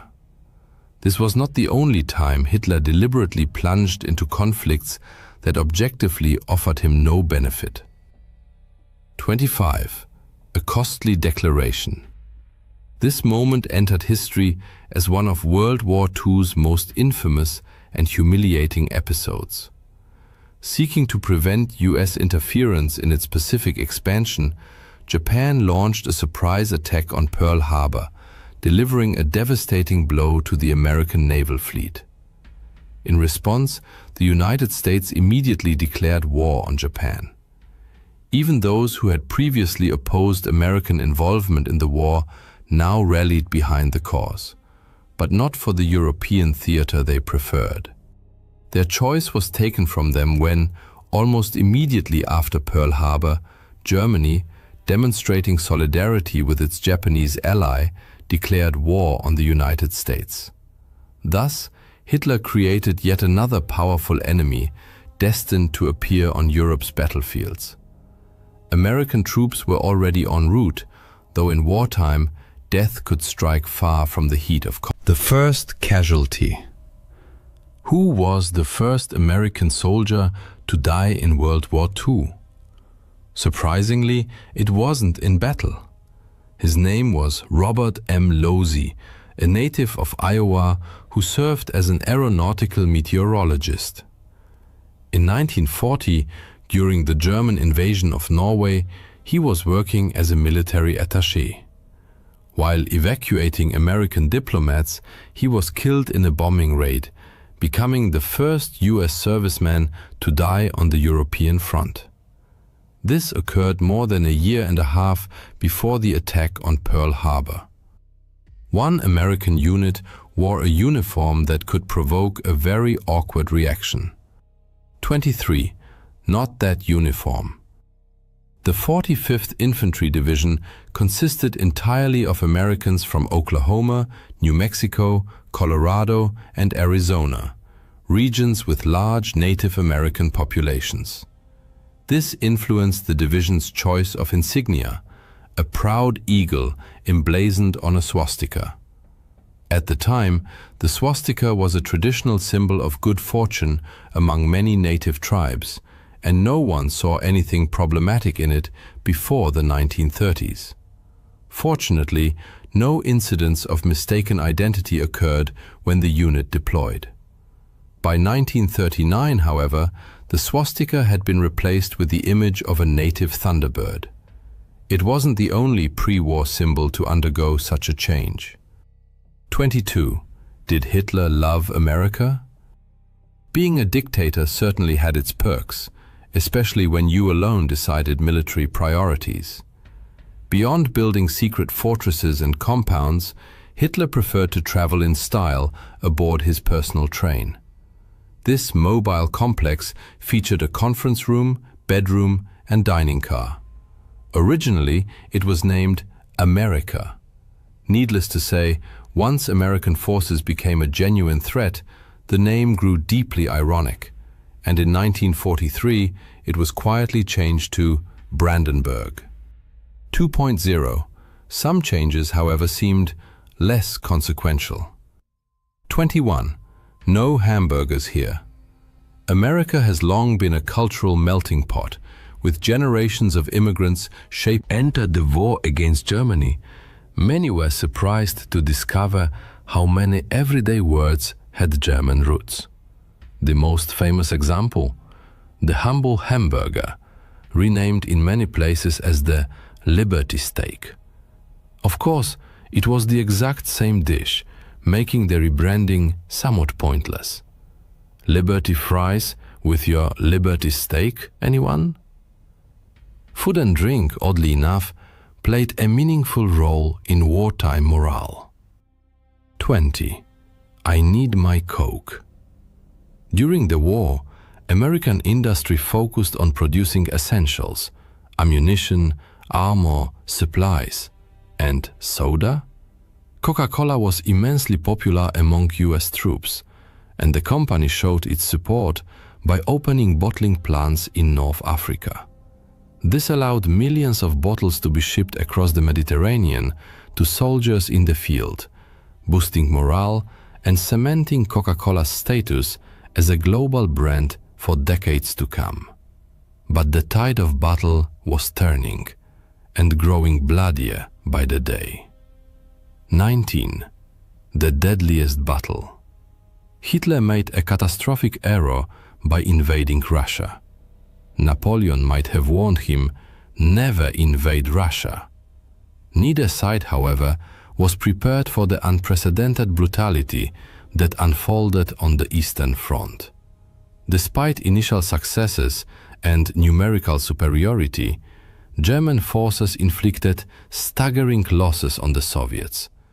By the war's end, the USSR had suffered a shocking 21 million casualties. Yet fighting on home soil with vast manpower reserves, the Soviets inflicted devastating damage in return. 80% of all German wartime casualties occurred on the Eastern Front. As the war turned against him, Hitler grew increasingly paranoid. 18. Death among the ranks. Hitler was surrounded by influential advisors, but he disliked hearing unwelcome counsel. He frequently lashed out at those who dared contradict him, expelling them from the party. Even elite Nazis like Werner von Braun found themselves sidelined in the war's final days. Most notoriously, Hitler executed a staggering 84. Admittedly, many were involved in plots against him. But can one really blame someone for conspiring when survival is at stake? Especially when that person is close to a leader many believed was steering the nation toward ruin. Indeed, Adolf Hitler, dictator of Nazi Germany, narrowly escaped assassination by his own inner circle. 17. Operation Valkyrie. In the final year of the war, many in Hitler's military entourage viewed him as increasingly unstable and damaging to Germany's war effort. He even continued purging his own scientists. Led by Klaus von Stauffenberg, a group of Nazi insiders devised a plan to kill Hitler using a bomb at his secret headquarters. But a last-minute change in seating meant the blast only wounded Hitler. Most conspirators were swiftly executed. Even the famed General Erwin Rommel was implicated, leading to the abrupt and tragic end of his military career. Some of Hitler's plans were truly bizarre. 16. Beatles in Britain. Early in the war, the Nazis explored unconventional attack methods, one of them decidedly more many-legged. Nazi command considered using the Colorado potato beetle, a notorious crop pest, as a biological weapon. The idea was to drop millions of these insects onto British farmland, destroying food supplies and starving the island into submission. The plan was ultimately abandoned for a simple reason. It proved impractical to collect the 40 million beetles required. Still, there were some lines even Adolf Hitler refused to cross. 15. Even evil has standards. Nazi scientists worked diligently to develop deadly biological weapons, including advanced strains of typhus and cholera. When presented to Hitler, however, he rejected them, and most projects were shelved. What caused his objection? Despite having no qualms about murdering millions of civilians, Hitler was a World War I veteran who had witnessed the horrors of chemical. That experience may have left a deep psychological scar, creating an unexpected moral contradiction. Yet far more powerful weapons were still in development. 14. The Nazi atomic bomb? One of the war's most persistent rumors was that the US barely beat the Nazis to the atomic bomb. In truth, the Nazis were nowhere near completing a nuclear weapon. That doesn't mean they made no progress, however. They possessed uranium, and with Japan capable of reaching the US mainland, a plan emerged to strike the West Coast with a conventional bomb packed with uranium. The scheme was never carried out, and German uranium eventually fell into American hands. Meanwhile, across the ocean, development was accelerating. 13. The Canadian bomb? Canada entered the war long before the US, joining the Allies while America remained neutral. It even launched its own atomic bomb project, jointly with Britain, called the Tube Alloys Program. Eventually, it merged with the American Manhattan Project to speed development, with both sides pledging full information sharing. But the US broke that promise, and it would be another 7 years before Britain successfully tested its own atomic bomb. And the first bomb ever detonated wasn't used in combat. 12. Let's go. The hope was that the atomic bomb would end the war with a single, overwhelming strike against the Axis powers. Enormous resources had been poured into its creation, and the Allies needed to be certain it worked before deployment.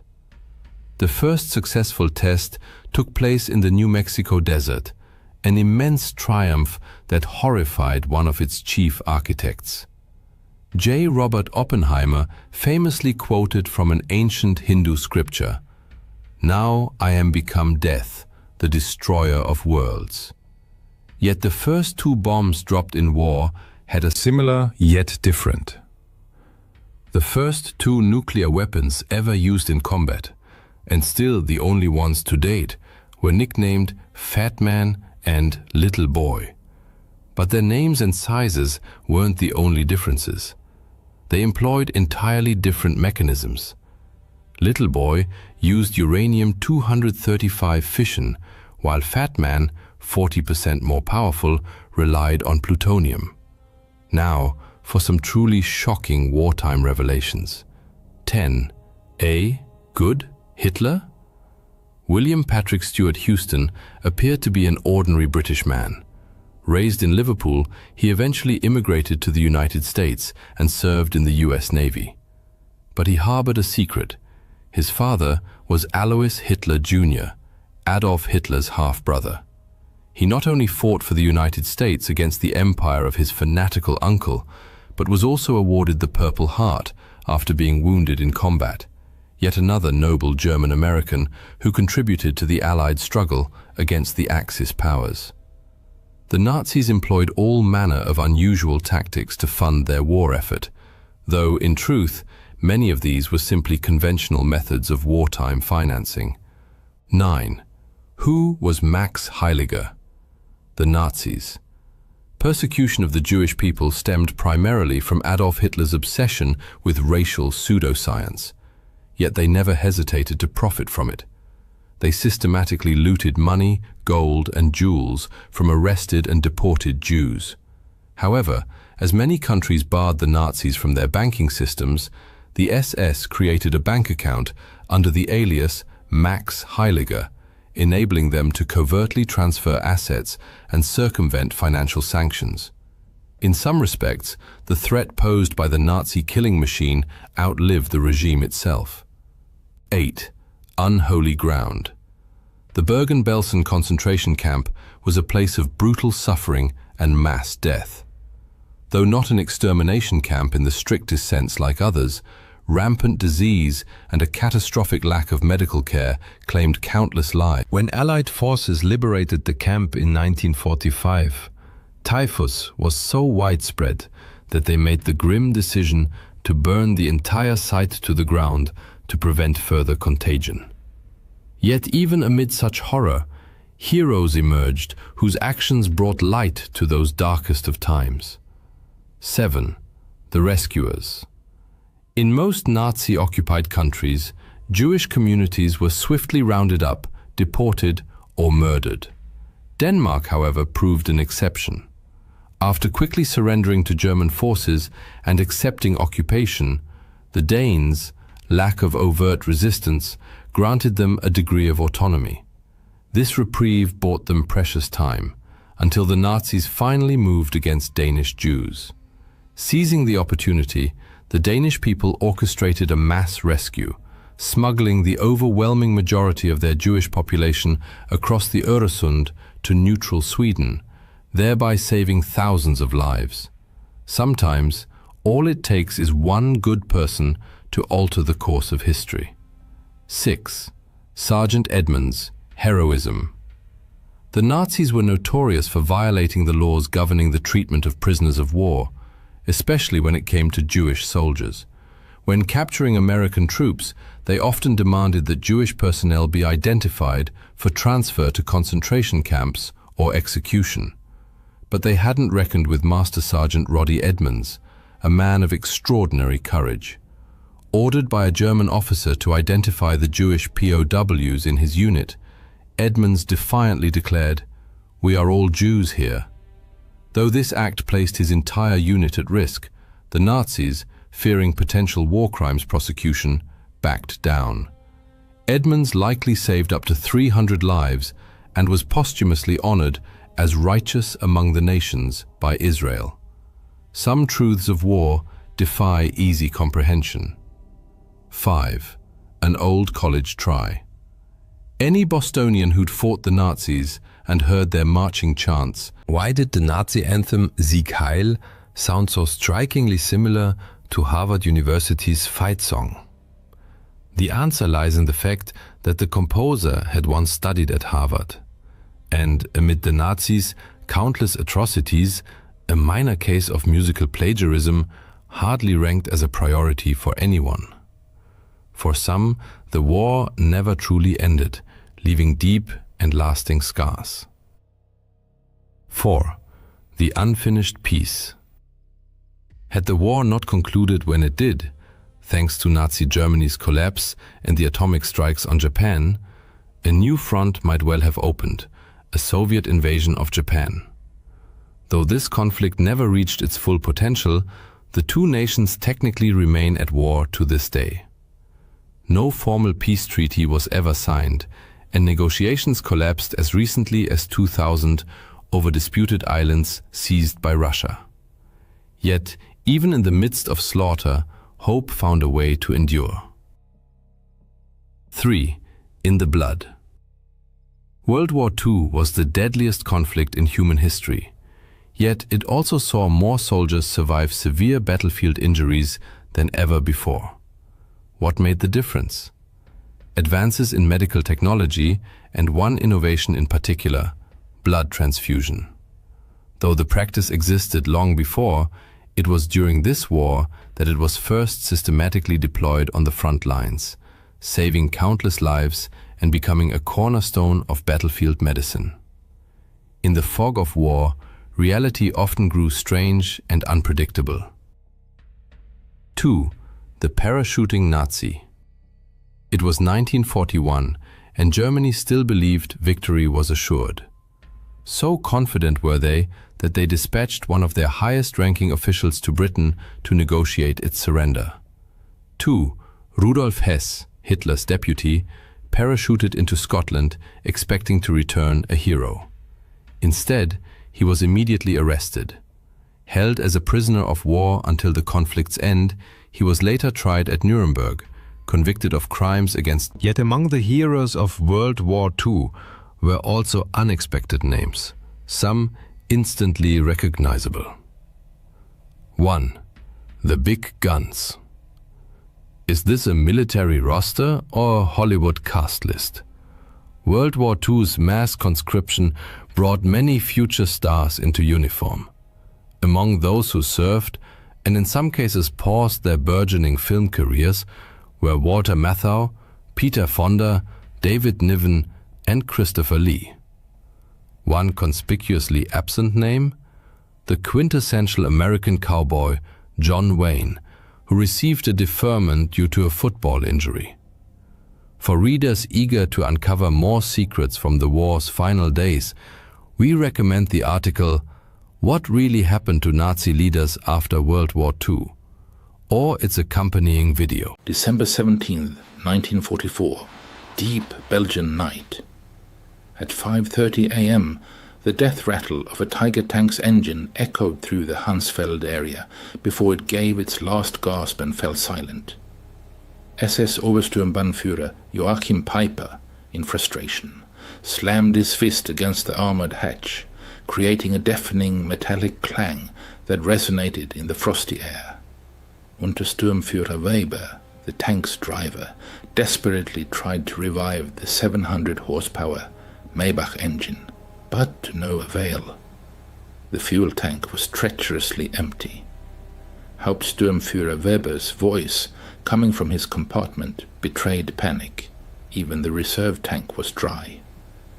Peiper exited his command tank, his boots crunching into the frozen Belgian ground. Around him lay a steel armada, the most powerful armored assault group the Wehrmacht had thrown into the heart of Operation Watch on the Rhine, better known as the Battle of the Bulge. 67 tanks, 149 half-tracks, and approximately 5,000 elite Waffen-SS soldiers, the pride of Germany, lay immobilized due to a simple lack of fuel. Through the morning fog, Peiper discerned the outlines of an abandoned American position, Hansfeld, a strategically important supply hub for the US 99th Infantry Division. The Americans, in their hasty retreat, had left behind smoldering barrel fires, unfinished coffee in mugs, and, as if a twist of fate, rows of coveted olive-drab jerrycans filled with fuel, a generous gift from the very god of war. Driven by a mix of astonishment and anticipation, Peiper slowly approached the coveted jerrycans. His loyal adjutant, Hauptsturmführer Hans Grüler, deftly opened one and, after a sniff, exclaimed, "Gasoline! Obersturmführer! High-octane gasoline!" Peiper's soldiers, their spirits lifted, eagerly began refueling their combat vehicles. Peiper walked among the stacks, trying to gauge the extent of this unexpected fortune. The figures from the count were astonishing. 50,000 gallons. More than enough to fuel his entire battle group for a rapid breakthrough to the Meuse River. This quantity could have been enough to turn the tide of the entire offensive. At this single depot, the Americans had left more fuel than most German divisions received in 6 months. However, as Peiper stood amidst this abundance, watching his soldiers pour American fuel into the German tanks, a bitter realization descended upon him like the heavy morning fog. If the Americans could afford such wastefulness, if they could abandon without regret what Germany would have guarded with entire divisions, then the outcome of this war was predetermined. Germany had not merely made a tactical miscalculation, Germany had fundamentally misjudged the power and resources of its adversary. 6 months before the tragic events at Hunsfeld, specifically in June 1944, Albert Speer, who served as Minister of Armaments and War Production in Hitler's government, presented a report to the Führer strongly recommending an immediate halt to all offensive operations. The reason was the systematic destruction by Allied air forces of German synthetic fuel production plants, a vital resource for the Wehrmacht. For example, the Leuna plants, which produced 175,000 tons of fuel in April, could only yield 5,000 tons by September. A similar situation was observed at other facilities, such as the hydrogenation plants in Pölitz, Bleckhammer and Brux, which were operating at less than 10% capacity. The figures presented eloquently testified to the impending defeat.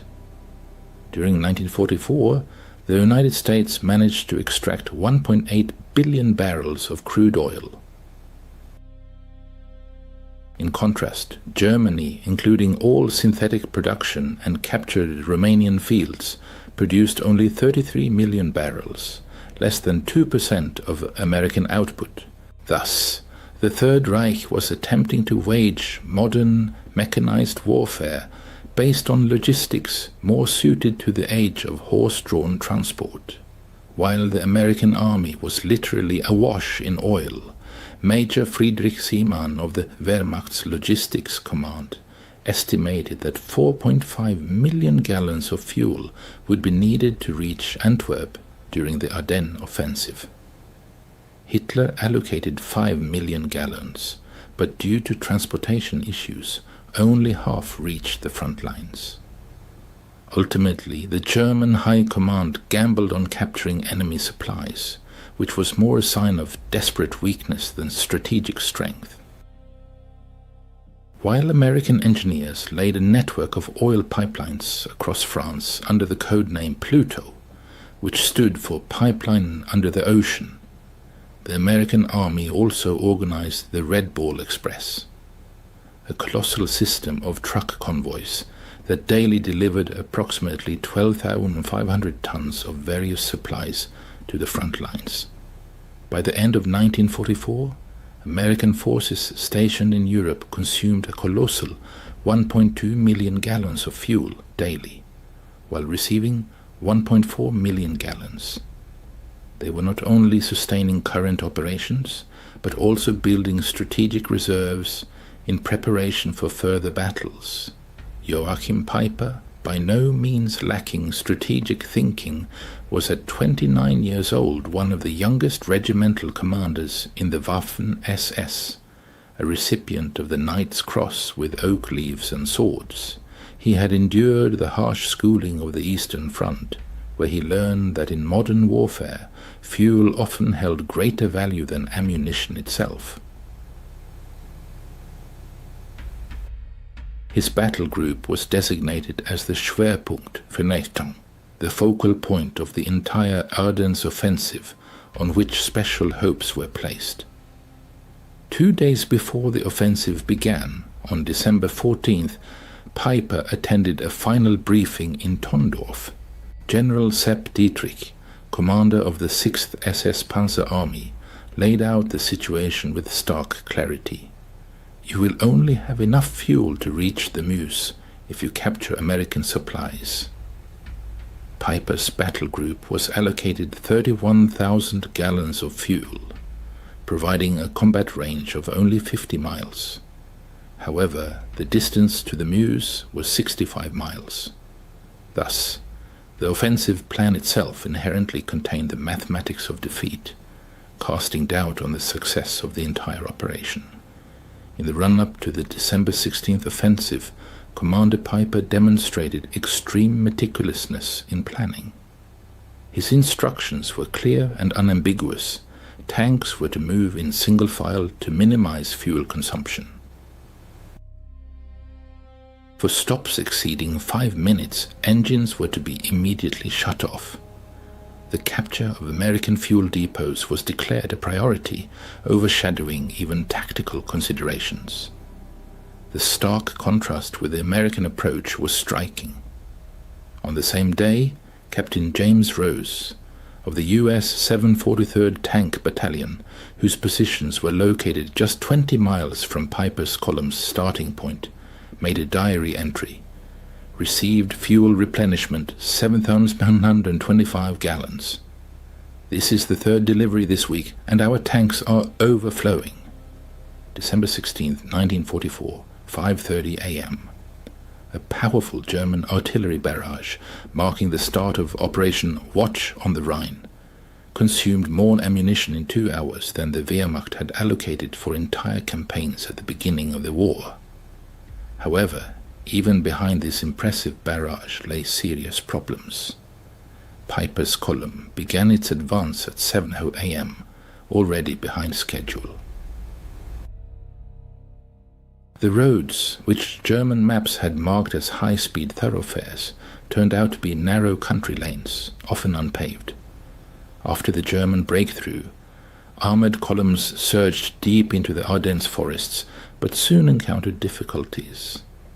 Equipment designed for the vast Russian steppes proved ill-suited for the narrow, winding roads of the Ardennes. Resulting traffic jams hampered the advance, forcing the columns to move at a snail's pace. Piper's first objective was Lanzerath, where his forces unexpectedly met resistance from a small American reconnaissance platoon. 18 American soldiers held up a powerful German armored column for nearly 10 hours, an unpleasant surprise for the attackers. During this delay, Piper's tanks idled, consuming precious fuel. When Piper's column finally broke through and reached Hansfeld at dawn on December 17th, it had covered only 20 miles, consuming 40% of its fuel in the process. At this rate of advance, fuel would run out long before reaching the Meuse River. Interestingly, the American supply depot at Hansfeld was not a strategically important facility. It served as a forward supply point for the 99th Infantry Division and was classified as a Class 3B depot, a temporary refueling station. However, to the Germans' surprise, the amount of fuel found there exceeded a month's supply for an entire German panzer division. Hauptsturmführer Hans Grüler later recalled, "We stumbled upon entire pyramids of jerry cans, each containing 5 gallons of gasoline. They were stacked up to 10 feet high and stretched for perhaps 650 feet, and most surprisingly, the Americans hadn't even attempted to destroy them. The captured fuel turned out to be high-quality aviation gasoline, skillfully blended with automotive fuel with an octane rating of 80 or higher." Notably, German equipment, particularly the finicky Maybach engines installed in Tiger tanks, was designed for fuel with an octane rating of 74. Paradoxically, the American gasoline proved too good for German machines, causing engine malfunctions. During the refueling process, Piper's soldiers made several significant discoveries. Sergeant Wilhelm Hoffmann, thanks to his English language skills acquired in his father's pre-war business, found invoices in the depot office. These documents detailed the long and complex journey of the fuel from Texas to New York, across the Atlantic to Liverpool, then across the English Channel to Normandy, and finally by truck for 400 miles to Hansfeld. Astonishingly, this journey of over 6,000 miles took only 6 weeks. I immediately reported what I saw to Obersturmbannführer Piper, Hoffmann recalled in a 1976 interview. He carefully examined the documents, then crumpled them and tossed them aside. Piper didn't say a word, but his face revealed everything. We both realized what this meant. Soon after, Private Ernst Kara came across a fresh issue of the Stars and Stripes newspaper from December 15th, dated just 2 days prior. The headline announced the opening of a new fuel pipeline connecting Cherbourg and Verdun, capable of pumping up to 300,000 gallons of fuel daily. This single pipeline alone could provide many times more fuel than Piper's battle group needed for the entire operation. To grasp the overwhelming significance of Piper's discovery, one must look at the fuel crisis that gripped Germany by the end of 1944. Starting in May, massive Allied bombing raids led to a catastrophic 90% drop in synthetic fuel production. The Luftwaffe, facing a severe shortage of aviation gasoline, was forced to ground its aircraft. Pilot training was drastically cut. Instead of the previous 250 flight hours, new recruits received only 60. The Kriegsmarine's surface fleet virtually ceased to exist. Submarines, in an attempt to conserve precious diesel fuel, were equipped with snorkels, allowing them to operate longer on battery power. On the home front, German citizens had not seen personal automobiles since 1942. Gasoline had become such a valuable resource that even the theft of a few liters on the black market became a subject of Gestapo investigations. Farmers were forced to return to using horse-drawn plows. At the very same time, the United States, with its untold reserves of black gold, accounted for 67% of global oil production. The East Texas oil field alone produced more oil than all of Nazi-occupied Europe. American oil refineries operated at full capacity, and Standard Oil even experimented with new petroleum products simply because they had an abundance of crude oil. After capturing the impressive 50,000 gallons of fuel at Hansfeld, Piper's armored columns surged forward like predators sensing prey. By midday on December 17th, they reached Bühlingen, where a new prize awaited them: additional supplies, food, ammunition, and, most valuable of all, topographical maps indicating the locations of other American fuel depots in the vicinity. However, a careful study of the maps revealed a disturbing picture to the German officers. The Americans had vast fuel reserves scattered everywhere. Almost every major crossroads held a depot brimming with gasoline. The U.S. First Army alone held a colossal 3.5 million gallons of fuel in reserve. Piper, without losing a moment, continued his advance towards Ligneville, where his soldiers committed a monstrous war crime that went down in history as the Malmedy Massacre. 84 American prisoners of war were brutally murdered. Even this inhumane act was indirectly linked to the severe fuel shortage. Piper later justified his actions by claiming he could not afford to allocate precious gasoline for transporting prisoners to the rear.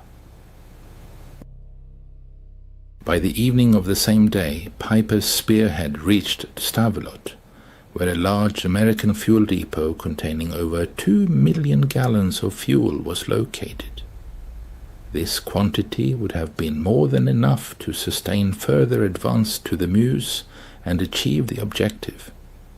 However, as the first German vehicles appeared on the horizon, American engineers were already hard at work carrying out orders. Captain John Brewster of the 291st Engineer Combat Battalion had been timely warned of the enemy's approach. His mission was crystal clear and simple: at all costs, prevent the fuel from falling into enemy hands. In December 1944, at the height of the German offensive in the Ardennes, American engineers demonstrated resolve, depriving the enemy of valuable resources. The depot at Stavelot, holding 189,000 gallons of gasoline, became the scene of dramatic events. On December 17th, as Piper's vanguard approached the depot, Captain Brewster ordered the destruction of the supplies. Engineers laid gasoline trails between the stacks of jerrycans, and then Technical Sergeant Paul Solis threw a white phosphorus grenade. According to Solis, the explosion was instantaneous and colossal, a wall of fire erupting 100 feet into the air. Soon, the entire depot became a blazing inferno. Piper's arriving tanks saw a column of black smoke rising 1,000 feet. The fire raged for 3 days, destroying enough fuel to power Piper's entire division to Antwerp and back. Untersturmführer Weber recalled how a stunned Commander Piper, standing on his tank's turret, silently watched the flames, then uttered, "They can afford to burn 2 million gallons just to deny them to us. What are we doing here?" Throughout the Ardennes region, American engineers carried out similar operations to destroy fuel depots. At Trois Ponts, 1.1 million gallons were destroyed, and at Spa, 2.5 million gallons. In total, during the first week of the offensive, the Americans deliberately destroyed over 8 million gallons of fuel, an amount exceeding what Germany had allocated for the entire operation. These actions, though painful in terms of resource loss, played a crucial role in thwarting the German offensive plans. The Allied forces' incredible ability to consume millions of gallons of fuel daily was due to an unprecedented supply system that surpassed all German command's understanding. The legendary Red Ball Express became a symbol of this logistical might, delivering a colossal 412,000 tons of supplies, using a fleet of 6,000 trucks operating 24/7. Notably, each truck consumed about 40 gallons of fuel daily, and the total fuel expenditure for the Express exceeded the monthly supply for the German Army Group B. By December 1944, the Motor Transport Service employed 230 companies operating on clearly defined routes, daily delivering approximately 20,000 tons of various goods, including 3,000 tons of fuel. Colonel James Snyder, the First Army's Chief of Logistics, highlighted the system's efficiency in his December 18th records. Yesterday's fuel receipts totaled 147,000 gallons, 1,923,000 gallons were issued, resulting in a net increase of 224,000 gallons in reserves. But an even more impressive element of the system was the pipeline network. Operation Pluto enabled pipelines to be laid directly across the English Channel, ensuring the transfer of up to 1 million gallons of fuel daily from Britain. This network continued to expand inland. The Cherbourg-Paris line supplied 800,000 gallons daily, and the Saint-Lô line 650,000 gallons. Ultimately, by December 1944, Allied forces in northwest Europe consumed 7.5 million gallons of fuel per day, while receiving 8.2 million gallons. This allowed them not only to sustain ongoing operations, but also to build up reserves in anticipation of new offensives. As Piper's battle group advanced deeper into Belgian territory on December 18th, the critical nature of the German army's fuel shortage became increasingly evident. At Schoppen, German forces captured another fuel depot, but these supplies proved insufficient. Approximately 5,000 gallons of gasoline were consumed in just 3 hours of intense fighting.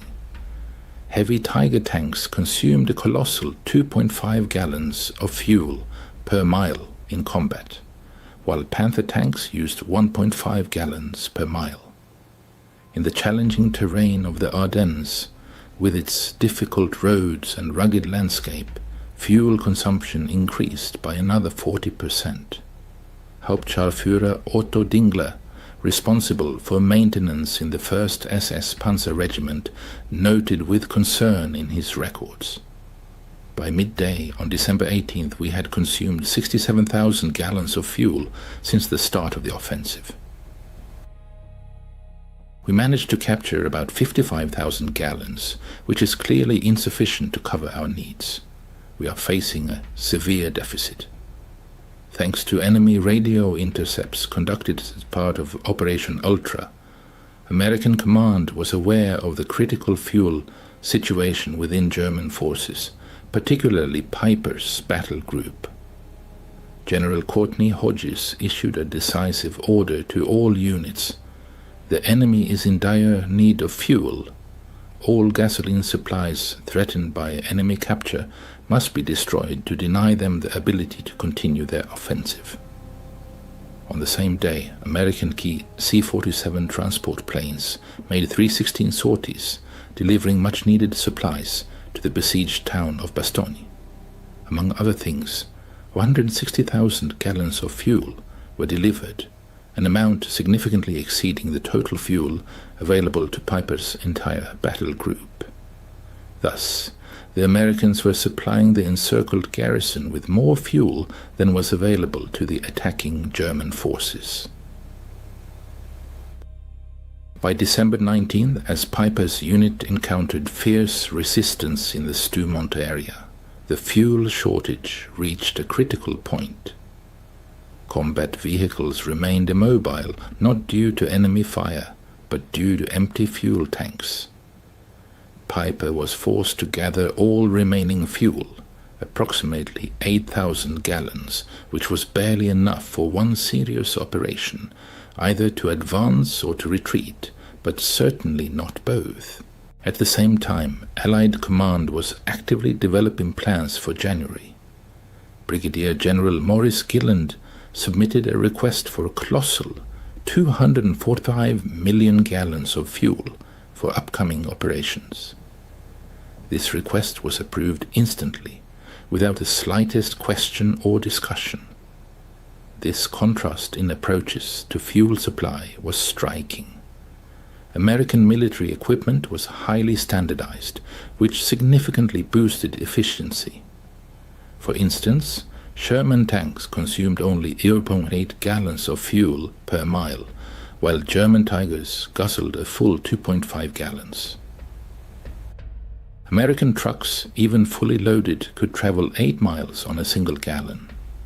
The unification of parts simplified maintenance and repairs.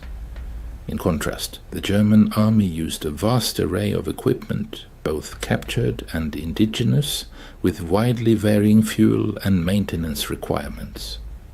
French tanks needed certain lubricants, German Panthers others.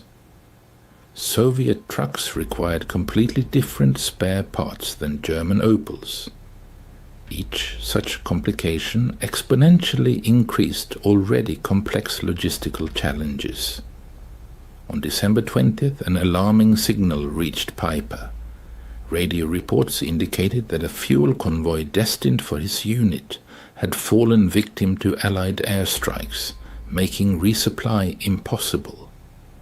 At this critical moment, Piper gathered his commanders to discuss the dire situation. Sturmbannführer Werner Pürtka bitterly declared, "We probably have enough fuel for only 20 kilometers, and the Mars is a full 30 kilometers away." According to Hauptsturmführer Grüller, the Obersturmbannführer regretfully stated, "Gentlemen, we are facing an enemy who burns more fuel in a day than we have received for the entire operation just to deny it to us. What we captured in Hansfeld seemed like a miracle to us, but for them it's a negligible trifle. Under such conditions, we cannot win." This bitter realization permeated the ranks of the German command. General Hasso von Manteuffel, who led the 5th Panzer Army, later wrote, "When I learned that the Americans had destroyed 8 million gallons of fuel to give us no chance of capture, I understood that the offensive was doomed to fail before it even began." Colonel Friedrich von Onder, captured on December 23rd, regretfully admitted to interrogators, Your soldiers throw away chocolate, while my men haven't seen it in 2 years. You burn millions of gallons of fuel, and we count every liter. How can we fight against such unimaginable abundance? By December 21st, Piper's misfortunes culminated in La Glace, where his battle group found itself tightly encircled by American forces. The tanks, once a formidable power, stood motionless like stone statues, devoid of the vital force of fuel. Around them the ring tightened, formed by units of the 31st Infantry Division, battle-hardened paratroopers from the 82nd Airborne Division, and the steel fists of the 3rd Armored Division. The American Armada, like an insatiable beast, consumed colossal volumes of fuel, 340,000 gallons on December 21st alone. Meanwhile, Piper desperately tried to conserve every drop, possessing a paltry 1,000 gallons. Private First Class Richard McKinney, like a chronicler of those days, wrote home, ironically remarking on the situation, "We have the Germans surrounded. Their tanks are dying of thirst. Our captain jokes that we are burning more fuel, heating our coffee than they have left for their vehicles." This episode vividly epitomized industrial warfare at its zenith. The redeployment of General Patton's Third Army northward, requiring 350,000 gallons of fuel solely for the move, seemed an inconceivable task for the exhausted German war machine. However, American logistics, like a finely tuned clockwork, met this unimaginable challenge in just 3 days. On December 23rd, the skies opened and a flood of sunlight poured onto the earth. Allied aircraft, like a flock of predatory birds, took to the air, performing about 2,000 sorties. Each aircraft, like an insatiable demon, devoured fuel at a monstrous rate, forcing the Luftwaffe to watch enviously from the ground, grounded for weeks. P-47 fighters, like fiery chariots, burned 300 gallons an hour, and B-26 bombers, like winged leviathans, consumed 200 gallons an hour. One day of these massive air operations consumed more fuel than all that Germany could allocate to its offensive, underscoring the chasm between the industrial capabilities of the two opposing sides. On the night of December 23rd, 24, realizing the hopelessness of the situation, Piper abandoned his equipment and made a desperate attempt to escape. Of the impressive armada of 119 tanks and assault guns that had begun the offensive with such optimism, only 39 vehicles remained functional by then, and even they were unable to move.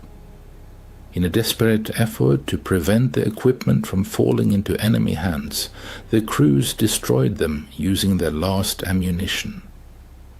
Obergefreiter Heinz Goltz left a vivid account of those tragic events. "We collected the last drops of fuel from all vehicles, probably gathering about 200 gallons. The Obersturmbannführer personally rendered his command tank unusable. Millions of Reichsmarks invested in this equipment turned to ashes due to empty fuel tanks." Of the 5,000 soldiers who went into battle as part of Piper's battle group, only about 770 returned. Despite this, they managed to advance 60 miles into enemy territory, capture several depots, and open the eyes of the German command to the scale of Allied logistical support. News of these discoveries, made by Piper's group, spread like wildfire through German headquarters. By December 26th, Field Marshal Walter Model received detailed reports on captured American supplies. Model's chief of staff recorded his reaction to the news. The Field Marshal reread the figures twice. 50,000 gallons in Hansfeld, 2 million burned in Stavelot, 8 million destroyed to prevent capture. After that, he said, "It seems we are fighting the wrong war. Hitler, informed of this on December 28th, categorically refused to accept reality. Albert Speer recalled, Hitler stubbornly insisted that all these figures were nothing more than propaganda. Even when shown photographs of burning Stavelot, he claimed they were just Hollywood special effects. However, ordinary soldiers perfectly understood the seriousness of the situation. Corporal Wilhelm Hoffmann wrote to his wife, "The Americans destroy more fuel daily than we receive monthly. They drive tanks like we march on foot. This war is lost." The fuel crisis that manifested during that period was merely a symptom of a deeper and all-encompassing reality. By 1944, the United States of America had reached the peak of its industrial might, accounting for 50% of all global production. Production lines operated at an incredible pace. New aircraft rolled off assembly lines every 5 minutes. Ships were launched daily, and tanks were produced every 7 minutes. Oil extraction statistics were astounding. The US extracted 1.8 billion barrels, while the Soviet Union extracted 110 million barrels. Germany, including synthetic production, 33 million barrels, and Japan only another 2. 6 million barrels. The Axis powers combined produced less than 2% of the oil extracted in America. After 1942, every major German offensive was constrained by fuel shortages, while American operations were supported by an abundance that German strategists could not even imagine. Lieutenant Colonel Chester Hansen recorded an eloquent episode that occurred on December 27th. A logistics officer reported that due to unfavorable weather conditions, fuel deliveries had dropped to 500,000 gallons per day. Concern arose, but soon someone noted that this amount exceeded the total volume of fuel allocated by Germany for the entire offensive. German prisoners of war captured in the Ardennes were not so much amazed by American firepower as by its extravagance. The sight of American soldiers discarding uneaten rations or using gasoline for heating had a demoralizing effect that surpassed the impact of artillery bombardments. Unterscharführer Reichel admitted during interrogation, "We knew your production figures in theory, but when we saw your soldiers throwing away more than we ever had, it became a reality. Every German who witnessed your indifferent abundance understood that the war was lost." This information spread through letters, despite censorship. Feldwebel Ernst Müller wrote, "The Americans wash their clothes in gasoline. They feed dogs chocolate. They have artillery salutes for Christmas. We cannot fight such endlessness." The psychological impact of this abundance undermined German notions of racial superiority. How was it that the Americans, whom Nazi propaganda branded as decadents, possessed untold riches, while representatives of the master race barely scraped by? This question ran like a red thread through the entire Nuremberg trials, where German commanders repeatedly pointed to logistics, or rather the catastrophic lack of fuel, as a key factor in their defeat. Field Marshal Keitel, testifying at the tribunal, admitted, "In 1940-41 we had operational superiority, but by 1944 we were unable to move troops due to an acute shortage of fuel, while the Americans moved entire armies like chess pieces on a board." Piper, convicted of atrocities at Malmedy, frankly stated, "Every decision we made after December 17th was made under the pressure of the fuel crisis. We could neither maneuver nor pursue the enemy, nor retreat in an organized manner. The Americans, on the contrary, enjoyed complete freedom of movement, while we counted every liter." General Guderian bitterly stated, When Piper captured 50,000 gallons of fuel, it was of immense significance to him, but for the Americans it meant absolutely nothing.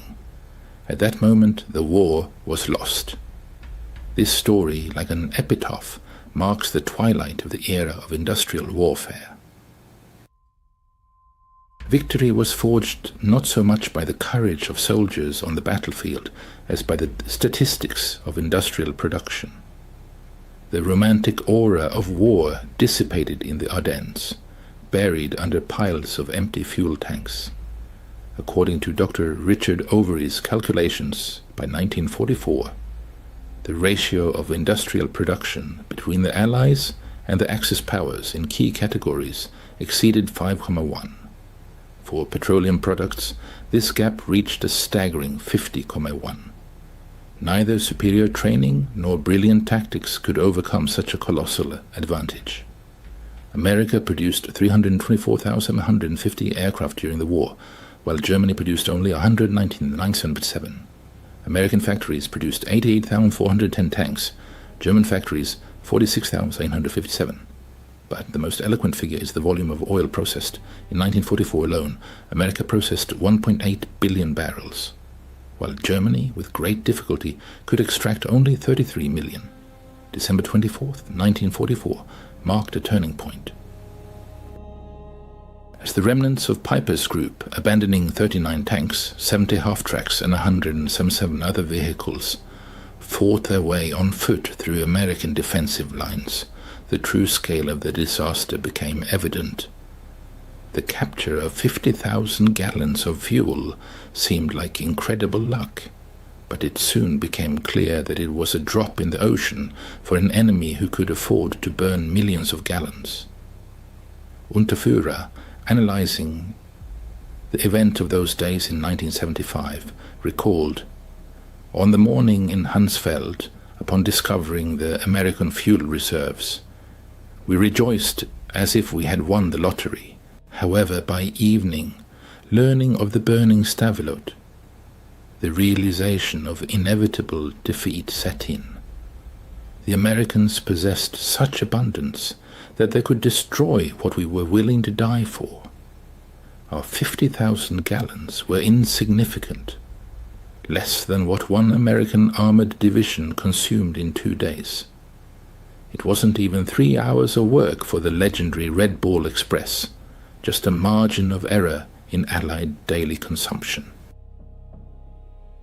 Major General J. Lawton Collins later noted, "The Germans' desperate attempts to seize fuel exposed their fatal miscalculation.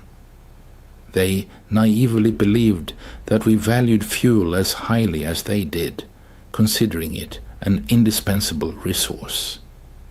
They were unaware that we had so much of it that we could afford to burn millions of gallons without jeopardizing our tactical advantage. Operation Wacht am Rhein collapsed, facing the relentless mathematics of industrial warfare. The offensive consumed about 2.8 million gallons of fuel, representing 40% of the total allocation, not counting captured reserves. At the same time, the American army expended 267 million gallons, almost 100 times more. The Wehrmacht lost about 100,000 soldiers, 800 tanks, and 1,000 aircraft. But the most devastating blow was the loss of illusions. Every German soldier who witnessed American abundance firsthand realized that Germany was not just fighting a war, but participating in an act of self-destruction.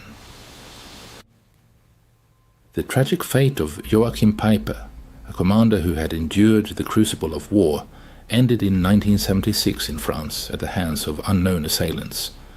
But long before that, in 1967, in a conversation with historian Henry Lyman, he acknowledged the fateful role of the discovered fuel depot.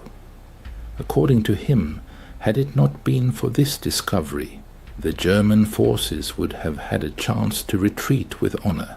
But the suddenly revealed disparity in resources, where American reserves seemed like a bottomless ocean and German ones like meager drops, ultimately buried any hopes for victory.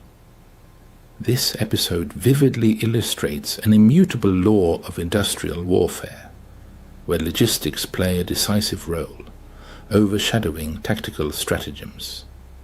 The might of production crushes even the bravest courage, and an abundance of resources becomes an insurmountable factor before which devotion to ideals pales. Despite the fact that a German soldier in 1944 might have surpassed his opponent in training and experience, this was not decisive. The American war machine, fueled by colossal industrial power, surpassed Germany in its ability to produce and replace losses. This truth was reflected in every fuel can found in Hansfeld, in every gallon burned in Stavelot, in every kilometer of pipeline stretching across France. In the era of industrial warfare, victory is forged not so much by the genius of commanders as by the power of factories and oil refineries. In December 1944, at the height of World War II, Colonel Trevor Dupuy conducted astonishing calculations, demonstrating the colossal difference in supplies between the Allied armies and the Wehrmacht. It turned out that each American soldier received about 67 pounds of various supplies daily, while a German soldier made do with only 3 pounds. American soldiers accustomed to abundance sometimes complained about excessive waste, while for German soldiers, American abundance seemed simply unimaginable. 40 years after those memorable events in 1984, veterans from both sides met in the Belgian village of La Glace, where Piper's Tiger tank is still exhibited in the local museum, frozen at the very spot where it ran out of fuel. On December 23, 1944, former German tank crewman Karl Fortmann stood next to the tank with former Staff Sergeant Roy Anderson of the U.S. 30th Infantry Division. "We always wondered why you stopped," Anderson admitted. "We thought it was some kind of tactical maneuver." In response, Fortmann gave a bitter chuckle. "We stopped because our tanks were empty. You burned millions of gallons of fuel to keep them out of our hands. How could we fight you under such conditions?" Anderson paused for a moment, then said, "We never knew you had so little. We had so much, we didn't even think about it." In this short dialogue lies the whole truth of December 1944. One side measured its reserves in gallons, the other in millions. One fought for every can of oil, while the other burned entire oceans. The outcome of the battle was predetermined. German military archives provide irrefutable evidence of this. The War Diary of Army Group B for December 1944 contains the following entries. December 16th, offensive begins. Fuel reserves are only 70% of the minimum required level. December 17th, Piper's units capture 50,000 gallons of fuel. December 18th, several fuel depots destroyed by enemy attacks, over 5 million gallons lost. December 19th, units critically dependent on fuel supplies lose mobility. December 24th, Piper is forced to abandon his equipment due to complete exhaustion of fuel reserves. At the same time, the American First Army reported December 16th, reserve supplies total 3.7 million gallons. December 17th, 2.2 million gallons destroyed. December 18th, 8 million gallons received. December 24th, reserve supplies total 4.1 million gallons. The Americans treated millions of gallons of fuel with astonishing indifference, while the Germans guarded every single canister. In addition to its significant volume, American fuel demonstrated undeniable technological superiority.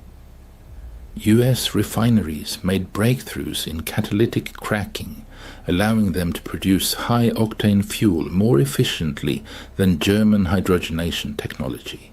In particular, American 100-octane aviation fuel provided aircraft with a tangible performance advantage compared to German machines, which used 87-octane synthetic fuel. American engineers also developed unique additives that Germany could not replicate, such as tetraethyl lead, ethylene dibromide, and detergent additives.